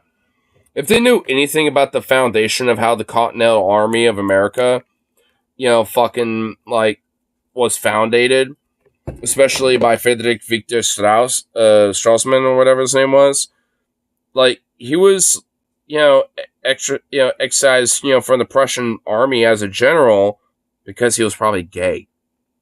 And as a gay man, fucking, like, you know, came over to America, you know, on the goodwill of Benjamin Franklin, our boy Ben Frank, you know, like, you know, fucking came over here and, like, whipped up the Continental Army into shape, modernized their weapons, modernized their fucking, you know, discipline and shit, like, actually kind of gave them a sense of, like, an actual, like, kind of prowess as, like, soldiers, you know, instead of just, like, you know, some fucking peasant farmer, basically. You know what I mean? It's like, and that was like a queer man or like kind of a eccentric, you know, gay guy, you know, kind of, you know, confirmed bachelor type, so to speak, kind of guy. You know, who was a Prussian general who got kicked out because of the rumors of him being a gay man. And Ben Frank, again, our boy, you know, fucking, you know, downplayed all that shit, you know, to George Washington to be like, yo, he's actually good at his shit. And because he was, you know, and it's like, and pretty much, you know, downplayed and undermined any fucking, you know, idea of that. And kind of led to the whole, like, meme about, like, you know, the Navy and the Army kind of having a gay undertone kind of thing. It kind of unironically led to that a little bit. You know, just kind of a smidge. You know, because of, like, the whole idea of the seamen and the YMCA and in the Navy and all that shit, whatever the fuck. You know, but, like, still, you know, it's like, there was always kind of, like, this underpinning kind of undertone, kind of, like, jib-jab kind of thing a little bit with it. Because, honestly, with the guy who helped fucking establish the American Army, I mean, I don't know, what do you want, you know? Can't rewrite history on that shit. And these motherfuckers want to, like, you know, try to connect themselves with that shit. Well, there's a lot of sodomy and sin going on with the Continental Military of America and shit, I tell you what. my brothers and sisters in Christ. So it's just like, I mean, do you really want to attach yourself to that much? Are you sure about that? I'm sure Christ wouldn't care, but all of you apparently do. On my main channel a little bit, but after talking about some of the opening clips, I watched the entire. These folks are in your area. Oh, I fucking know. They have a chapter in every state. Maybe not with this specific group, but when it comes to this mentality and these type of people, oh, I fucking know. Oh yeah, these people are here too. What, you think Oregon's some like hyper commie leftist fucking, People's Republic of Oregon fucking state? Fuck no, it ain't. Fuck no, it ain't. There's a lot of, Oh, motherfucker. Did Mickey the Rat just try to, do a little flex on my ass? Did he just, screw it over? Motherfucker. Oh, yeah, I see him over there. You motherfucker. Little scary little shit. I mean, you little... There... Oh, I should have got my camera. Oh, there he was, dude. Oh, my God. Fat fuck, bro. A fat fuck. Well, he's pissed off. I threw out his home this morning. Oh, well, I'm sure he is. Now we have just a great big empty cat carrier.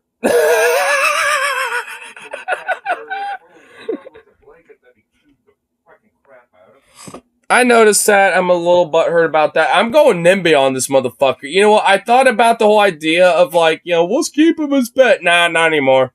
Fuck him. We'll relocate him. He's gone. Fuck this son of a bitch. Yeah, I didn't mind him running around in the garage, but when I saw him on the counter and climb up between the window and the screen. No shit, dude. I saw him in the fucking kitchen, bro. This fucker, not in the house. Oh, fucker. It could be easily be nested in the house, I haven't found it yet. I got Robert's Road. Thing on my own unfiltered YouTube channel with an audience. We went through all of it, and I took notes on this hour and a half long recruitment. Love you on skipping with a sign. And we're going to take a look at the pledge in a minute. It's absolutely nuts. But just so you have an idea of what we're talking about, listen to this pastor. One of the people is up here. Listen to what he says. Oh, I'm sorry. By the way, this came out May 4th, 2024.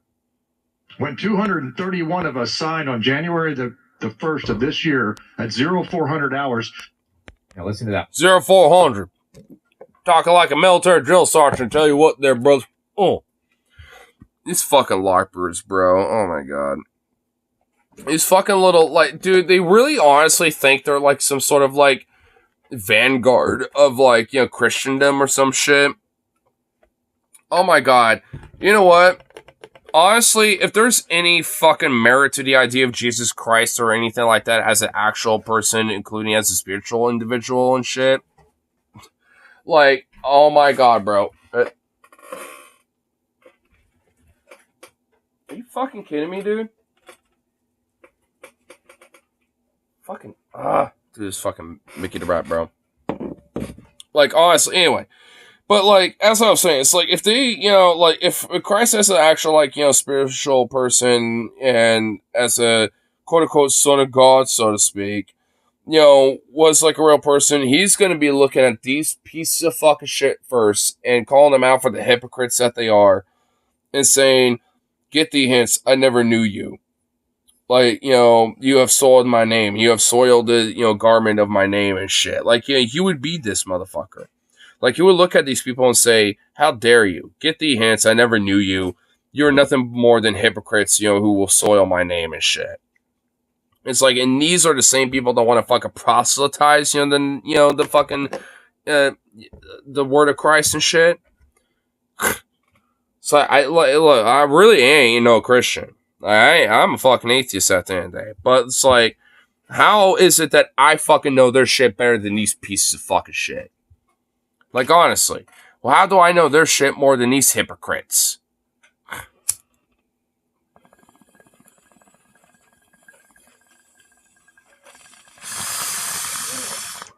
You know what? Honestly, like I said, at the end of the day, if there is any merit to the fucking book, then they really better hope the fuck that it ain't true. Because Jesus ain't going to be looking at me first. He ain't going to be looking at people like me or my dad or anyone else besides. He's going to be looking at these fucks. These are the people that are going to be looking at first. He's going to be looking at these fucking churches and these people, especially those that, supposedly propagate his name. Like, he's going to be looking at them first and foremost. More time. When 200-something of them signed. But you might want to hear more what they have to say fairly concerning. I know, I get it. Not because honestly, granted, recently I've been kind of dibble-dabbling in some of the, kind of like Christian philosophy a little bit. So this kind of shit kind of gets me a little passionate a little bit. I just kind of want to talk to my mom about this a little. Like, and even maybe use that as kind of like a little warm-up to maybe eventually talk to some of my family, maybe in Texas about this, to kind of butter them up about my beliefs about these things, just to kind of maybe get a gauge about how they personally feel about it, maybe have like a middle ground about these things, kind of thing. Because I've always had this as kind of a hang-up about my family, when it comes to Christianity, is that, like, they are hardcore Christians. My mom, her aunts, or I got my aunts, my grandma, etc. It's just like, and I don't really want that to be like a hang-up, so to speak, you know what I mean?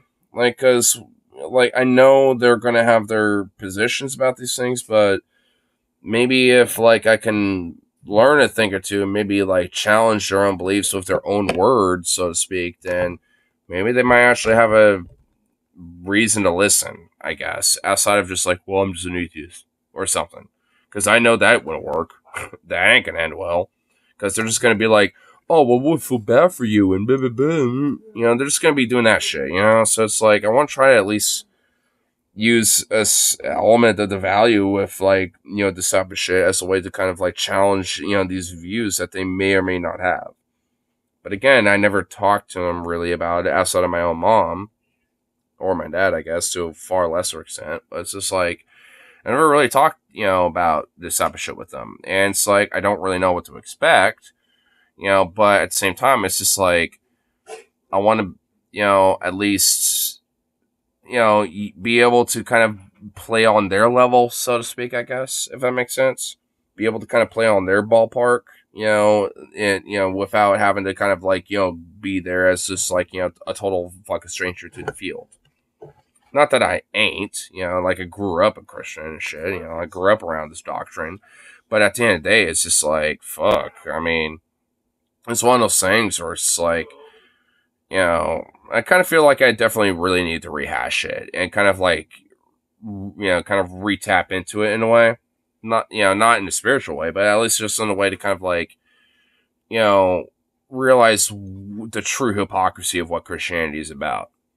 And honestly, I'm so glad I do have this particular Bible right here, because a lot of the words of Christ specifically are in red. All right there. So it's just like, if I really want to, like, learn what, Christians are supposed to ought to believe, I can just look at this and look at anything that's in red. Ain't that hard. What the fuck is he? Oh my god, dude. What the fuck is he doing back? What are you doing? Oh, that's like I start to look at stuff. I'm like, shit, if I do that anymore, I'll be here till tomorrow night. Yeah, call, take a melatonin, call the rest, I don't know, fucking, no, Jesus. Do that too. I don't know. Go in food coma. Suddenly I'm just like, realizing what a fucking hellhole this house is. Yeah. My mom's the only one who has light up on the rest of my family. Doesn't know anything about me being autistic or straight, so they think. They're locked in that movement. The pastors are supposed to help found the nation. What? Alright, here. I'll at least put the playback speed on 1.25, at least a little bit. But I want to take this real quick and we'll come back and we'll explore this. Because I will admit, this is... I have not heard about this whole, like, what was it, like the Black Robe Society or whatever the fuck? What was it called? Black Robe. What? As soon as I pulled apart the rat holes back there, the police started coming back, and the rats came in the house. Let's see. Where is it? What'd you say? Was it really that far back? Okay, you know what? Whatever. Black Robed Regiment. Oh, the Black Robed Regiment. Okay. Well, yeah. I mean, I never heard of him before. And again, I'm not surprised there's a chapter here in Oregon, by the way. I mean, but actually, you know what? If there is any information about it, I will be kind of curious about like where their chapter is based out of, because if it's like in Medford, can be, or like anywhere in Eastern Oregon, like Madras or anywhere like that, I would not be surprised. But anyway, here. Take this away. Now be back on.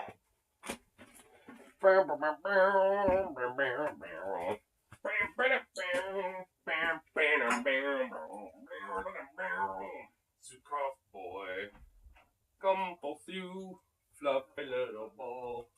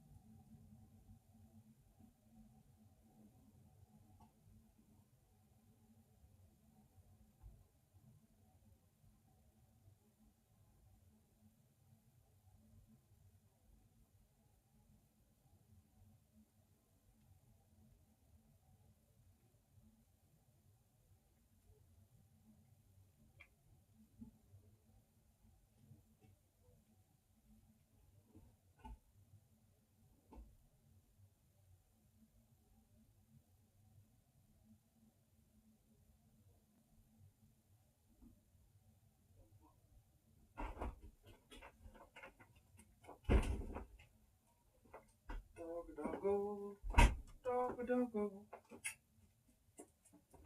Doggo.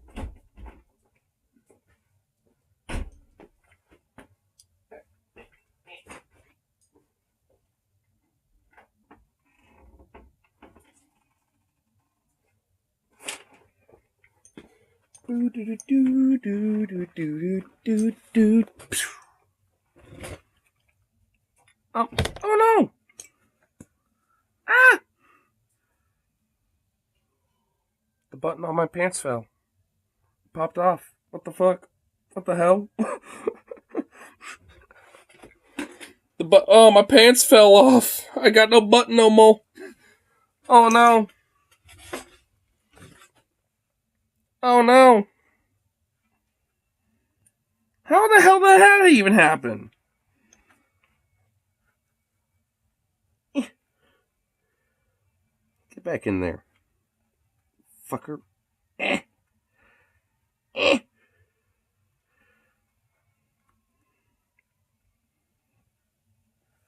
Well, that's it. That's just great. Well, yeah. Unintentional, because I guess I got such a gut that it fucking popped the button off. Man, these are some good fucking quality pants. God damn it. These are some good quality fucking cargos, bro. Got a little side pockets. The fucking these good pants. And the button busted, dude. Button busted in the nut. What the fuck, dude? Hey, cool. I think he's talking about the Gideon's 300 pledge. I think he's talking about himself, like the church. It's the militant group, the Black Robe Regiment, as they call themselves. When 231 of us signed on January the 1st of this year at 0400 hours, 231 of us in and out of uniform signed a declaration of military accountability. I think they're talking about the Gideon's 300 pledge right now, right? Wait, actually, it says here. Wait, is this actually a fucking Bible thing? See well, obviously. See yourself as God sees, yes, nothing more, nothing less. I've always been a soldier. Wait, what fucking... I'm assuming the fucking Bible chapter and verses here, but... Owen, you're blocking it. I want to know what fucking chapter and verse this is, because I want to read the extra context of this shit. To hold those I think that's a pledge. If it's just their own personal pledge, then that makes sense. The top, who are corrupt, accountable. In and out of uniform. Because accountability does not equate to overthrowing a government. That's sounds to me like he's looking for an opportunity to overthrow the government and find... Well, look, what we're doing is not overthrowing the government. We're just trying to hold it accountable. I tell you what there, brother. Excuses for why it's okay. Is it just me? Overthrowing a government. That's what they want to say. They nah, want to it ain't you. around and call it sedition. Who is they? Are they in the room with us right now? The Jew.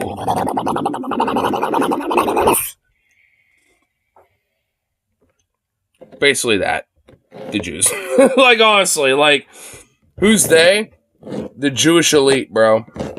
Because, honestly, as much as these evangelicals are hardcore and will, like, literally ball fondle Israel until the day they die, the main reason why, specifically, and never forget this, is because in Christian biblical prophecy, when Jesus returns, the Jews, broadly, entirely, doesn't matter if they're religious or otherwise, just Jews in general, are either going to forcibly become Christian, or they're all going to burn in hell and, hellfire and all that shit, yada yada, blah blah blah, and suffer in the rapture and all that shit. Like, I mean, like, it's basically the eradication of Jews/Judaism. Like, that's kind of the broader philosophy and biblical prophecy kind of bullshit that a lot of these hardcore evangelical, especially far-right evangelical Christian types, love to espouse all the fucking time. I mean, it overlaps with Zionism a lot, too, by the way. I mean, and that's the reason why, like, a lot of these hardcore Zionist types tend to be evangelical Christians and are also kind of, like, either pseudo-like or implicitly or, like, otherwise or even overtly, like, kind of Naziistic or fascist-like in a way. or even, anti-Semitic, is because they go hand in hand a lot. A lot. Like, it's a part of the philosophy, like, honestly, in a way. Like, legit. I mean, it's kind of foundational in it. Does he mean, like, anybody with half a brain in their head wants to call it sedition? Well, I mean, I'm not even the one that brought the word into the conversation. Because accountability does not equate to overthrowing a government. That's what they want to say. They want to turn around and call it sedition. It's not that. It's accountability. Because when a two-star... The idea of, like, forcing, like, America to become a theocratic Christian nation is sedition. That's not accountability. Like, go fuck yourself. Quit twisting the fucking words, you fucking hypocritical fucking harlot. Like, Christ will take the fucking sword when, and you better hope to fucking God and pray to him in his name that he will, that Christ never returns while you're alive, bitch. You your fucking 10-gallon fucking, cowboy hat motherfucking wearing son of a bitch. You better hope and pray to your Lord that fucking, Christ never returns while you're alive, because he's gonna look at you and send you straight to fucking hell with the fucking sword of Christ, bitch. If you actually read the Bible, you would know it. Zeus ex-military, supposedly. I mean, I'm willing to believe that he is ex-military. There is a little bit of his rhetoric, broadly, that is kind of military jingo. I'm willing to believe that he is. And if anything, that's a part of his, thwarted, twisted view of Christianity. It's his nationalistic militarism, that he's, tied it into. Which, if you actually, especially read, the teachings of Christ, is fundamentally anti-war. So, he's one of these fucking hypocrites. He would be going to hell, and Christ would fucking send him there himself. At the tip of the fucking sword. He would literally whip him out of this fucking church. Like straight up. He would take the sword and the whip and fucking, like, straight up violently whip him and fucking, prod him with that fucking sword out of this fucking church and send him straight to hell and say, "Get thee hence, I never fucking knew thee." Christ would send him there himself. If you think I'm wrong, read your fucking book, Christians. Actually, read your fucking book and crack it open once in a while. Don't let motherfuckers like this fucking tell you what your book says. Actually, read it. Came to me on the border and said, "You will not do any more informed consents for these people getting these shots." Okay, now, wait just a second. So this guy was in the military, and I think he's a medic, maybe? I don't remember now. He talked about it a little bit in the previous thing. He was tasked with giving people vaccines, like COVID vaccines, on the battlefield, I guess. And he insisted on getting, like, fear-mongering to them about how it's untested and it's, gene therapy and mutation and blah, blah, blah, all the other garbage that they throw out, anti-vax. So this motherfucker is literally, like, using religion to be like, hey, like, the virus is, like, just, like, what? He's using Christianity for, like, this weird twisted shit? Think he's about to get into that? Well, I mean, it seems like he might be prefacing it. Conspiracy theories. So I'm assuming what happened was he started spouting all that stuff off at the troops and saying, "Now, do you want this vaccine?" They said, "No, I don't."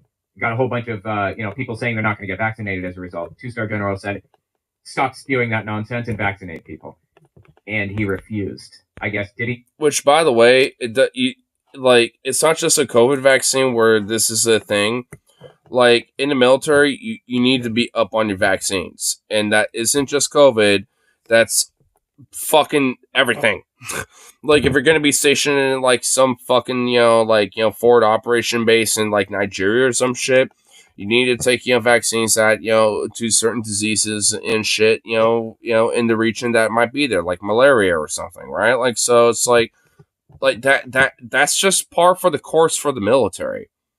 Like, yeah, make sure your soldiers are, in top shape medically.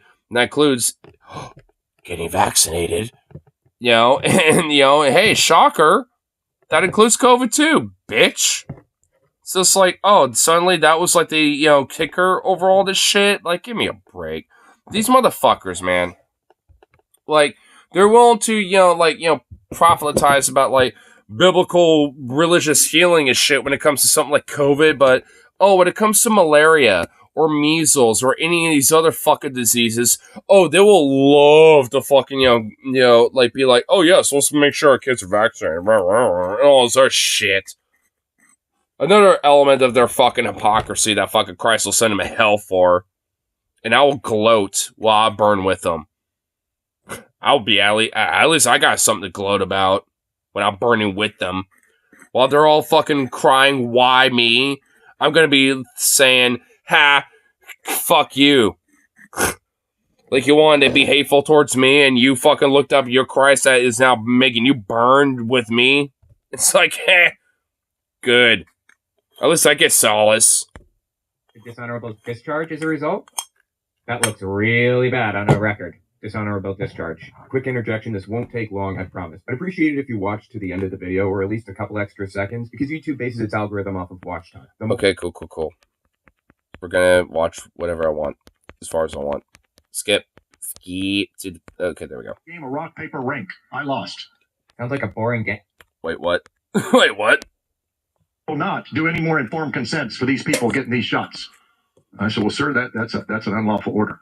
No. They gave consent. Literally, no, it's not. Like, you're under contract as a fucking service member of the military. You're a representative of the federal government as a military, member.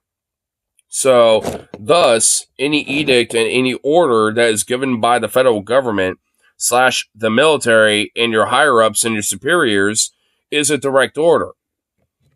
Like, I mean, I know there is the caveat of, like, if you, view that order as, like, a war crime, like, let's say, like, you have, like, a soldier or, like, a colonel that's saying, execute these prisoners. You can defy that order, and shit. Like, but when it comes to, like, oh, hey, make sure that your battalion's vaccinated or something, or some shit like that, like, that, you're supposed to abide by that shit. Like, I mean, you're supposed to follow that to a T and say, yes, sir. Yes, sir, Colonel. It's like, I mean, or whatever. It's like, that's what it's supposed to be. Like, because, I mean, this idea that, like, oh, well, I'm going to have, like, some weird religious moral objection. Like, the only moral objection or religious objection I'm okay with is, like, whether you want to wear, like, a turban or, a Sikh, headwear or, like, have a beard or something. Beyond that, like, I mean, get over it. Suck it up. Like, there's a certain level of discipline and a certain, like, order you're supposed to follow when it comes to the military, at least in shit. Like, I'm kind of a rebellious fuck myself, but I kind of recognize that type of shit when it comes to... Did Mickey the Rat just fucking squeak at me? What, you disagree, fucker? Fuck you. Shut up. You're gonna get kicked out, okay? Fuck you. You're getting kicked out. I don't even care no more. You're done. Asshole. Little fucker screeching over there. Little fucking banshee. Anyway, but it's just like... I mean, this motherfucker, though. It's just like the idea of like, oh...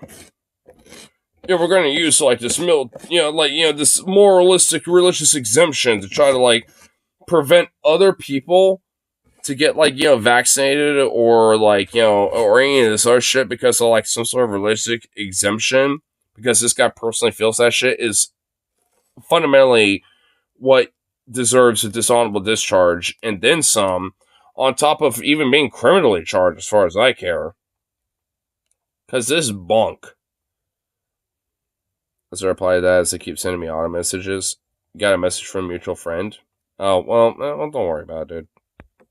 To get back. I mean, hey, this ain't like, an airport. I mean, you don't have to let me know every time, little thing.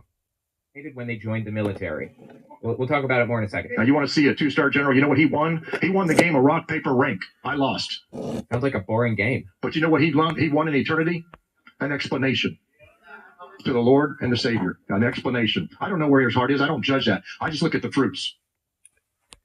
And you know what? The reason why, like, if you cowboy 10-gallon hat wearing fucking piece of dumb shit, actually read your fucking book. I mean, like, the whole idea of, like, Christ, being the sacrificial lamb for, sins like yours and that two-star general or whatever the fuck, when it comes to rock, paper, rank, garbage bullshit that you're fucking using as a bullshit excuse. Hey, guess what, buddy? Like, Christ died for your sins, so to speak, so you don't have to fucking, put that judgment on others. And at the end of the day, that's for God to decide. You got no fucking right to fucking say anything about that shit. You got no fucking, piece in that. You got no word in that shit. So who the fuck are you to say one way or the other that, like, that motherfucker's gonna have to answer to God? So do you. So do you, bitch. And according to your religious doctrine, so do I and everyone else besides. And you know what? If we're gonna hold any of that shit to account, then when that time comes, then, hey, that's for us to decide how we answer that shit now, isn't it? Like, it ain't for you to decide, fucker. You hypocritical fucking sacrificial, like, fucking soiler diuretical shit that you of the garment of Christ, you fuck. People like this, honestly, legit, have lost opportunities of people like me growing up. Because I think, in an alternate reality, if these Christians never, weren't like this, so to speak, I kind of feel like I probably would be one myself. I mean, honestly. But, like, considering that these are the fuckers that represent their religion and their philosophy or the faces of their garment, I want nothing to do with that shit. And you know what? Christ would feel the same way if you actually read that shit. If you actually read what he has to say about these things. Because he would look at these motherfuckers as a hypocrite. The prideful, greedy, soiler of his garment. He would take these people to the sword and whip him out of his fucking, holy sanctuaries of the house of God and shit. He would whip them. Literally, physically whip and prod them with the sword out of the house of the Lord. And, like, and these motherfuckers want to sit there at their fucking, like, throne and shit in the fucking, like, altar and, try to fucking, say anything for that fucker's name. As an atheist, I think I got a lot more fucking way, say with this shit more than this fucker does. I like to, see this motherfucker put me up on that fucking goddamn altar right there. See how these fucking Christians feel. Because if they have any fucking conviction in them when it comes to, the religion, they would actually be moved by what I'm fucking saying right now. If they want to actually hear a real sermon. If they want to hear a real sermon and a real fucking, message, from their Christ that they supposedly worship, man, they better put me up there. Because I give them a real firebrand sermon that will, put the fucking fear of God in them in a way that this fucker could never ever do in their life. Because this guy's a fucking fraud. This guy's a fucking fake. He hasn't read any of the fucking Bible that he supposedly is fucking preaching. This fucking charlatan. This witch. This fucking devil. This fucking Nazi. Because I know he is that too. I can just tell just based on his verbiage and what he's fucking been saying. I can just tell that's who he is. He's a fucking witch and a fucking manipulator. That's who he is. And pretty much most of these fucking Christians, sadly, they've been led astray. Led fucking astray and have repelled people that actually could have been open to their fucking doctrine. And could have been open to their philosophy. And could have been open to their edicts. But fuckers like this have turned them away. And people like me will never look back. Even if they, even at the end of the day, it's like they, eschewed this shit. Sadly, at this point, I ain't looking back. I honestly will look forward to this shit. I look to other stuff. Like, I'm more likely to be a fucking Zen Buddhist or a fucking pagan or anything else, or I guess a pagan again, or anything else and shit, more than anything when it comes to spiritualism or religion. I just happen to know their fucking book better than they do when it comes to the Bible and Christianity. And if anything, that's the main reason why I will never fucking look back. Because at the end of the day, I'll at least look at Christ and be like, look, you as a philosopher, I looked up to your words, but, they all did not get the hints. You know, say what you want about me. Judge me all you want. But at least I understood what the fuck you were saying. It's like, and honestly, I'm probably more likely to go in those fucking gates of heaven, so to speak, if this fucking Christ and all this other shit is supposedly real. I'm more likely to go in that, go through those fucking pearly gates more than these motherfuckers are. By a long shot. I ain't the camel going for the eye and needle. You know, so to speak. Or I guess the rich man, you know, going into the kingdom of heaven. It's like, shit. What, I mean, honestly, what do you think that quote is even a thing? It's like, they don't read their shit. And even if they do, they misinterpret it or even purposely do so to cherry pick their shit to be a shield for their bigotry and their hatred and their animosity and their pride and their greed and their slothness and all this other shit. The 7 deadly sins, so to speak. That's their fucking shield. It's like, they never understand this shit. They don't get it. Never will. Even despite all these schisms and all this fucking bloodshed and all this other bullshit, you know, that they've, you know, spewed over the fucking centuries, they'll never fucking get it. And they're gonna still push this shit with this fucking Black Robe Regiment garbage fucking nonsense. Because they're thinking, what the fuck are these pieces of shit ever gonna do? Like, oh, what? I'm supposed to be, like, you know, like, in a way, it's like I'm supposed to be fearful of them when they can't even understand their own fucking edicts because they're lost in the wind as a fucking death cult. It's like, give me a break. They're only going to kill themselves off. Like, and they're going to try to take everybody down with them, for sure. But, I mean, the more people know about their own edicts and their own book and their own word and shit, the less people are going to be dragged down with them. And they're all going to drag themselves. And the only people to blame are just them. They're the only ones to blame. And there ain't no, like, big elite cabal or anything like that with it. It's just a fucking, you know, them of the fundamentalist extremism of religion that is bastardized and has chimpified, really. Like, you know, made chimps of fucking, like, you know, humans, basically, when it comes to this type of shit. It's just like a chimp in a fucking 10-gallon hat. You know, basically, that's like what this motherfucker really is at the end of the day. That's all he ever is going to be. That's all I do. Fuck this fucker. Okay. This dude is just bizarre. Anyway, I don't know if you guys have ever, like, been in the military. I don't know if you know anything about it. But this is what happens when you join the military. You go to boot camp, kind of. I mean, no, not really. I know people in the military, dude, and most people that I know did not turn out like this. That's bullshit. Do I really have another disagreement with you now, Owen? I also have some gun takes. Oh, everyone from the military is going to turn out into some radical fundamentalist freako or something? Some nationalistic, like, you know, fucking sheep or machine or whatever? Really, dude? Are you really going to say that? I'm nitpicking, but whatever. To, you know, shave your head, give you dog tags, and the whole 9 yards. This is part of it. This is a video from the U.S. Navy, I think 2018. Yeah, August 7th, 2018, the U.S. Navy showed this video. What will you say in every single box? Age and allergies. So your age and your allergies. They should not have to ask you. Do you understand that? Yes, ma'am. Please make sure your sleeves are rolled up high so they do not interfere with the shot. Stickers should be centered high as well. From this point on, there should be no talking unless you or the person next to you needs medical attention. Do you understand? Yes, ma'am. No allergies. Stick on the back of your hand and go to ma'am. 18, no allergies. 18, no allergies. Up on the box. Right. 18, no allergies. So, it's like a educational video or something like that of Navy seamen and seawomen getting their shots, I guess. And just like the procedure of it, this is pretty this is literally normal. And they're also asking, you don't got no allergies or anything like that, blah, blah, blah, that we need to be aware of? Like, because if you do, then they're probably going to at least, you know, have some sort of an alternative means of being able to at least, you know, get you immunity and inoculation and shit like that.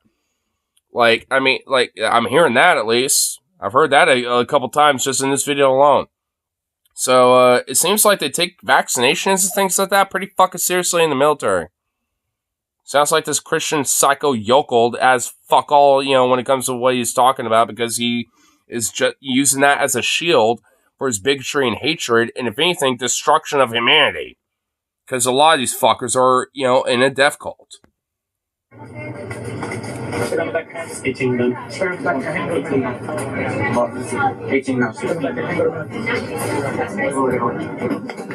U.S. military is deeply impressive in a lot of ways, actually. I mean, it's a war machine, and it's ugly and brutal, and we're lighting money on fire on shit that we don't even need, but we are the best in the world at doing that shit that we don't even need to do. I mean, the best in the world. When there's a disaster, or when, we're flying into an area or something in the military, and we have to set up field hospitals, U.S. troops can do that. They can go in and set it up, and they don't have to worry. Other militaries can't do that. You know why the U.S. military can? Well, I mean, other militaries can do that, but just not as efficiently and in the same, like, rapid pace rate that the U.S. military can. I mean, it seems a little like undermining other countries' abilities when it comes to shit like this, but I mean, because they are capable of that. Because they get vaccinated for everything ahead of time. Because they have malaria treatments and all kinds of preventative measures to protect against diseases that people would otherwise have to worry about. The military in the U.S. is It's kind of the reason why the other countries have the same thing, because usually a lot of them piggyback off of us. As a result, at least in part, of our vaccination program. The moment you sign the enlistment papers, you are no longer Owen Morgan. You're now government issue Owen Morgan, GI Owen Morgan. You are owned by the military. Yeah, you're private first class, Owen Morgan. You're private first class Morgan. Yeah, like that. Yeah, like that's kind of what. Like you were saying from him, like he was kind of getting into it. This is what you were saying from earlier. What I was talking about. Like, yeah, when you're in the military, you're at that point a representative in a public, worker of the U.S. government. You're not just private citizen. You're now like, I am now the public worker of the federal government as private first class, Morgan, or private first class Peterson, or private first class fucking Johnson, or whatever the fuck, right? Like, I mean, it's one of those fucking things where it's like, you're no longer just like, some dude has your own personal opinions. You're a representative of the government in some way, shape, or form. And there's different standards in that type of shit versus, the standard of, being a private citizen, right? Like, that's the main difference when it comes to this type of shit. You're a slave to the military. And that includes, even like, being like a public worker for the government as like a counselor or a lawyer or a public defender or literally anything. As a doctor, firefighter, etc. Like, if you work for the government in some way, shape, or form, there's fundamentally way fucking different standards, when it comes to, well, maybe not like completely way different, but there's like a different standards when it comes to like, that type of shit versus, working for like some grocery store or like, or whatever the fuck, it's like there's a whole different thing going on there. There's different standards, different regulations, and different things in place. Or, I mean, at the end of the day, because of that is mainly why is because you represent the government. You're representing the state in one way, shape, or form. It's disturbing and disgusting, though, isn't it? I mean, it really is, but I mean, I want, like, I know you're saying, I mean, I want, not to assume, but, like, I mean, my assumptions are kind of a little validated, because, like, a lot of these Christian death cult movements are like this. I mean, and this isn't exactly nothing really new under the sun, but a lot of this shit, and to your point, for sure, is ramped the fuck up. Like, especially post-2020, this shit has been way more common and way more rampant, and definitely been way more of a growing underbelly problem than people realize. I mean, 100%. Like, I mean, it's not just in, like in the southern states either. I mean, certain places like the PNW, West Coast, places like in New York and shit. I mean, especially, think about it in New York, right? Like, because you have a lot of these, MAGA chuds that will show up, when, Trump's, show up to court, in New York and stuff, and doing their weird things, and some of them come from the Bronx, and some of them are New York residents, but a lot of them aren't. But nonetheless, it's like you got this weird hodgepodge of fucking weirdos, and shit. It's like, I mean, there's an underbelly of this shit that's been there for a long fucking time. I mean, Trump isn't really like a culminator of it all, but he's definitely been kind of like a more contemporary face for it, for sure. Because, like, I mean, you got a lot of these motherfuckers growing with this type of shit, and it's been there for a while. And, I mean, because I remember growing up, even in the Wild West days of YouTube, where I'll run into, like, these channels or videos, from these weird, like, Christian militia channels or Nazi channels and shit, like, literally, where they will have a bunch of videos of them, like, doing their stupid shit. And back in the day, even as a little kid, I would be fucking trolling their asses and shit, at the time. It's like, because they've always been there. But now they're feeling way more emboldened than ever, for sure.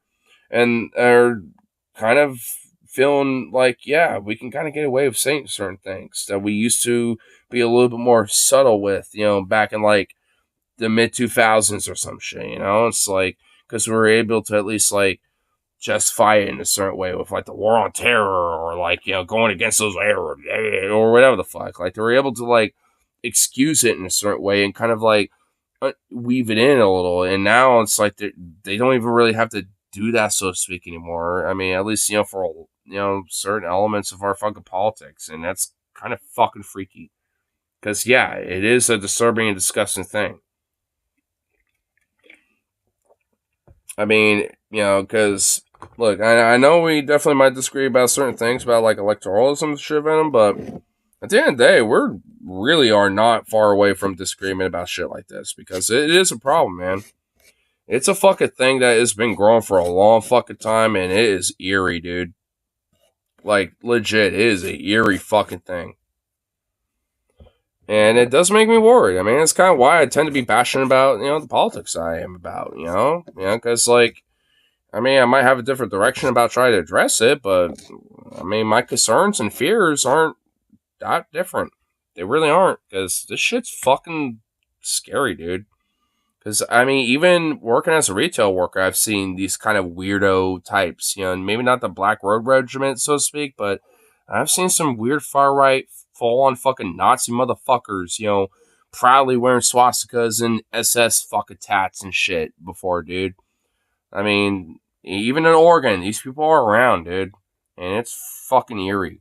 And I don't like it, and man, I wish that we weren't in such a we gotta be kind and civil, tolerant society, because holy fuck, I mean, the urge to just fucking clap a motherfucker with shit like that is way too fucking strong on me, dude. I mean, especially these days. I mean, fuck. I get this whole be kind and tolerant idea, but you know what? If we got these, people and, like, different individuals that are, like, jeopardizing my rights and other people's rights and shit, then there ain't no room for kindness for people like that. So it's like, I get the whole idea of being kind and stuff like that, because I'll see some stuff like that around my neighborhood and shit, but it's like, I'll be kind as soon as, motherfuckers out there aren't trying to jeopardize my fucking rights. You know what I mean? It's like, it's kind of the whole tolerance paradox kind of thing. It's like, I ain't going to be tolerant of intolerance. Like, fuck that shit. Like, what? Am I going to be kind to this unkindness of, like, just dehumanizing people like me just because, oh, we ought to be kind because of civil, like, discussion and blah, blah, blah. And it's like, fuck that. I ain't about that shit. Like, if I got a motherfucker looking at me because I'm a queer person or a lefty or a commie or whatever the fuck, and wants to shoot me because there's some religious far-right Black Robe Regiment fucking Nazi freak or some shit, then, yeah, as far as I'm concerned, I'm gonna rather punch him in the fucking face as far as I care. Nazi punks, fuck off. That Kennedy's had a whole fucking song based off that shit. Like, because it's like, if we, let them intermingle around, then the cops, and the fucking system are the only ones who win. Like, even if you don't like the song or the punk vibe, so to speak, at least look at the lyrics of that song. Because, that type of shit, and what that song's about is criticizing shit like this. I mean, maybe a little bit more niche and thematic, with Nazi punks and whatever, but extrapolate that to shit like this, and it really ain't no different at all. Because why should we be tolerant of shit like that? Because if we allow that shit to fucking intermingle with stuff like this, then the only ones who win are the system, the fucking cops, and, you know, and the ones who exploit all of us at the end of the day. They're the ones who fucking win. And if anything, Nazis take advantage of shit like that. So fuck them. They can fuck off. That's the whole point. You know, it's like, fuck that shit. And fuck these people. Rip might want to look to it. Hey, honestly, I'll like this and share it to the Telegram chat for sure.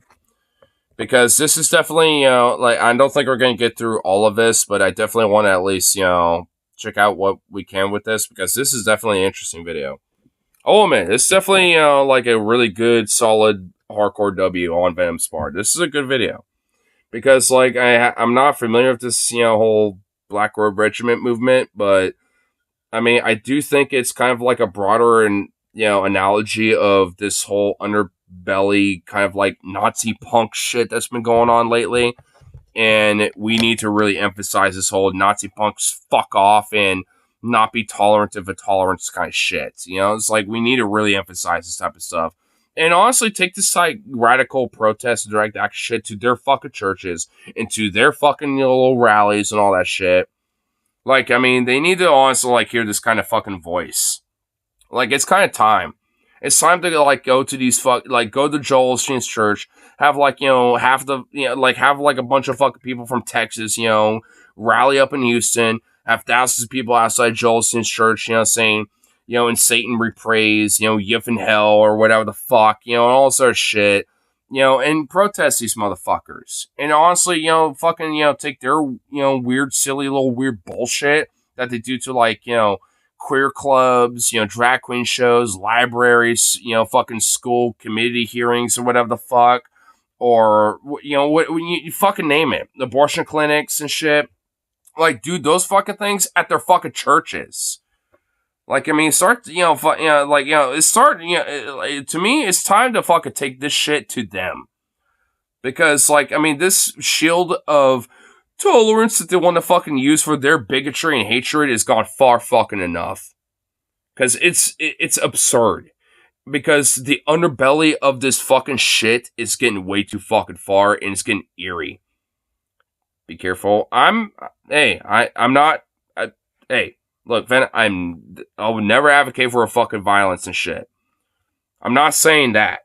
Never, ever will I ever fucking advocate that shit. Don't misconstrue what I'm trying to say there. I'm just saying, have, like, you know, get people together, you know, go on the fucking, you know, sidewalk, you know, outside of these churches and have signs up and be like, hey, you preach bigotry. Why does your Christ preach love?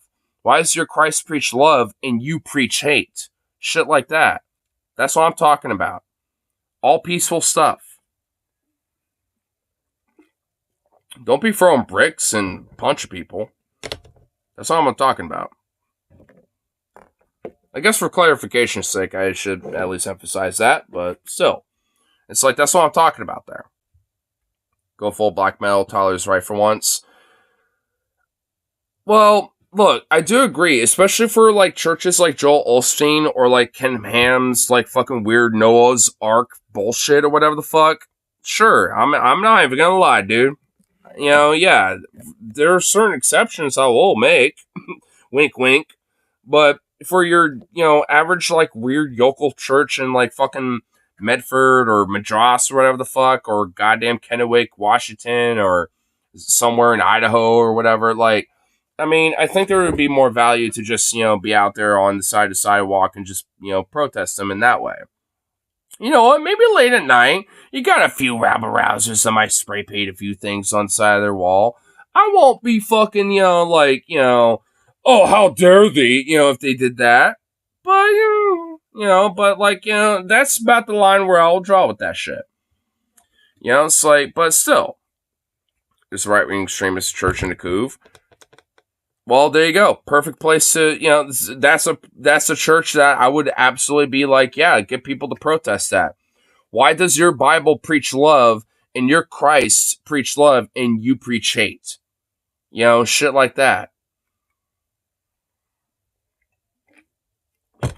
Because, dude, you know what? I know you're not a religious guy and stuff, but hold on. Actually, legit, there is a verse in here in the Bible that I actually do kind of like. I want to find it really quick. Where is it? It's Mark chapter 7, verse fucking... Okay, here we go. All right, I'm at Mark. All right, Mark. It was chapter 7, verses. Yeah, here we go.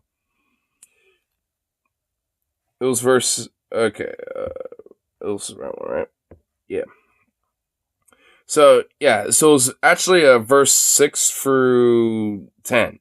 So here's the verses I'm talking about here.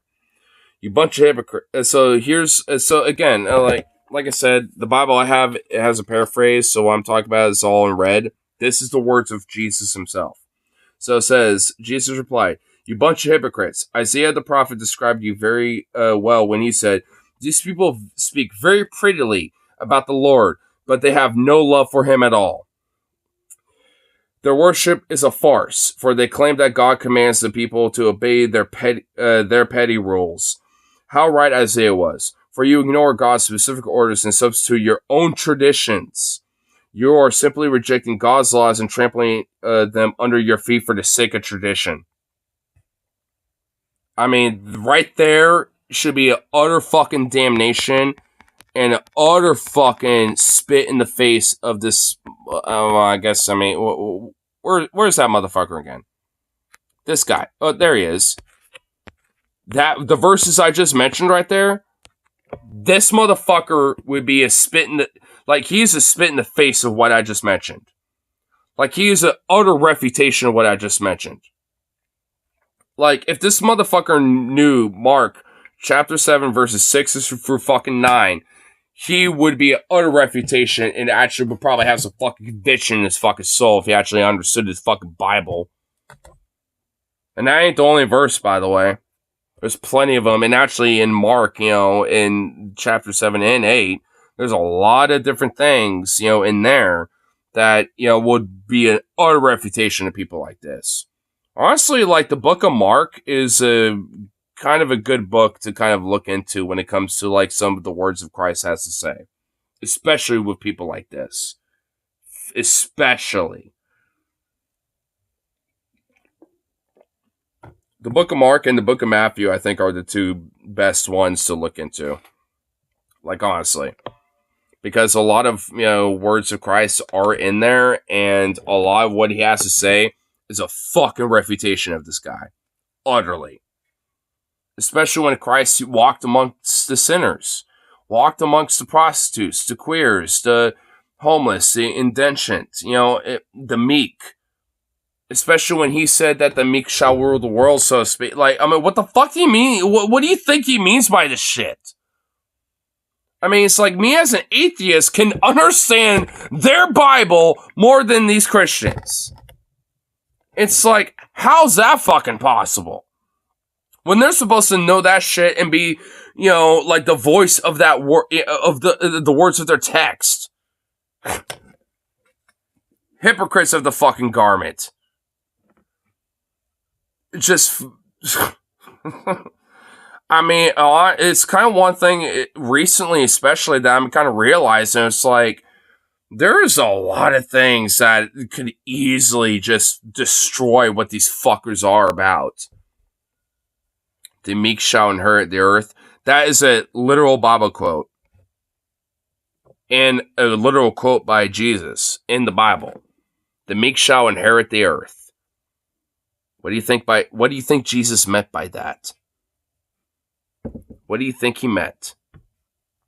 He didn't mean fuckers like this. He didn't mean fuckers like Pat Robertson or Joel Osteen or Kenneth Copeland or all these hypocritical shits. He didn't mean these people. He didn't mean the MAGA chuds. He didn't mean any of these people. He meant, the impoverished. He meant the indentured. He meant the queer folk. He meant the prostitute. He meant all these individuals. Those who thought sinned. He who cast the first, like, he who shall cast the first stone, he who is without sin shall cast the first stone. And hey, when he said that, no one fucking did. I wonder why, huh? He who's without sin shall cast the first stone, and if no one does, aren't we all? Is that the whole point of the idea of why Jesus came back here? Or came to earth, is to be that sacrificial lamb, to be the forgiver of all of our sins from past, present, and future. That's kind of the point of Christianity, for us to live and experience and actualize ourselves as human beings and live the best of who we are, so we can, look at, the afterlife and be like, hey, we were the best of who we were. Hopefully, it's good for you and cool, yay. Yeah, that's kind of the fucking idea, so to speak. Especially the idea of, like, when it comes to living as, as a Christian, so to speak. And honestly, it seems like, arguably, a lot of people who tend to not be Christians live more like fucking Christians than Christians do. That's one thing I've noticed, especially atheists, or agnostics especially. Like, those are the two groups that I've noticed that tend to live more like Christians than Christians. Granted, not every Christian, but a lot of them, a shitload of them, most of them. At least watch half. Well, yeah, like I said, we're gonna keep going with this because honestly, dude, like, I love this type of stuff. I love talking about religion and theology. Like, this kind of my bread and butter in a way, because I grew up as a Christian. I've, like, multiple times in my life, and honestly, even recently, I've been kind of reading up on the Bible a little bit. At least as an atheist now, but, before, kind of agnostically or as a Christian. Like, I mean, this is my bread and butter, dude. I love this type of shit. Like, honestly, like, this is my favorite type of stuff. So, yeah, or as far as I'm concerned, until I run out of steam, we're going to keep going. At least with this, dude, that's why I love this video. Because, honestly, like, again, it's my bread and butter. I love this type of shit. I find the whole thing so dumb. I agree. It's dumb, but scary. But yeah, I mean, like Venom said, it's dumb but scary, but also valuable to understand and learn about as well.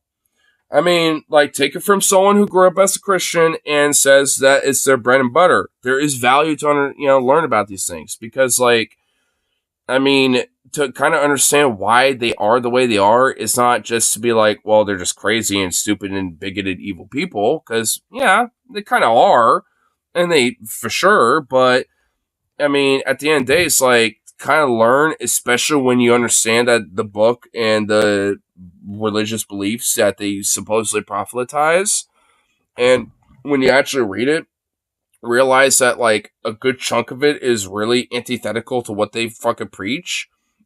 It's like, you kind of realize that there's a lot of valuable weapon, tools, and munitions, so to speak, when it comes to the Bible itself. Especially against people like this. Like, legitimately. I'm not even kidding.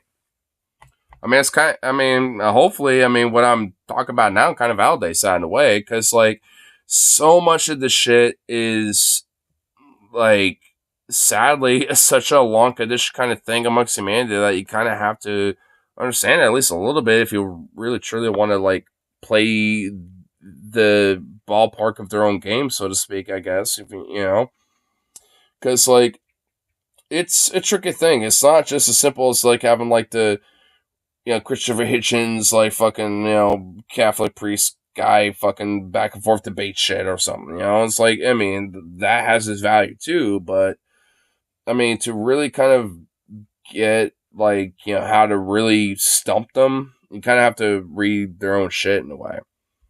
I guess that's kind of where, like, me growing up as a Christian has its value, I suppose, but, I mean, that's, I guess, why I'm such an anti-theist myself, especially, not just as an atheist, because, like, I just realized how much humanity thwarts and twists and is such a hypocrite to religion, It's like, and the thing is, like, I'm not even against that. If anything, I will admit, I think there is kind of a part of me that kind of wants, like, something that's actually generally, like, kind of good and meritable with something like that in a way. But it's like, nothing about humanity, what it offers, so to speak, is that. It's like, like, because of how much we twist and thwart and have such a destructive philosophy or mentality and shit or ideology when it comes to these belief systems. It's like, and that rejects me, entirely from these things. It's like, ugh. It's like, ugh, gross. Ugh. So, like, I mean, like, I guess in a weird way, it's kind of like a yearning in a sense of like wanting to actually have something that's kind of like worth the fuck, that's actually kind of productive and like positive, in a sense when it comes to this kind of broader spiritualistic religious kind of like element that is a part of humanity. But it's like so much of what that is, I guess, like especially what humanity has offered is, like I said, pretty destructive. Not everything. Like there's a lot of elements about like religion and spirituality that humanity broadly has offered, when it comes to like paganism, animism, Buddhism, Shintoism, etc., you fucking name it. It's like, I mean, that I think it's like awesome, really dope, really cool shit. And I'm just like, whoa, and I kind of, if anything, I kind of think it has a little bit more of a closer connection than some of these more monotheistic religions, especially the Abrahamic kind. So it's like, I mean, it's not like I'm against it all fundamentally across the board. It's just like, but humanity just is too much of a hypocritical, like, being, for it, I think. Like, if it's like, it's almost, I guess, like, in this philosophical way, it's almost like kind of too deep for us to really, truly, completely comprehend because of our lack of understanding of things around us. And that's kind of like a detriment in a sense because of that, because like we're always yearning for like an understanding of the world around us, so to speak, but we always want to fill the gaps, and that's where the whole God gaps comes from. And it's like, I mean, so it's kind of like a double-edged sword, in a way when it comes to that. It's like we're yearning for such an understanding, and sometimes we're not just in a era where we can quite figure it out yet when it comes to certain things, and it's like we want to try to fill the gaps. I mean, that's the whole reason why the whole God to gaps fallacy, or that whole thing exists in the first place, because of that shit. I mean, because like at the end of the day, humanity's yearning for a fucking understanding, and at the same time, like our own hypocrisy gets in the fucking way of that way too fucking much, especially with shit like this. Because to bring back full circle, it ends up being a very destructive nature where it's like we end up tearing each other apart in this weird, unstable, violent element where it just ends up bubbling up, and that shit gets fucking eerie. What are you doing over there, Mickey? Yo, Mickey the Rat, what are you doing over there, you little shit? I can hear you. Hello? How you doing there, Mickey? Are you gonna get caught in this fucking rat cage or something already, for fuck's sake, you little son of a bitch? You've been causing a lot of ruckus tonight, buddy. A lot of ruckus. Would you have sex with Mickey? What is wrong with you? He's a rat. He's literally a rat, my dude. What, you want me to literally be like Vlad the Impaler and like literally like shred him in half with a dick, bro? What the fuck is wrong? No. Bro. Seek a therapist. I'm like, goddamn, bro. What the fuck, bro? You're gonna need deep fried fat later in the morning. Honestly, sounds more kind of like a scritch. Sounds like, yeah. You know what?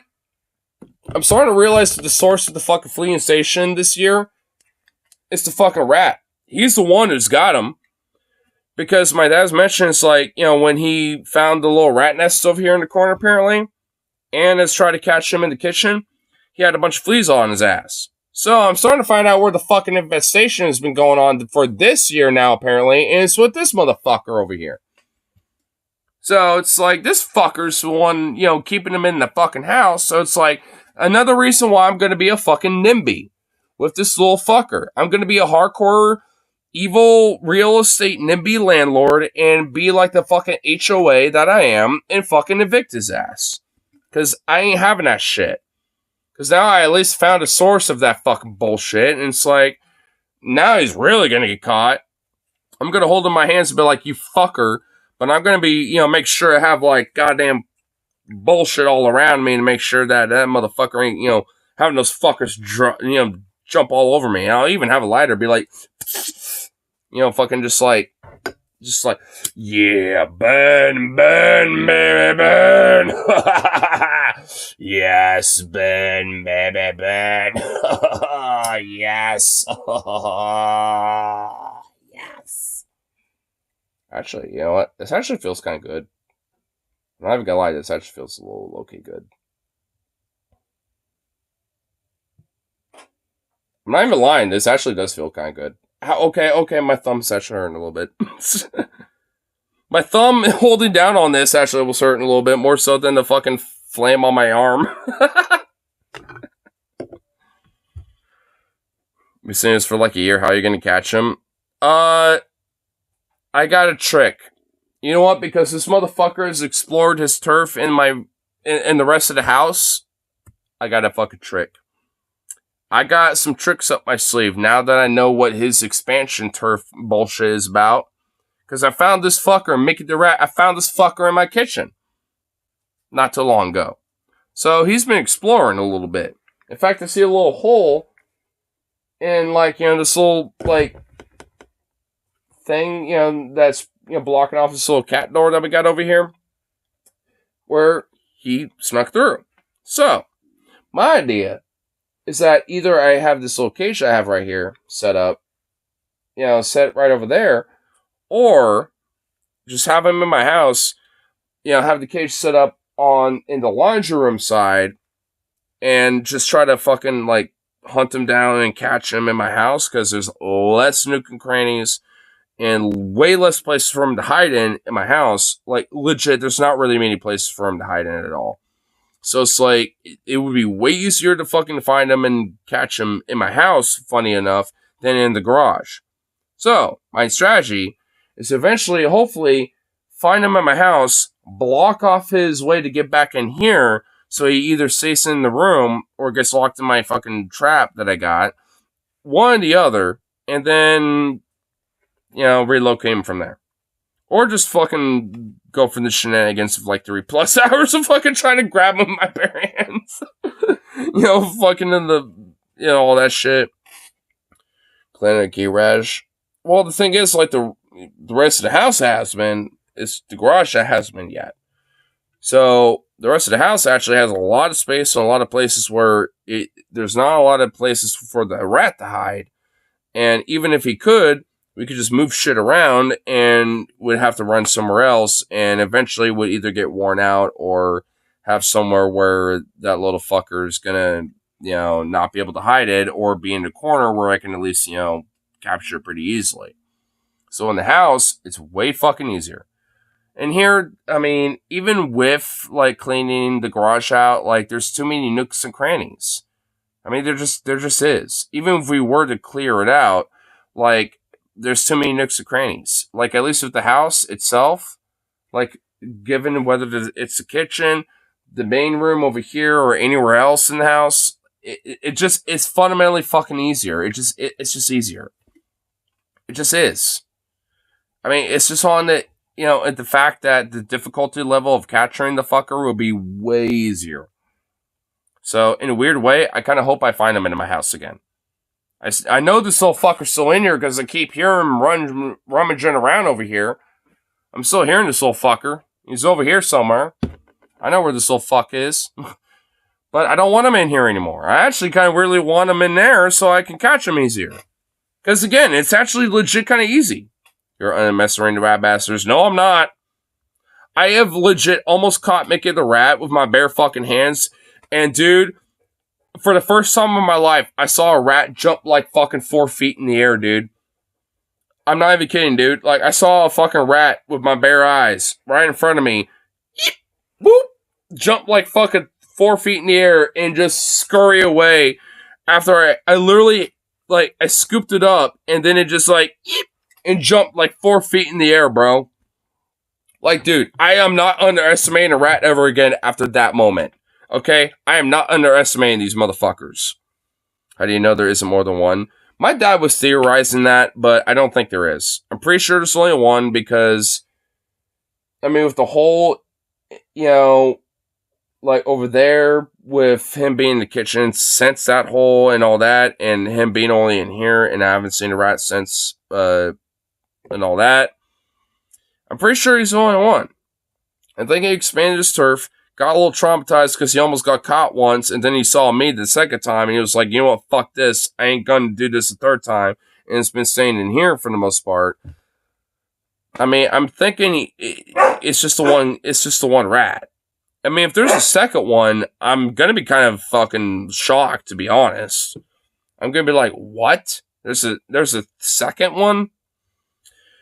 Because if there's a second one, that probably means that it may or may not be breeding season, and that ain't good, and I don't want that. Because that means there's going to be a lot of them, and I don't want that, and that's going to be terrible. It's going to be really bad.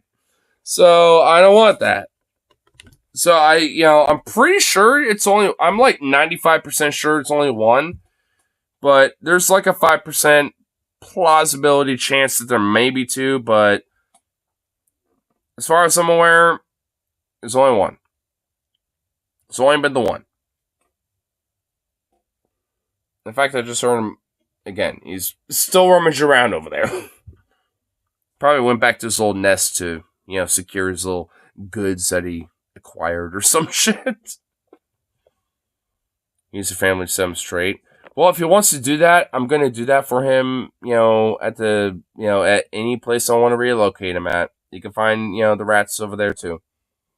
And befriend them, make a bunch of babies, and then raise them babies.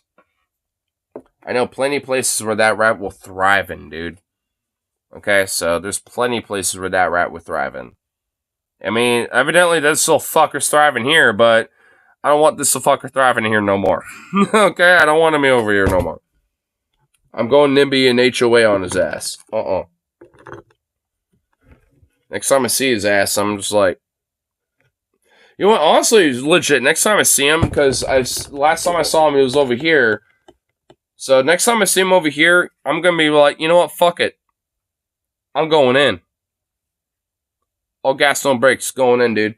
Next time it happens, even if I'm streaming, if I see him over here specifically, because I know there's less room for him to hide over here, I'm doing it, dude.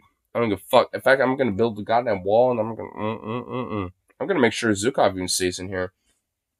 Dude, I got a strategy now. I got a few strategies now. Wherever I see this little fucking rat bastard son of a bitch, I got a strategy. Oops. I got one now, because fuck this shit. It's driving me nuts. This little fucker's honestly starting to drive me nuts a little bit. I'm going HOA on this fucker. I'm done. I'm dumb as fuck now. I'm still going to hold him in my hands and be like, gotcha now, you fucker. Like, I'm still going to do that. I'm not going to be satisfied until I have him in my bare hands. I'm just like, yeah, that's right.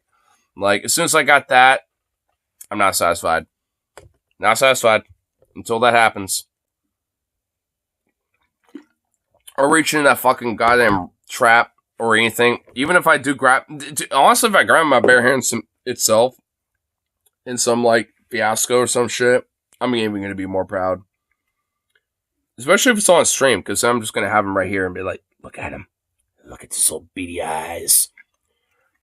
In fact, I'll even let y'all, vote on what I do with him.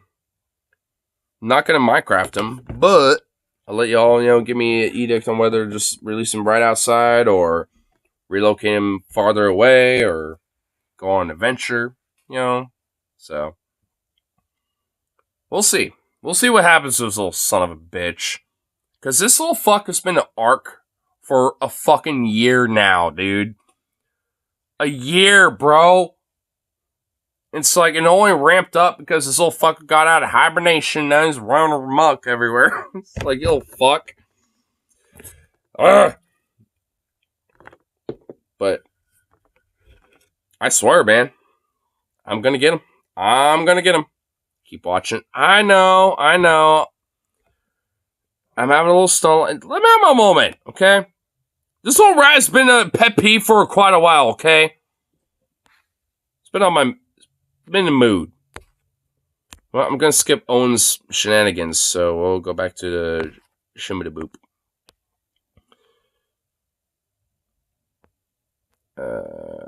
Guess he reaction now. Go. There we go. Suit up after sermon.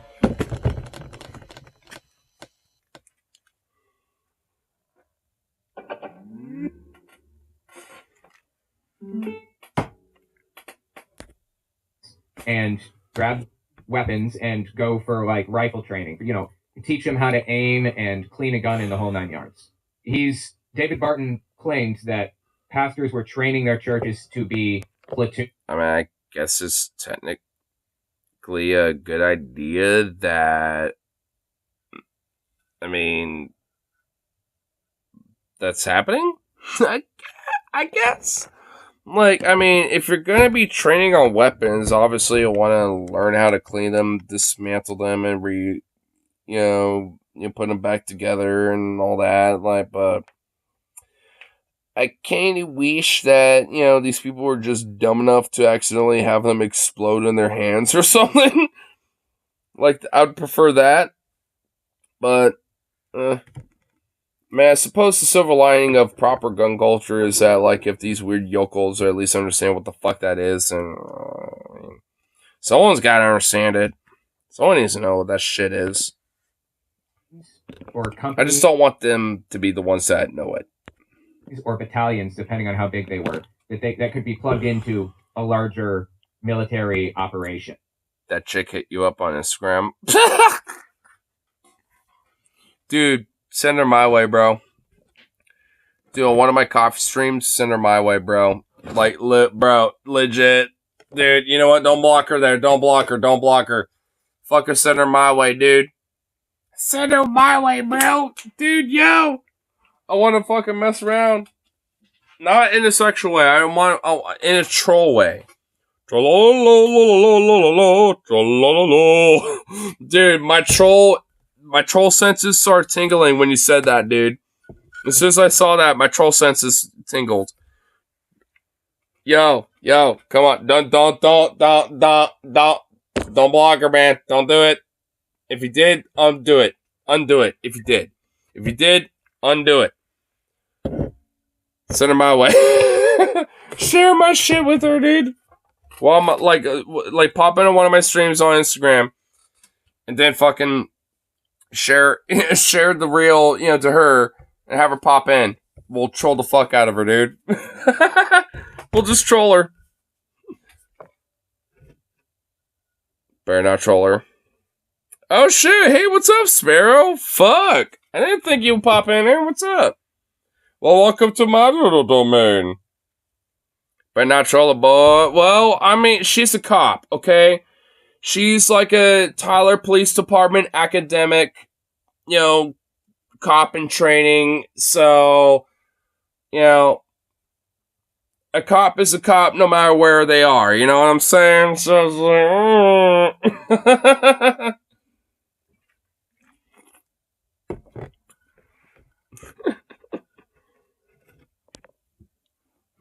It's false. It was all a lie. The entire time, he lied. As far as I can tell, the term Black Robe Regiment didn't exist until David Barton mentioned it in 1995. But these people drank the Kool-Aid. Bill Cook and this pastor on stage here, and the previous one too. They drank the Kool-Aid and believed that the Black Robe Regiment existed at one point, and it must exist again.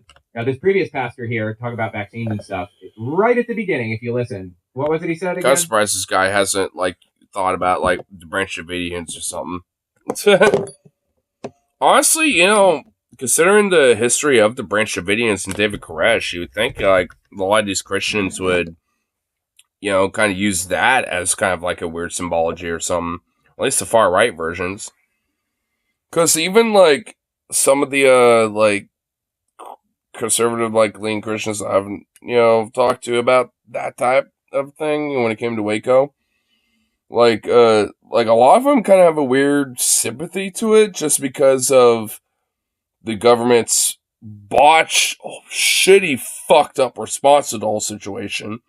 On top of the fact that he happened to be a denomination of a Christian, despite being a cultish denomination of it, with the Branch Davidians. So it's like, I mean, there's kind of a weird, like, mixed bag between Christians about that a little bit.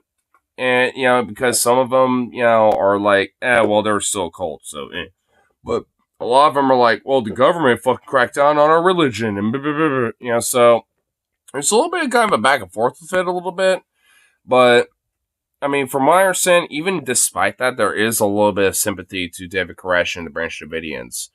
And you would think, like, this whole Black Robe Regiment thing, even if it was founded in 95, would be, like, you would think, like, this whole Branch Davidian thing, like the Branch Davidian Regiment or some shit, would be kind of like the name, so to speak. At least considering the history of that, so to speak, versus, like, the Black Robe Regiment, because I literally have never heard of that before until now.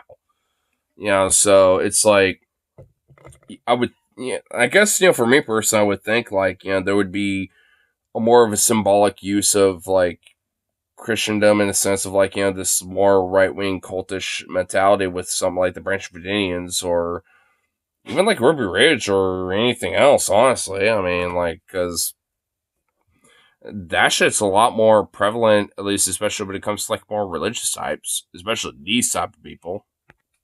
Quick interjection. This won't take long, I promise. I just want to say I'd appreciate it if you check my Patreon. OwenMorgan.com/Patreon. Didn't you already do this, buddy? I love you, Owen, but didn't you already do that? Where it's going to be. Having patrons gives me some... Signed on January the 1st of this year at 231 of us signed on January the 1st of this year at 0400 hours. 231 of us in and out of uniform. 231 pastors. As far as I can tell, I think this is what he said. He plugs his Patreon 2 times per video. Within the first 10 minutes? I mean, I could get it if it's, like, the beginning of the video and then at the very end of the video, but he did it in, like, within the first 10 minutes of the video.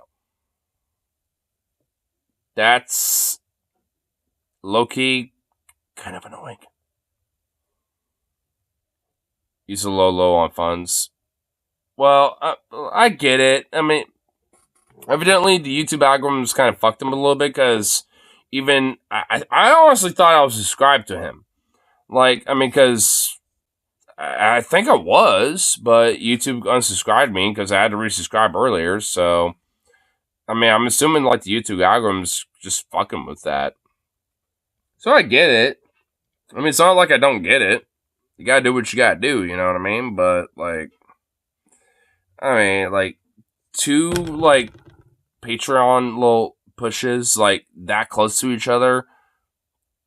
Do one at the beginning, at the end of the video. Not, like, within 10 minutes of each other. I guess unless you have a 10-minute video.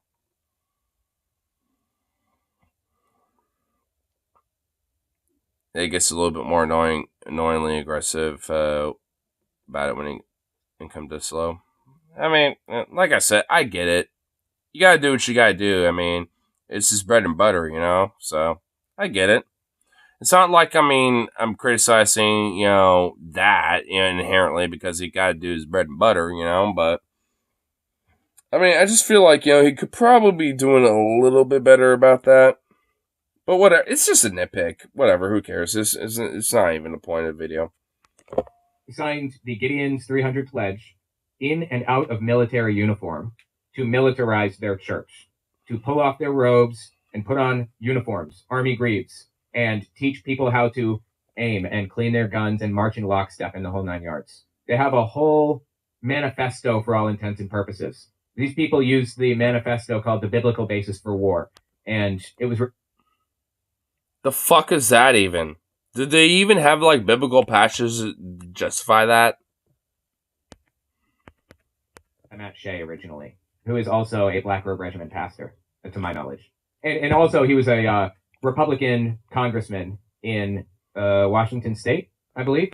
Wait, who? Who? Well, who? So called The Biblical Basis for War. And it was written by Matt Shea originally, who is also a Black Robe Regiment pastor. Matt Shea. You know what? Looking him up.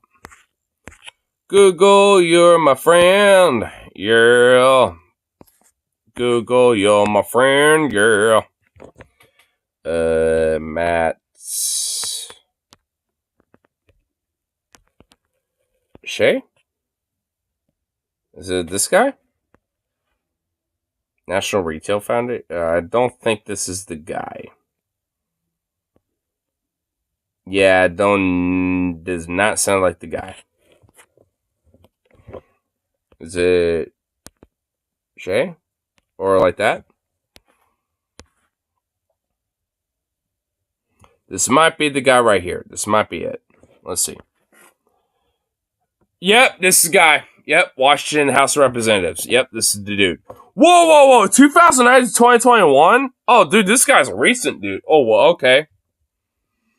Far-right American lawyer, pastor, and politician. Well, that's a fucking trifecta of fucked up that you don't want to see in a politician. Woo! Awesome. That's off to a great start. Good shit. Love it. I just started reading a little bit further. Hold on. Representative... Oh, wait, hold on. So, a 2009 report published by the Washington House of Representatives accused of Shea of domestic terrorism in relation to his role in series of standoffs with federal authorities? He had a standoff with the feds?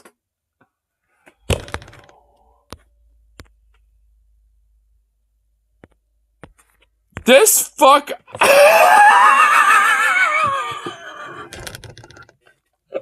This motherfucker, this guy, this little fucking twink, pipsqueak little bitch that would literally have his pussy spread like a goddamn fucking Red Sea of Moses if he was in prison?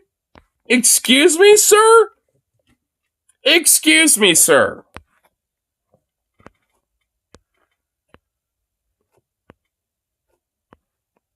And, of course, he is a veteran of the Washington National Guard.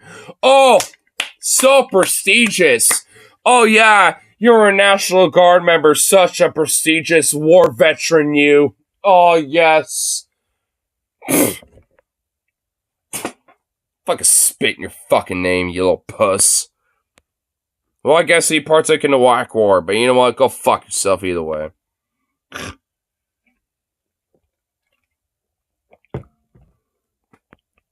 Shea was referred to the FBI for investigation as... Wait, what?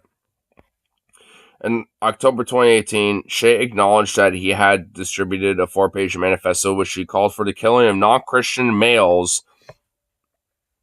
What? If a war were to occur and they do not agree with the fall of fundamentalist biblical law. Shea was referred to the FBI for investigation as a result. Oh my god, dude. This guy has got some fucking baggage, bro. Oh my god. An investigative report commissioned by the House issued on December 1st, 2019 found that Shea participated in an act of domestic terrorism against the U.S., organized and supported the 3 armed conflicts of political violence, and advocated for replacing the government with a theocracy and the killing of all males who do not agree. And rape and pillage and enslave all the women who, are a part of that too, I'm assuming, right? Because, curiously enough, you don't talk about killing all the women who are a part of that shit too. So what, you want to enslave them and make them your concubines and your fucking rape fucking trophies or some shit? You fucking psychopath piece of shit. You evil fuck. Dude, I bet, bro. I 100% bet this fucker, this savage, this Neanderthalic barbarian fucking believes that shit. And this guy was a representative in the fucking state that neighbors me. In fucking Washington. Fucking Washington rep, dude. And he was saying this shit while a representative of Washington.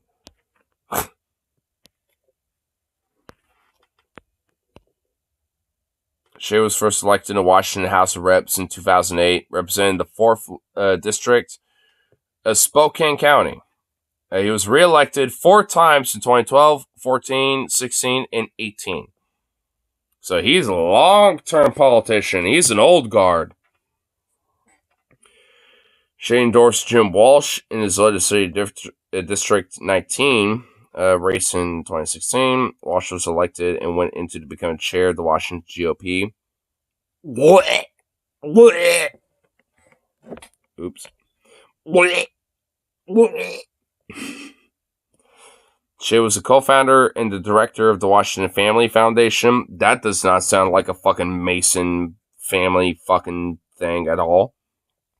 Socially conservative advocacy group.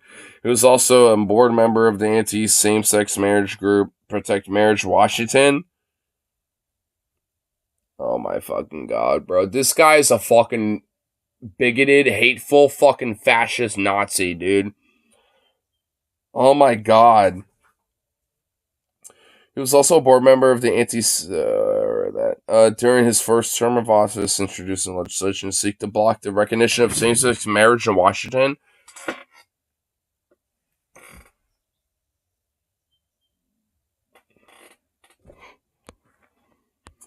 Shea is the founding member of the current chairman of the Coalition of Western States.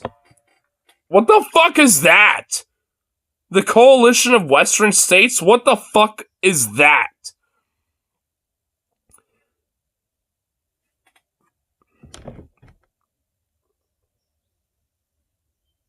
I'm literally hearing the birds outside, but I don't even give a fuck.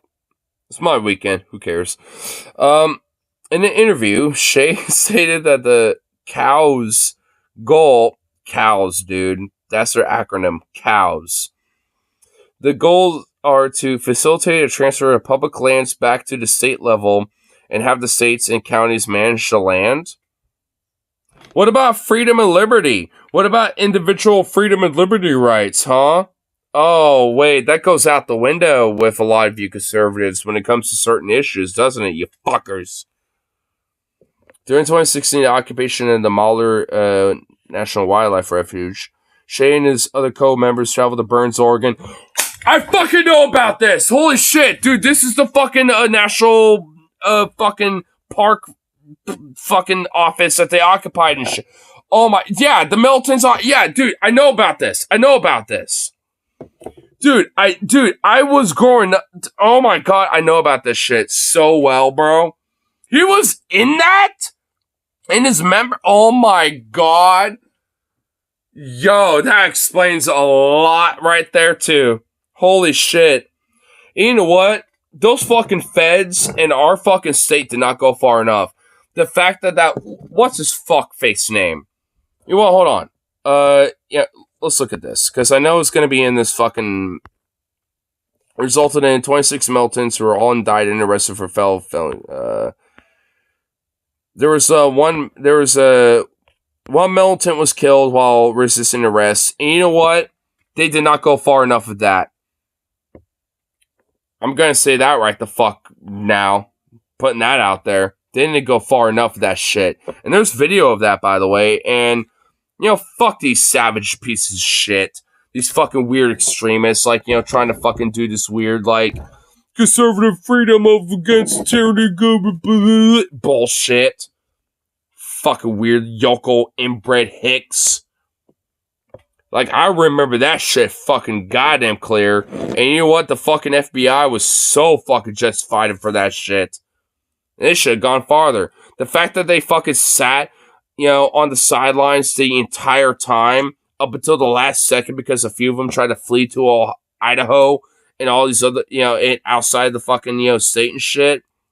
Nah. That was bullshit. They should have fucking broken that shit up. Went in their fucking arms to be like, nah, you're fucking militants and extremists. Get the fuck out of here. We're arresting all of you. And you don't want to fucking use those guns against us? Oh, We're fucking expert, fucking trained, weapon experts here.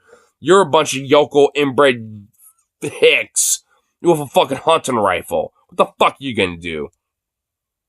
Because like the one time they decided to, fucking flex a little bit of that shit, they got fucking murked.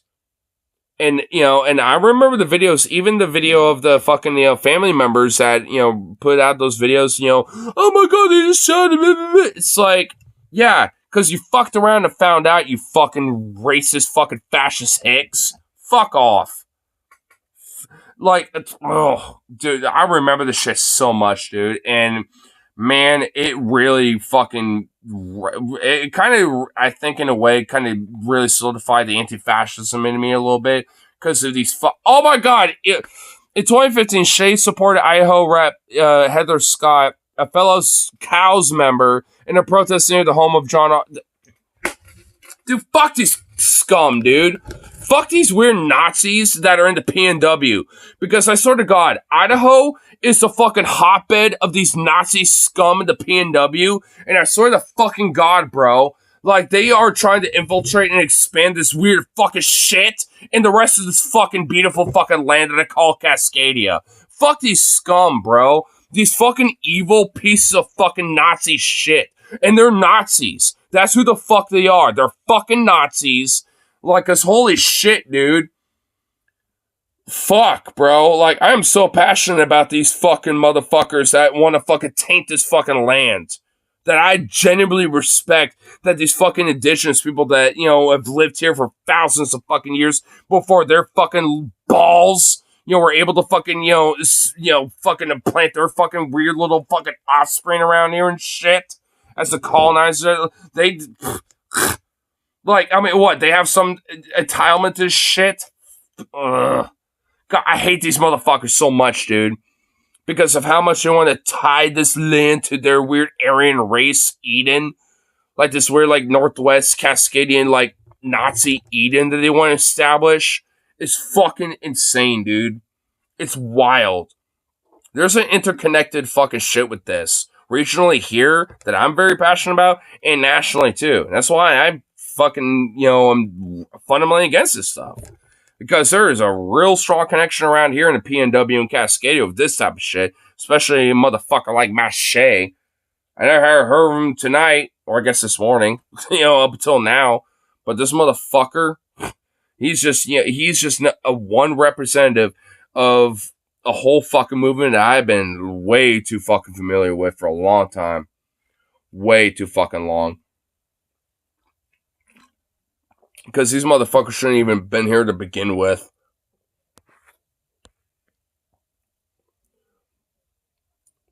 Shea organizes the Spokane chapter of Act for America, an anti-Muslim organization designated as a hate group by the Southern Poverty Law Center.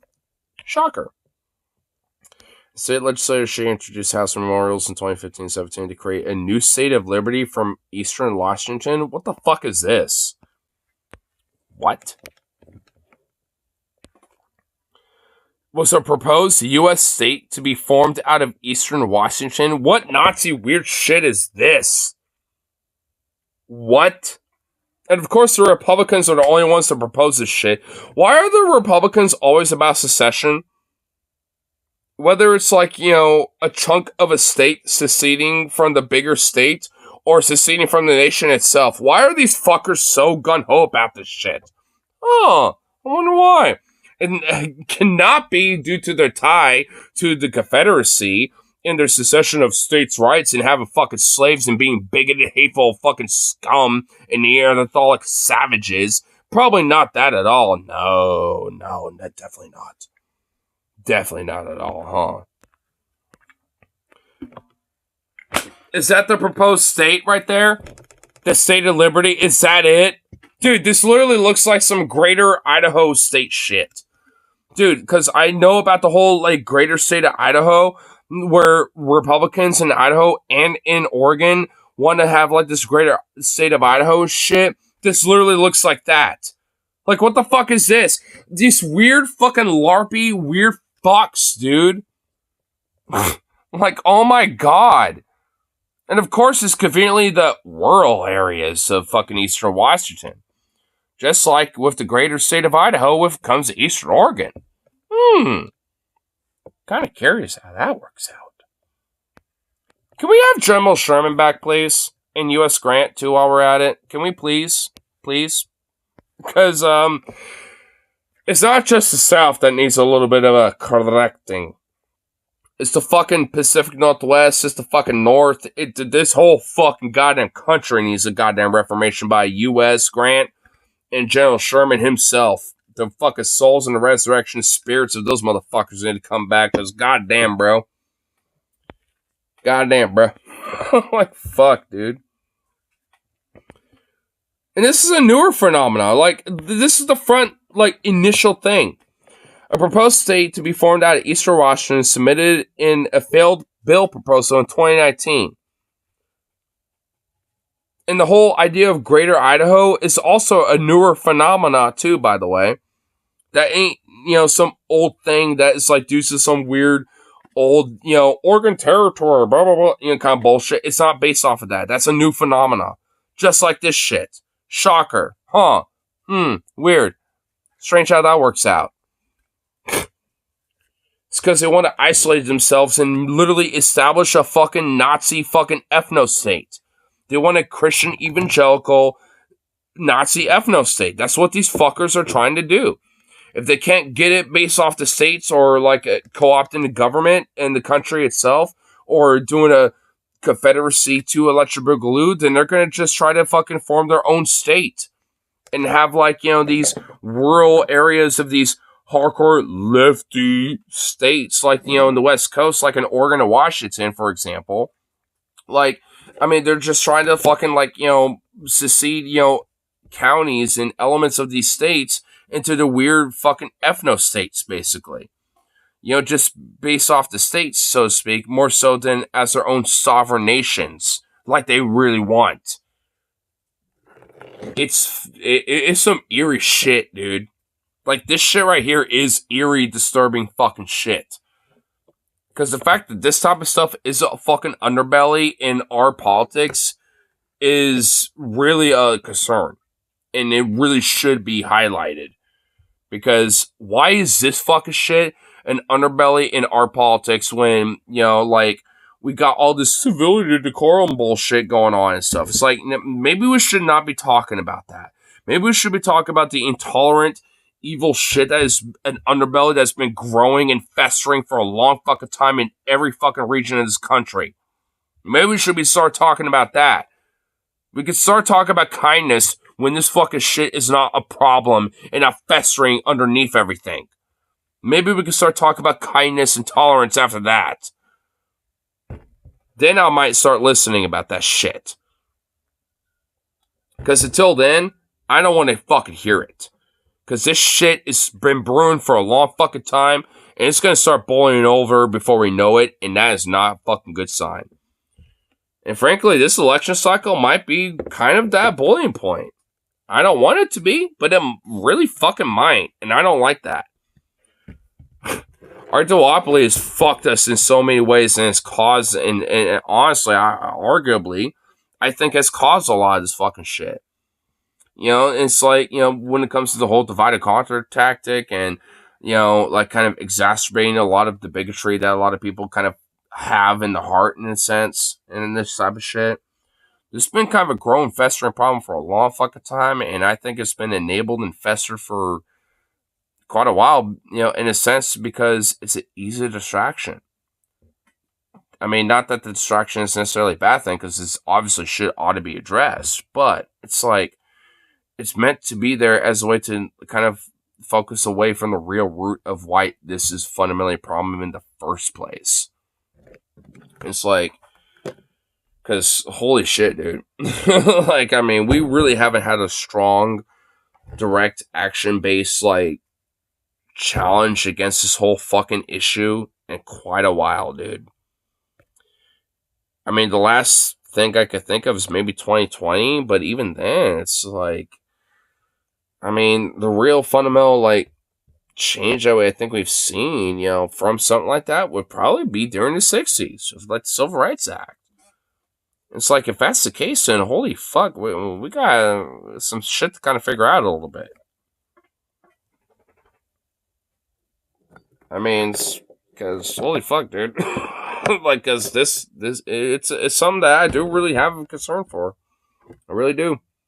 And I worry about, like, where, people are going to be, because of something like this. Because I don't want people to be worse off. I really don't. I hate the idea that, like, our fucking system kind of forces us to kind of be worse off in a sense, and we have to kind of, like, pick and choose of how better or worse, that's gonna look like in a way. It's like, I hate how that's how our system is, but it's not like it has to stay like that forever. But I mean, there has to be an element of, breaking that type of cycle at some point. Because shit, at this, I don't think, doing the same thing that we're doing now, especially with the broader electoralistic, like, direction, is not gonna address this. If anything, it's been kind of exacerbating it for quite a while, and we can't be focusing on that. It's like this direct action narrative, and at least organizing towards that direction is something I think needs to be more of the broader focus. And I think, honestly, even with people that do kind of focus on electoralism, there ain't no disagreement broadly. If anything, we got the same fucking worries, the same fears, the same concerns. I mean, we just have different tactics, but we just need to find that genuine, like, positive middle ground that where we can, work together, so to speak. And I'm not saying that to anyone in particular. I'm just kind of saying that broadly. It's like, as leftists and progressives, obviously, as a small little voice that I am, I'm just a tiny voice. I'm just saying that broadly to the left. It's like, because there is a definite, like, like, thing that, I think we could really focus with here, and it's spooky sometimes. It can be sometimes, at least. What's my intention? Well, we don't really have to mention that, I guess. I'm not going to repeat myself, to be honest. I mean, like, if you want to know what I was talking about, just go back to what I was saying. Rewind like 5 minutes. Oh, to be honest, I'm not going to repeat what I was saying. Mostly just because, like, I mean, I kind of forget exactly every tiny little word I was saying. So, but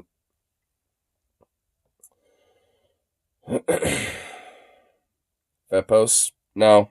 Oh, no. I mean, not fat posting. It's just more like rambling. Rambling posting. Ramble post, more or less. But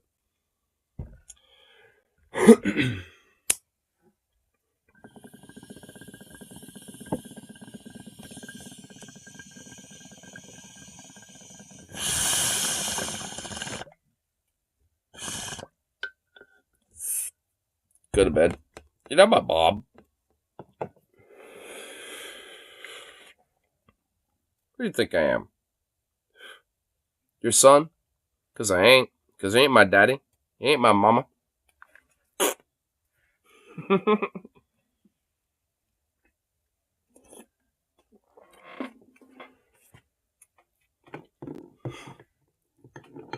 What are you going to do, huh? I'll transfer myself into your mom. You're not even old enough to be my mom, bitch. You'd be old enough to be like a cousin, an aunt, a sibling, maybe any of those, but not a mama, not a daddy, none of that shit. So, get fucked all, son.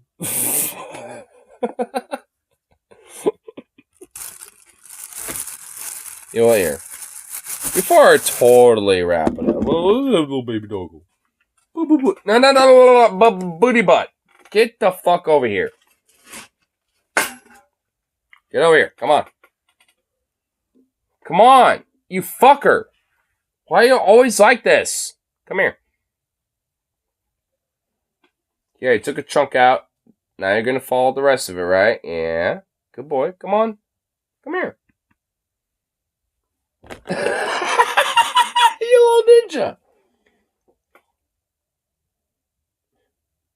Come on. Dude, he does not want to. He knows what I'm about to do. He does not want to come over here, so he's trying to sneak all the meat that he can out of my fucking hand. He knows what's about to happen, dude. Come on, dude. Sukov, you little fucker. Get over here. Come on. Come on, bro. Come here. It's right there. I know girls started 2 with a 14-year-old, so numbers could work. You want to be a teenage parent?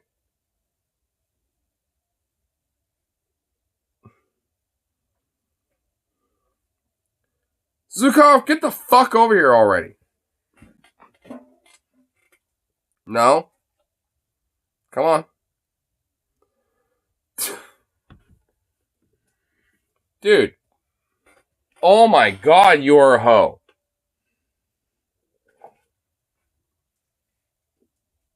What, you think? Yeah, that's right. I got you, bitch. I got you, bitch. Got you, bitch. Yeah, that's right. Got you, bitch. Now you're in my lap. I got you, bitch. Ho. Trying to grab the rest of the meats. That's right. Know your place. This is a good boy. Boo, boo, boo, boo, boo. Paw? It's that. Okay, there we go. Good boy. I heard you, Mickey. Okay, I hate how Mickey is nocturnal because his little rummaging drives me nuts.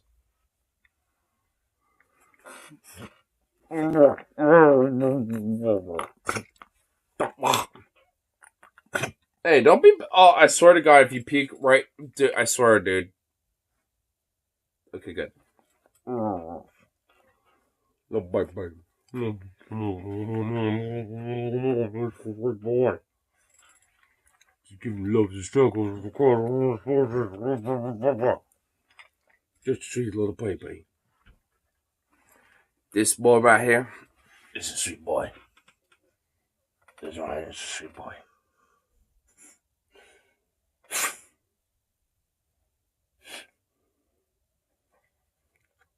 You just a little sweet boy. You sweet.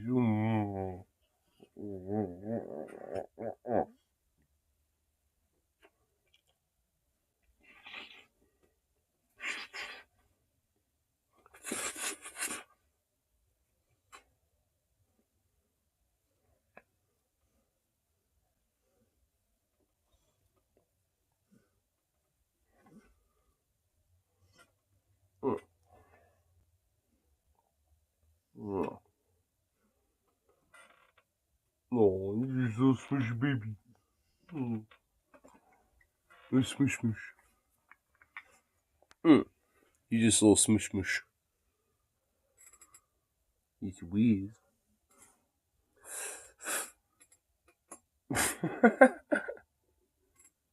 Little goofball. You just a little goof. Oh my god, this little foot just sticking out. You big goofball.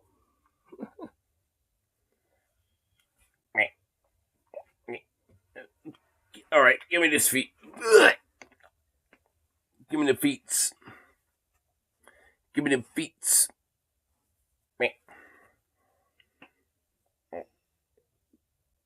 There we go. I just got wrapped up like a little egg.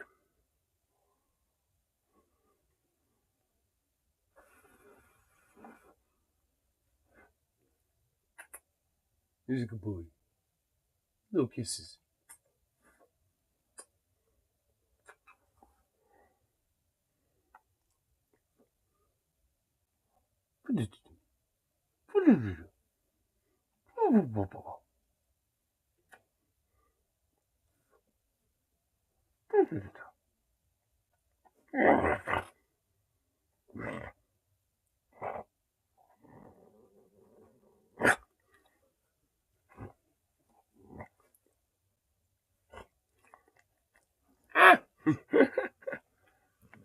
Oh, you big goofball.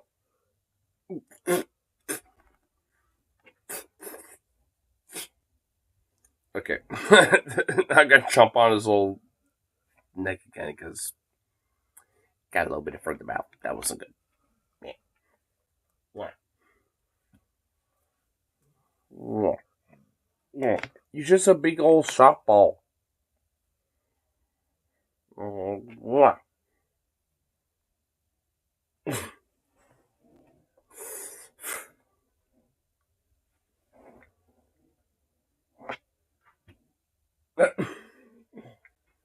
So easy to fucking flip his little ears around. There we go.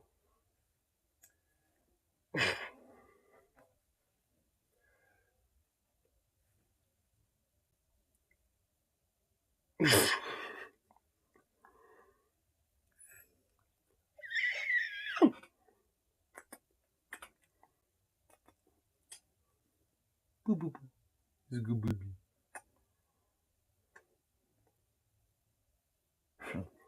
Hold on.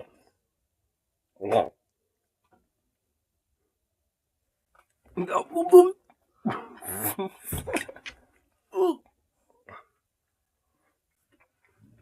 Whoa. Really?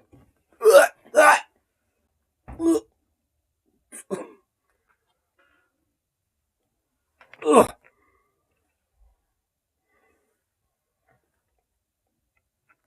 Are you fucking real? Or for real? Ugh. Bruh. Ugh.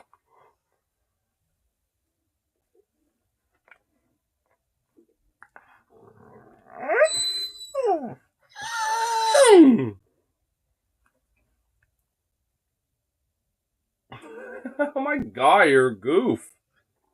You're a nut, bro.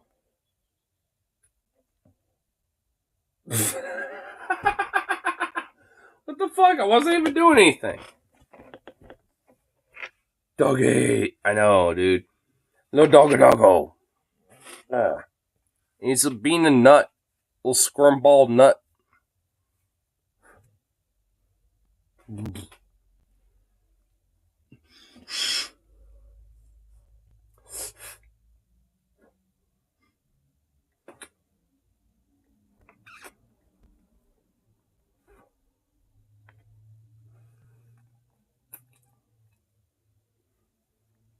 He's a good boy. He's a good boy. He's a smoosh. He's a wish. Oh. Just plops. Just plops out a little head. And he's like, a goof. Oh.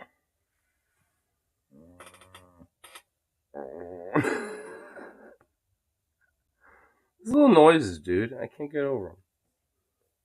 So cute.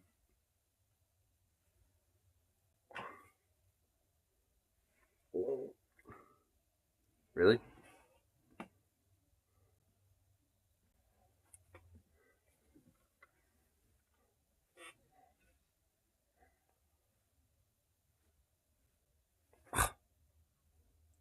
Lame. What did you even do? Are you dead? What is this?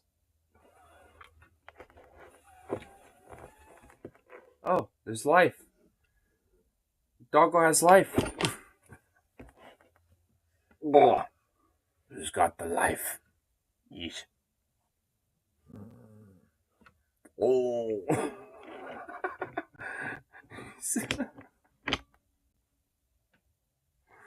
These little grunts, dude. These little grunts. They're too ridiculous. What the, you fucking a ragdoll, bro.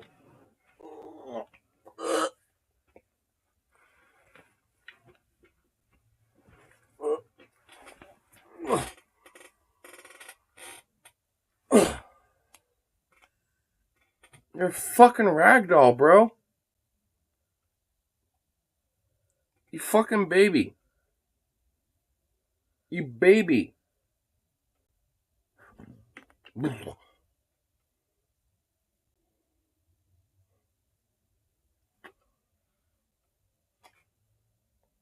He's a baby. He was just a little baby. But oh my god, you're ridiculous. What is this? Excuse me, buddy. Come here. Come here. Oh. Oh.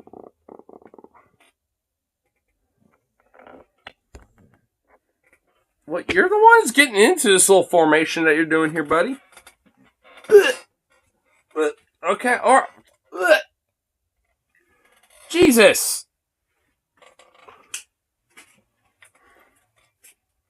I don't need my nuts squished. Thank you.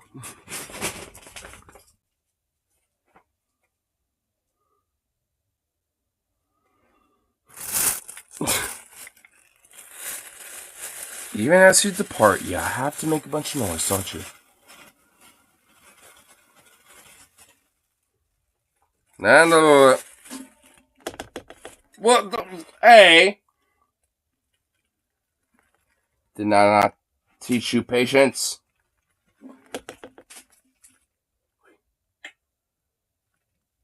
Hey.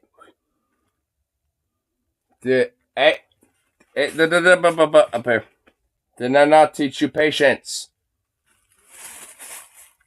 Hey, don't smack my face.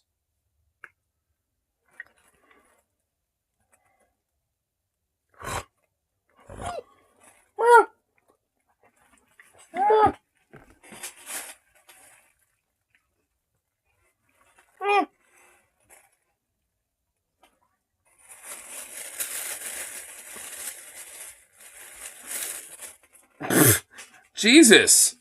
You're not even fucking fazed by anything! Ah! Like, fuck you, Dad.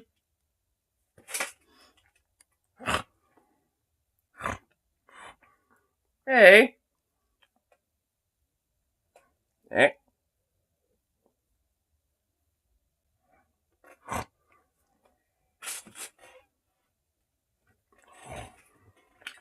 Ah! You're insulting me.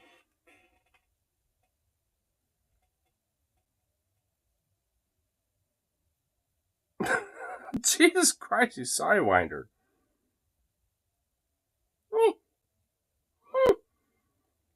Eh. You're gonna be a patient boy. Oh my god. Look at you fucking nut.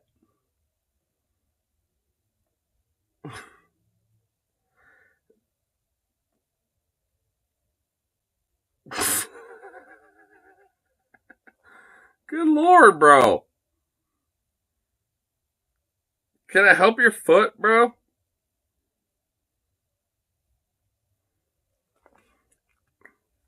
Ah! Ah! Ah! Oh my god. You freak.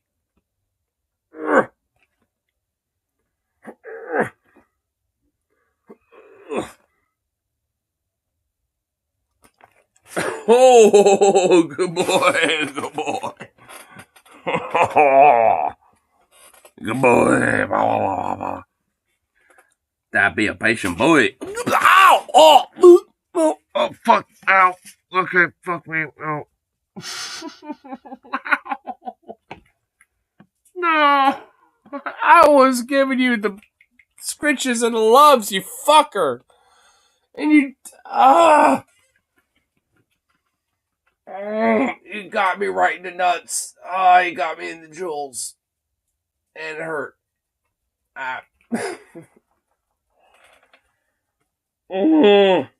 Bro, why did you do that? Dude. Bruh. Oh, he's giving me the look. You fucker. You know what you did. You know what you fucking did. Oh my god. Just doing that just really emphasized the wave of the pain.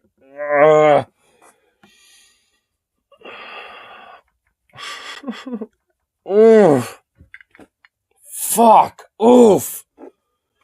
I'm feeling that one in the morning, that's for sure. Or I guess in the late afternoon. Who fuck? I'm feeling that when I wake up. That's for sure. I'm gonna wake up and feel that one. That's for sure. Like, fuck. Oh. God, Dude, you fucking got me good, dude. Jesus Christ. Oh. I am feeling that right now, dude. Okay, well, that's a wrap, I guess. Fuck. Oh. I need to get food anyway. I was already hungry as it is. But fuck. God, oh man, dude, I'm feeling that internally now. It's like the wave in the, it's in my gut now. Oh, it like the pain transferred from the jewels to the gut. Bruh. Dude, he just fucking like Mike Tyson my ass, bro. Dude. Oof. Knock the fuck out. Oh. Fuck. Dude. Yeah, fuck you too. Look at how cute little ball on you little fucking bitch. Oh, can I even hit this bull, bro? Oh, I was about to, but oh, dude, a wave hit me again. Oh, dude, this is like the first time in a minute where I'm feeling some waves, bro. The waves of the pain. Oh, God, dude, that's a... Oh, fuck. Dude, this is the first time in a minute where he's just hit me. Oh.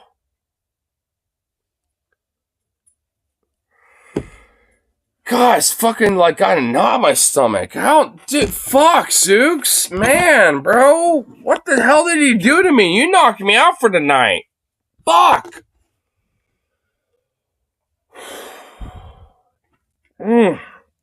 Hopefully this makes me feel better. If not, it's gonna make me feel worse. Either way, this is the last bowl I'm taking. Ugh.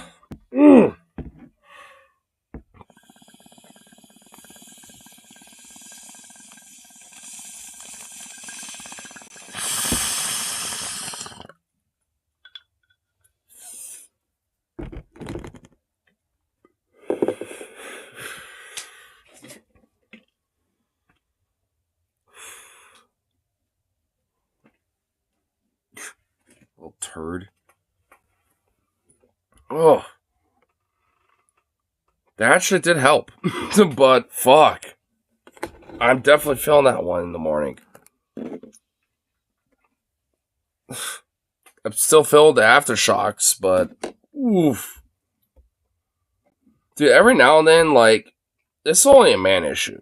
Like, honestly, I will admit. It's only, like, a thing where, like, a dude kind of has to suffer with. But, like, sometimes, like, a good hit in the jewels will just, like, permeate in waves. Like, in your gut kind of shit. It's like, oh. Every now and then, there's, like, a perfect shot to the jewels where you're going to be down for a minute. You know what I mean? Like, that was my moment, bro. Oh, that was my moment right there. I was already sitting down, so I was kind of already good with that, but fuck. Oh, I haven't felt that in a long fat minute, dude. Oof. Oof. Oof. Sweet boy, but an asshole. He's an asshole, man. He's an asshole. Major asshole. I knew it. I'm surrounded by assholes. Keep firing, assholes! I hope someone gets that reference. I really hope someone does. If not, I'm disappointed. Immensely disappointed.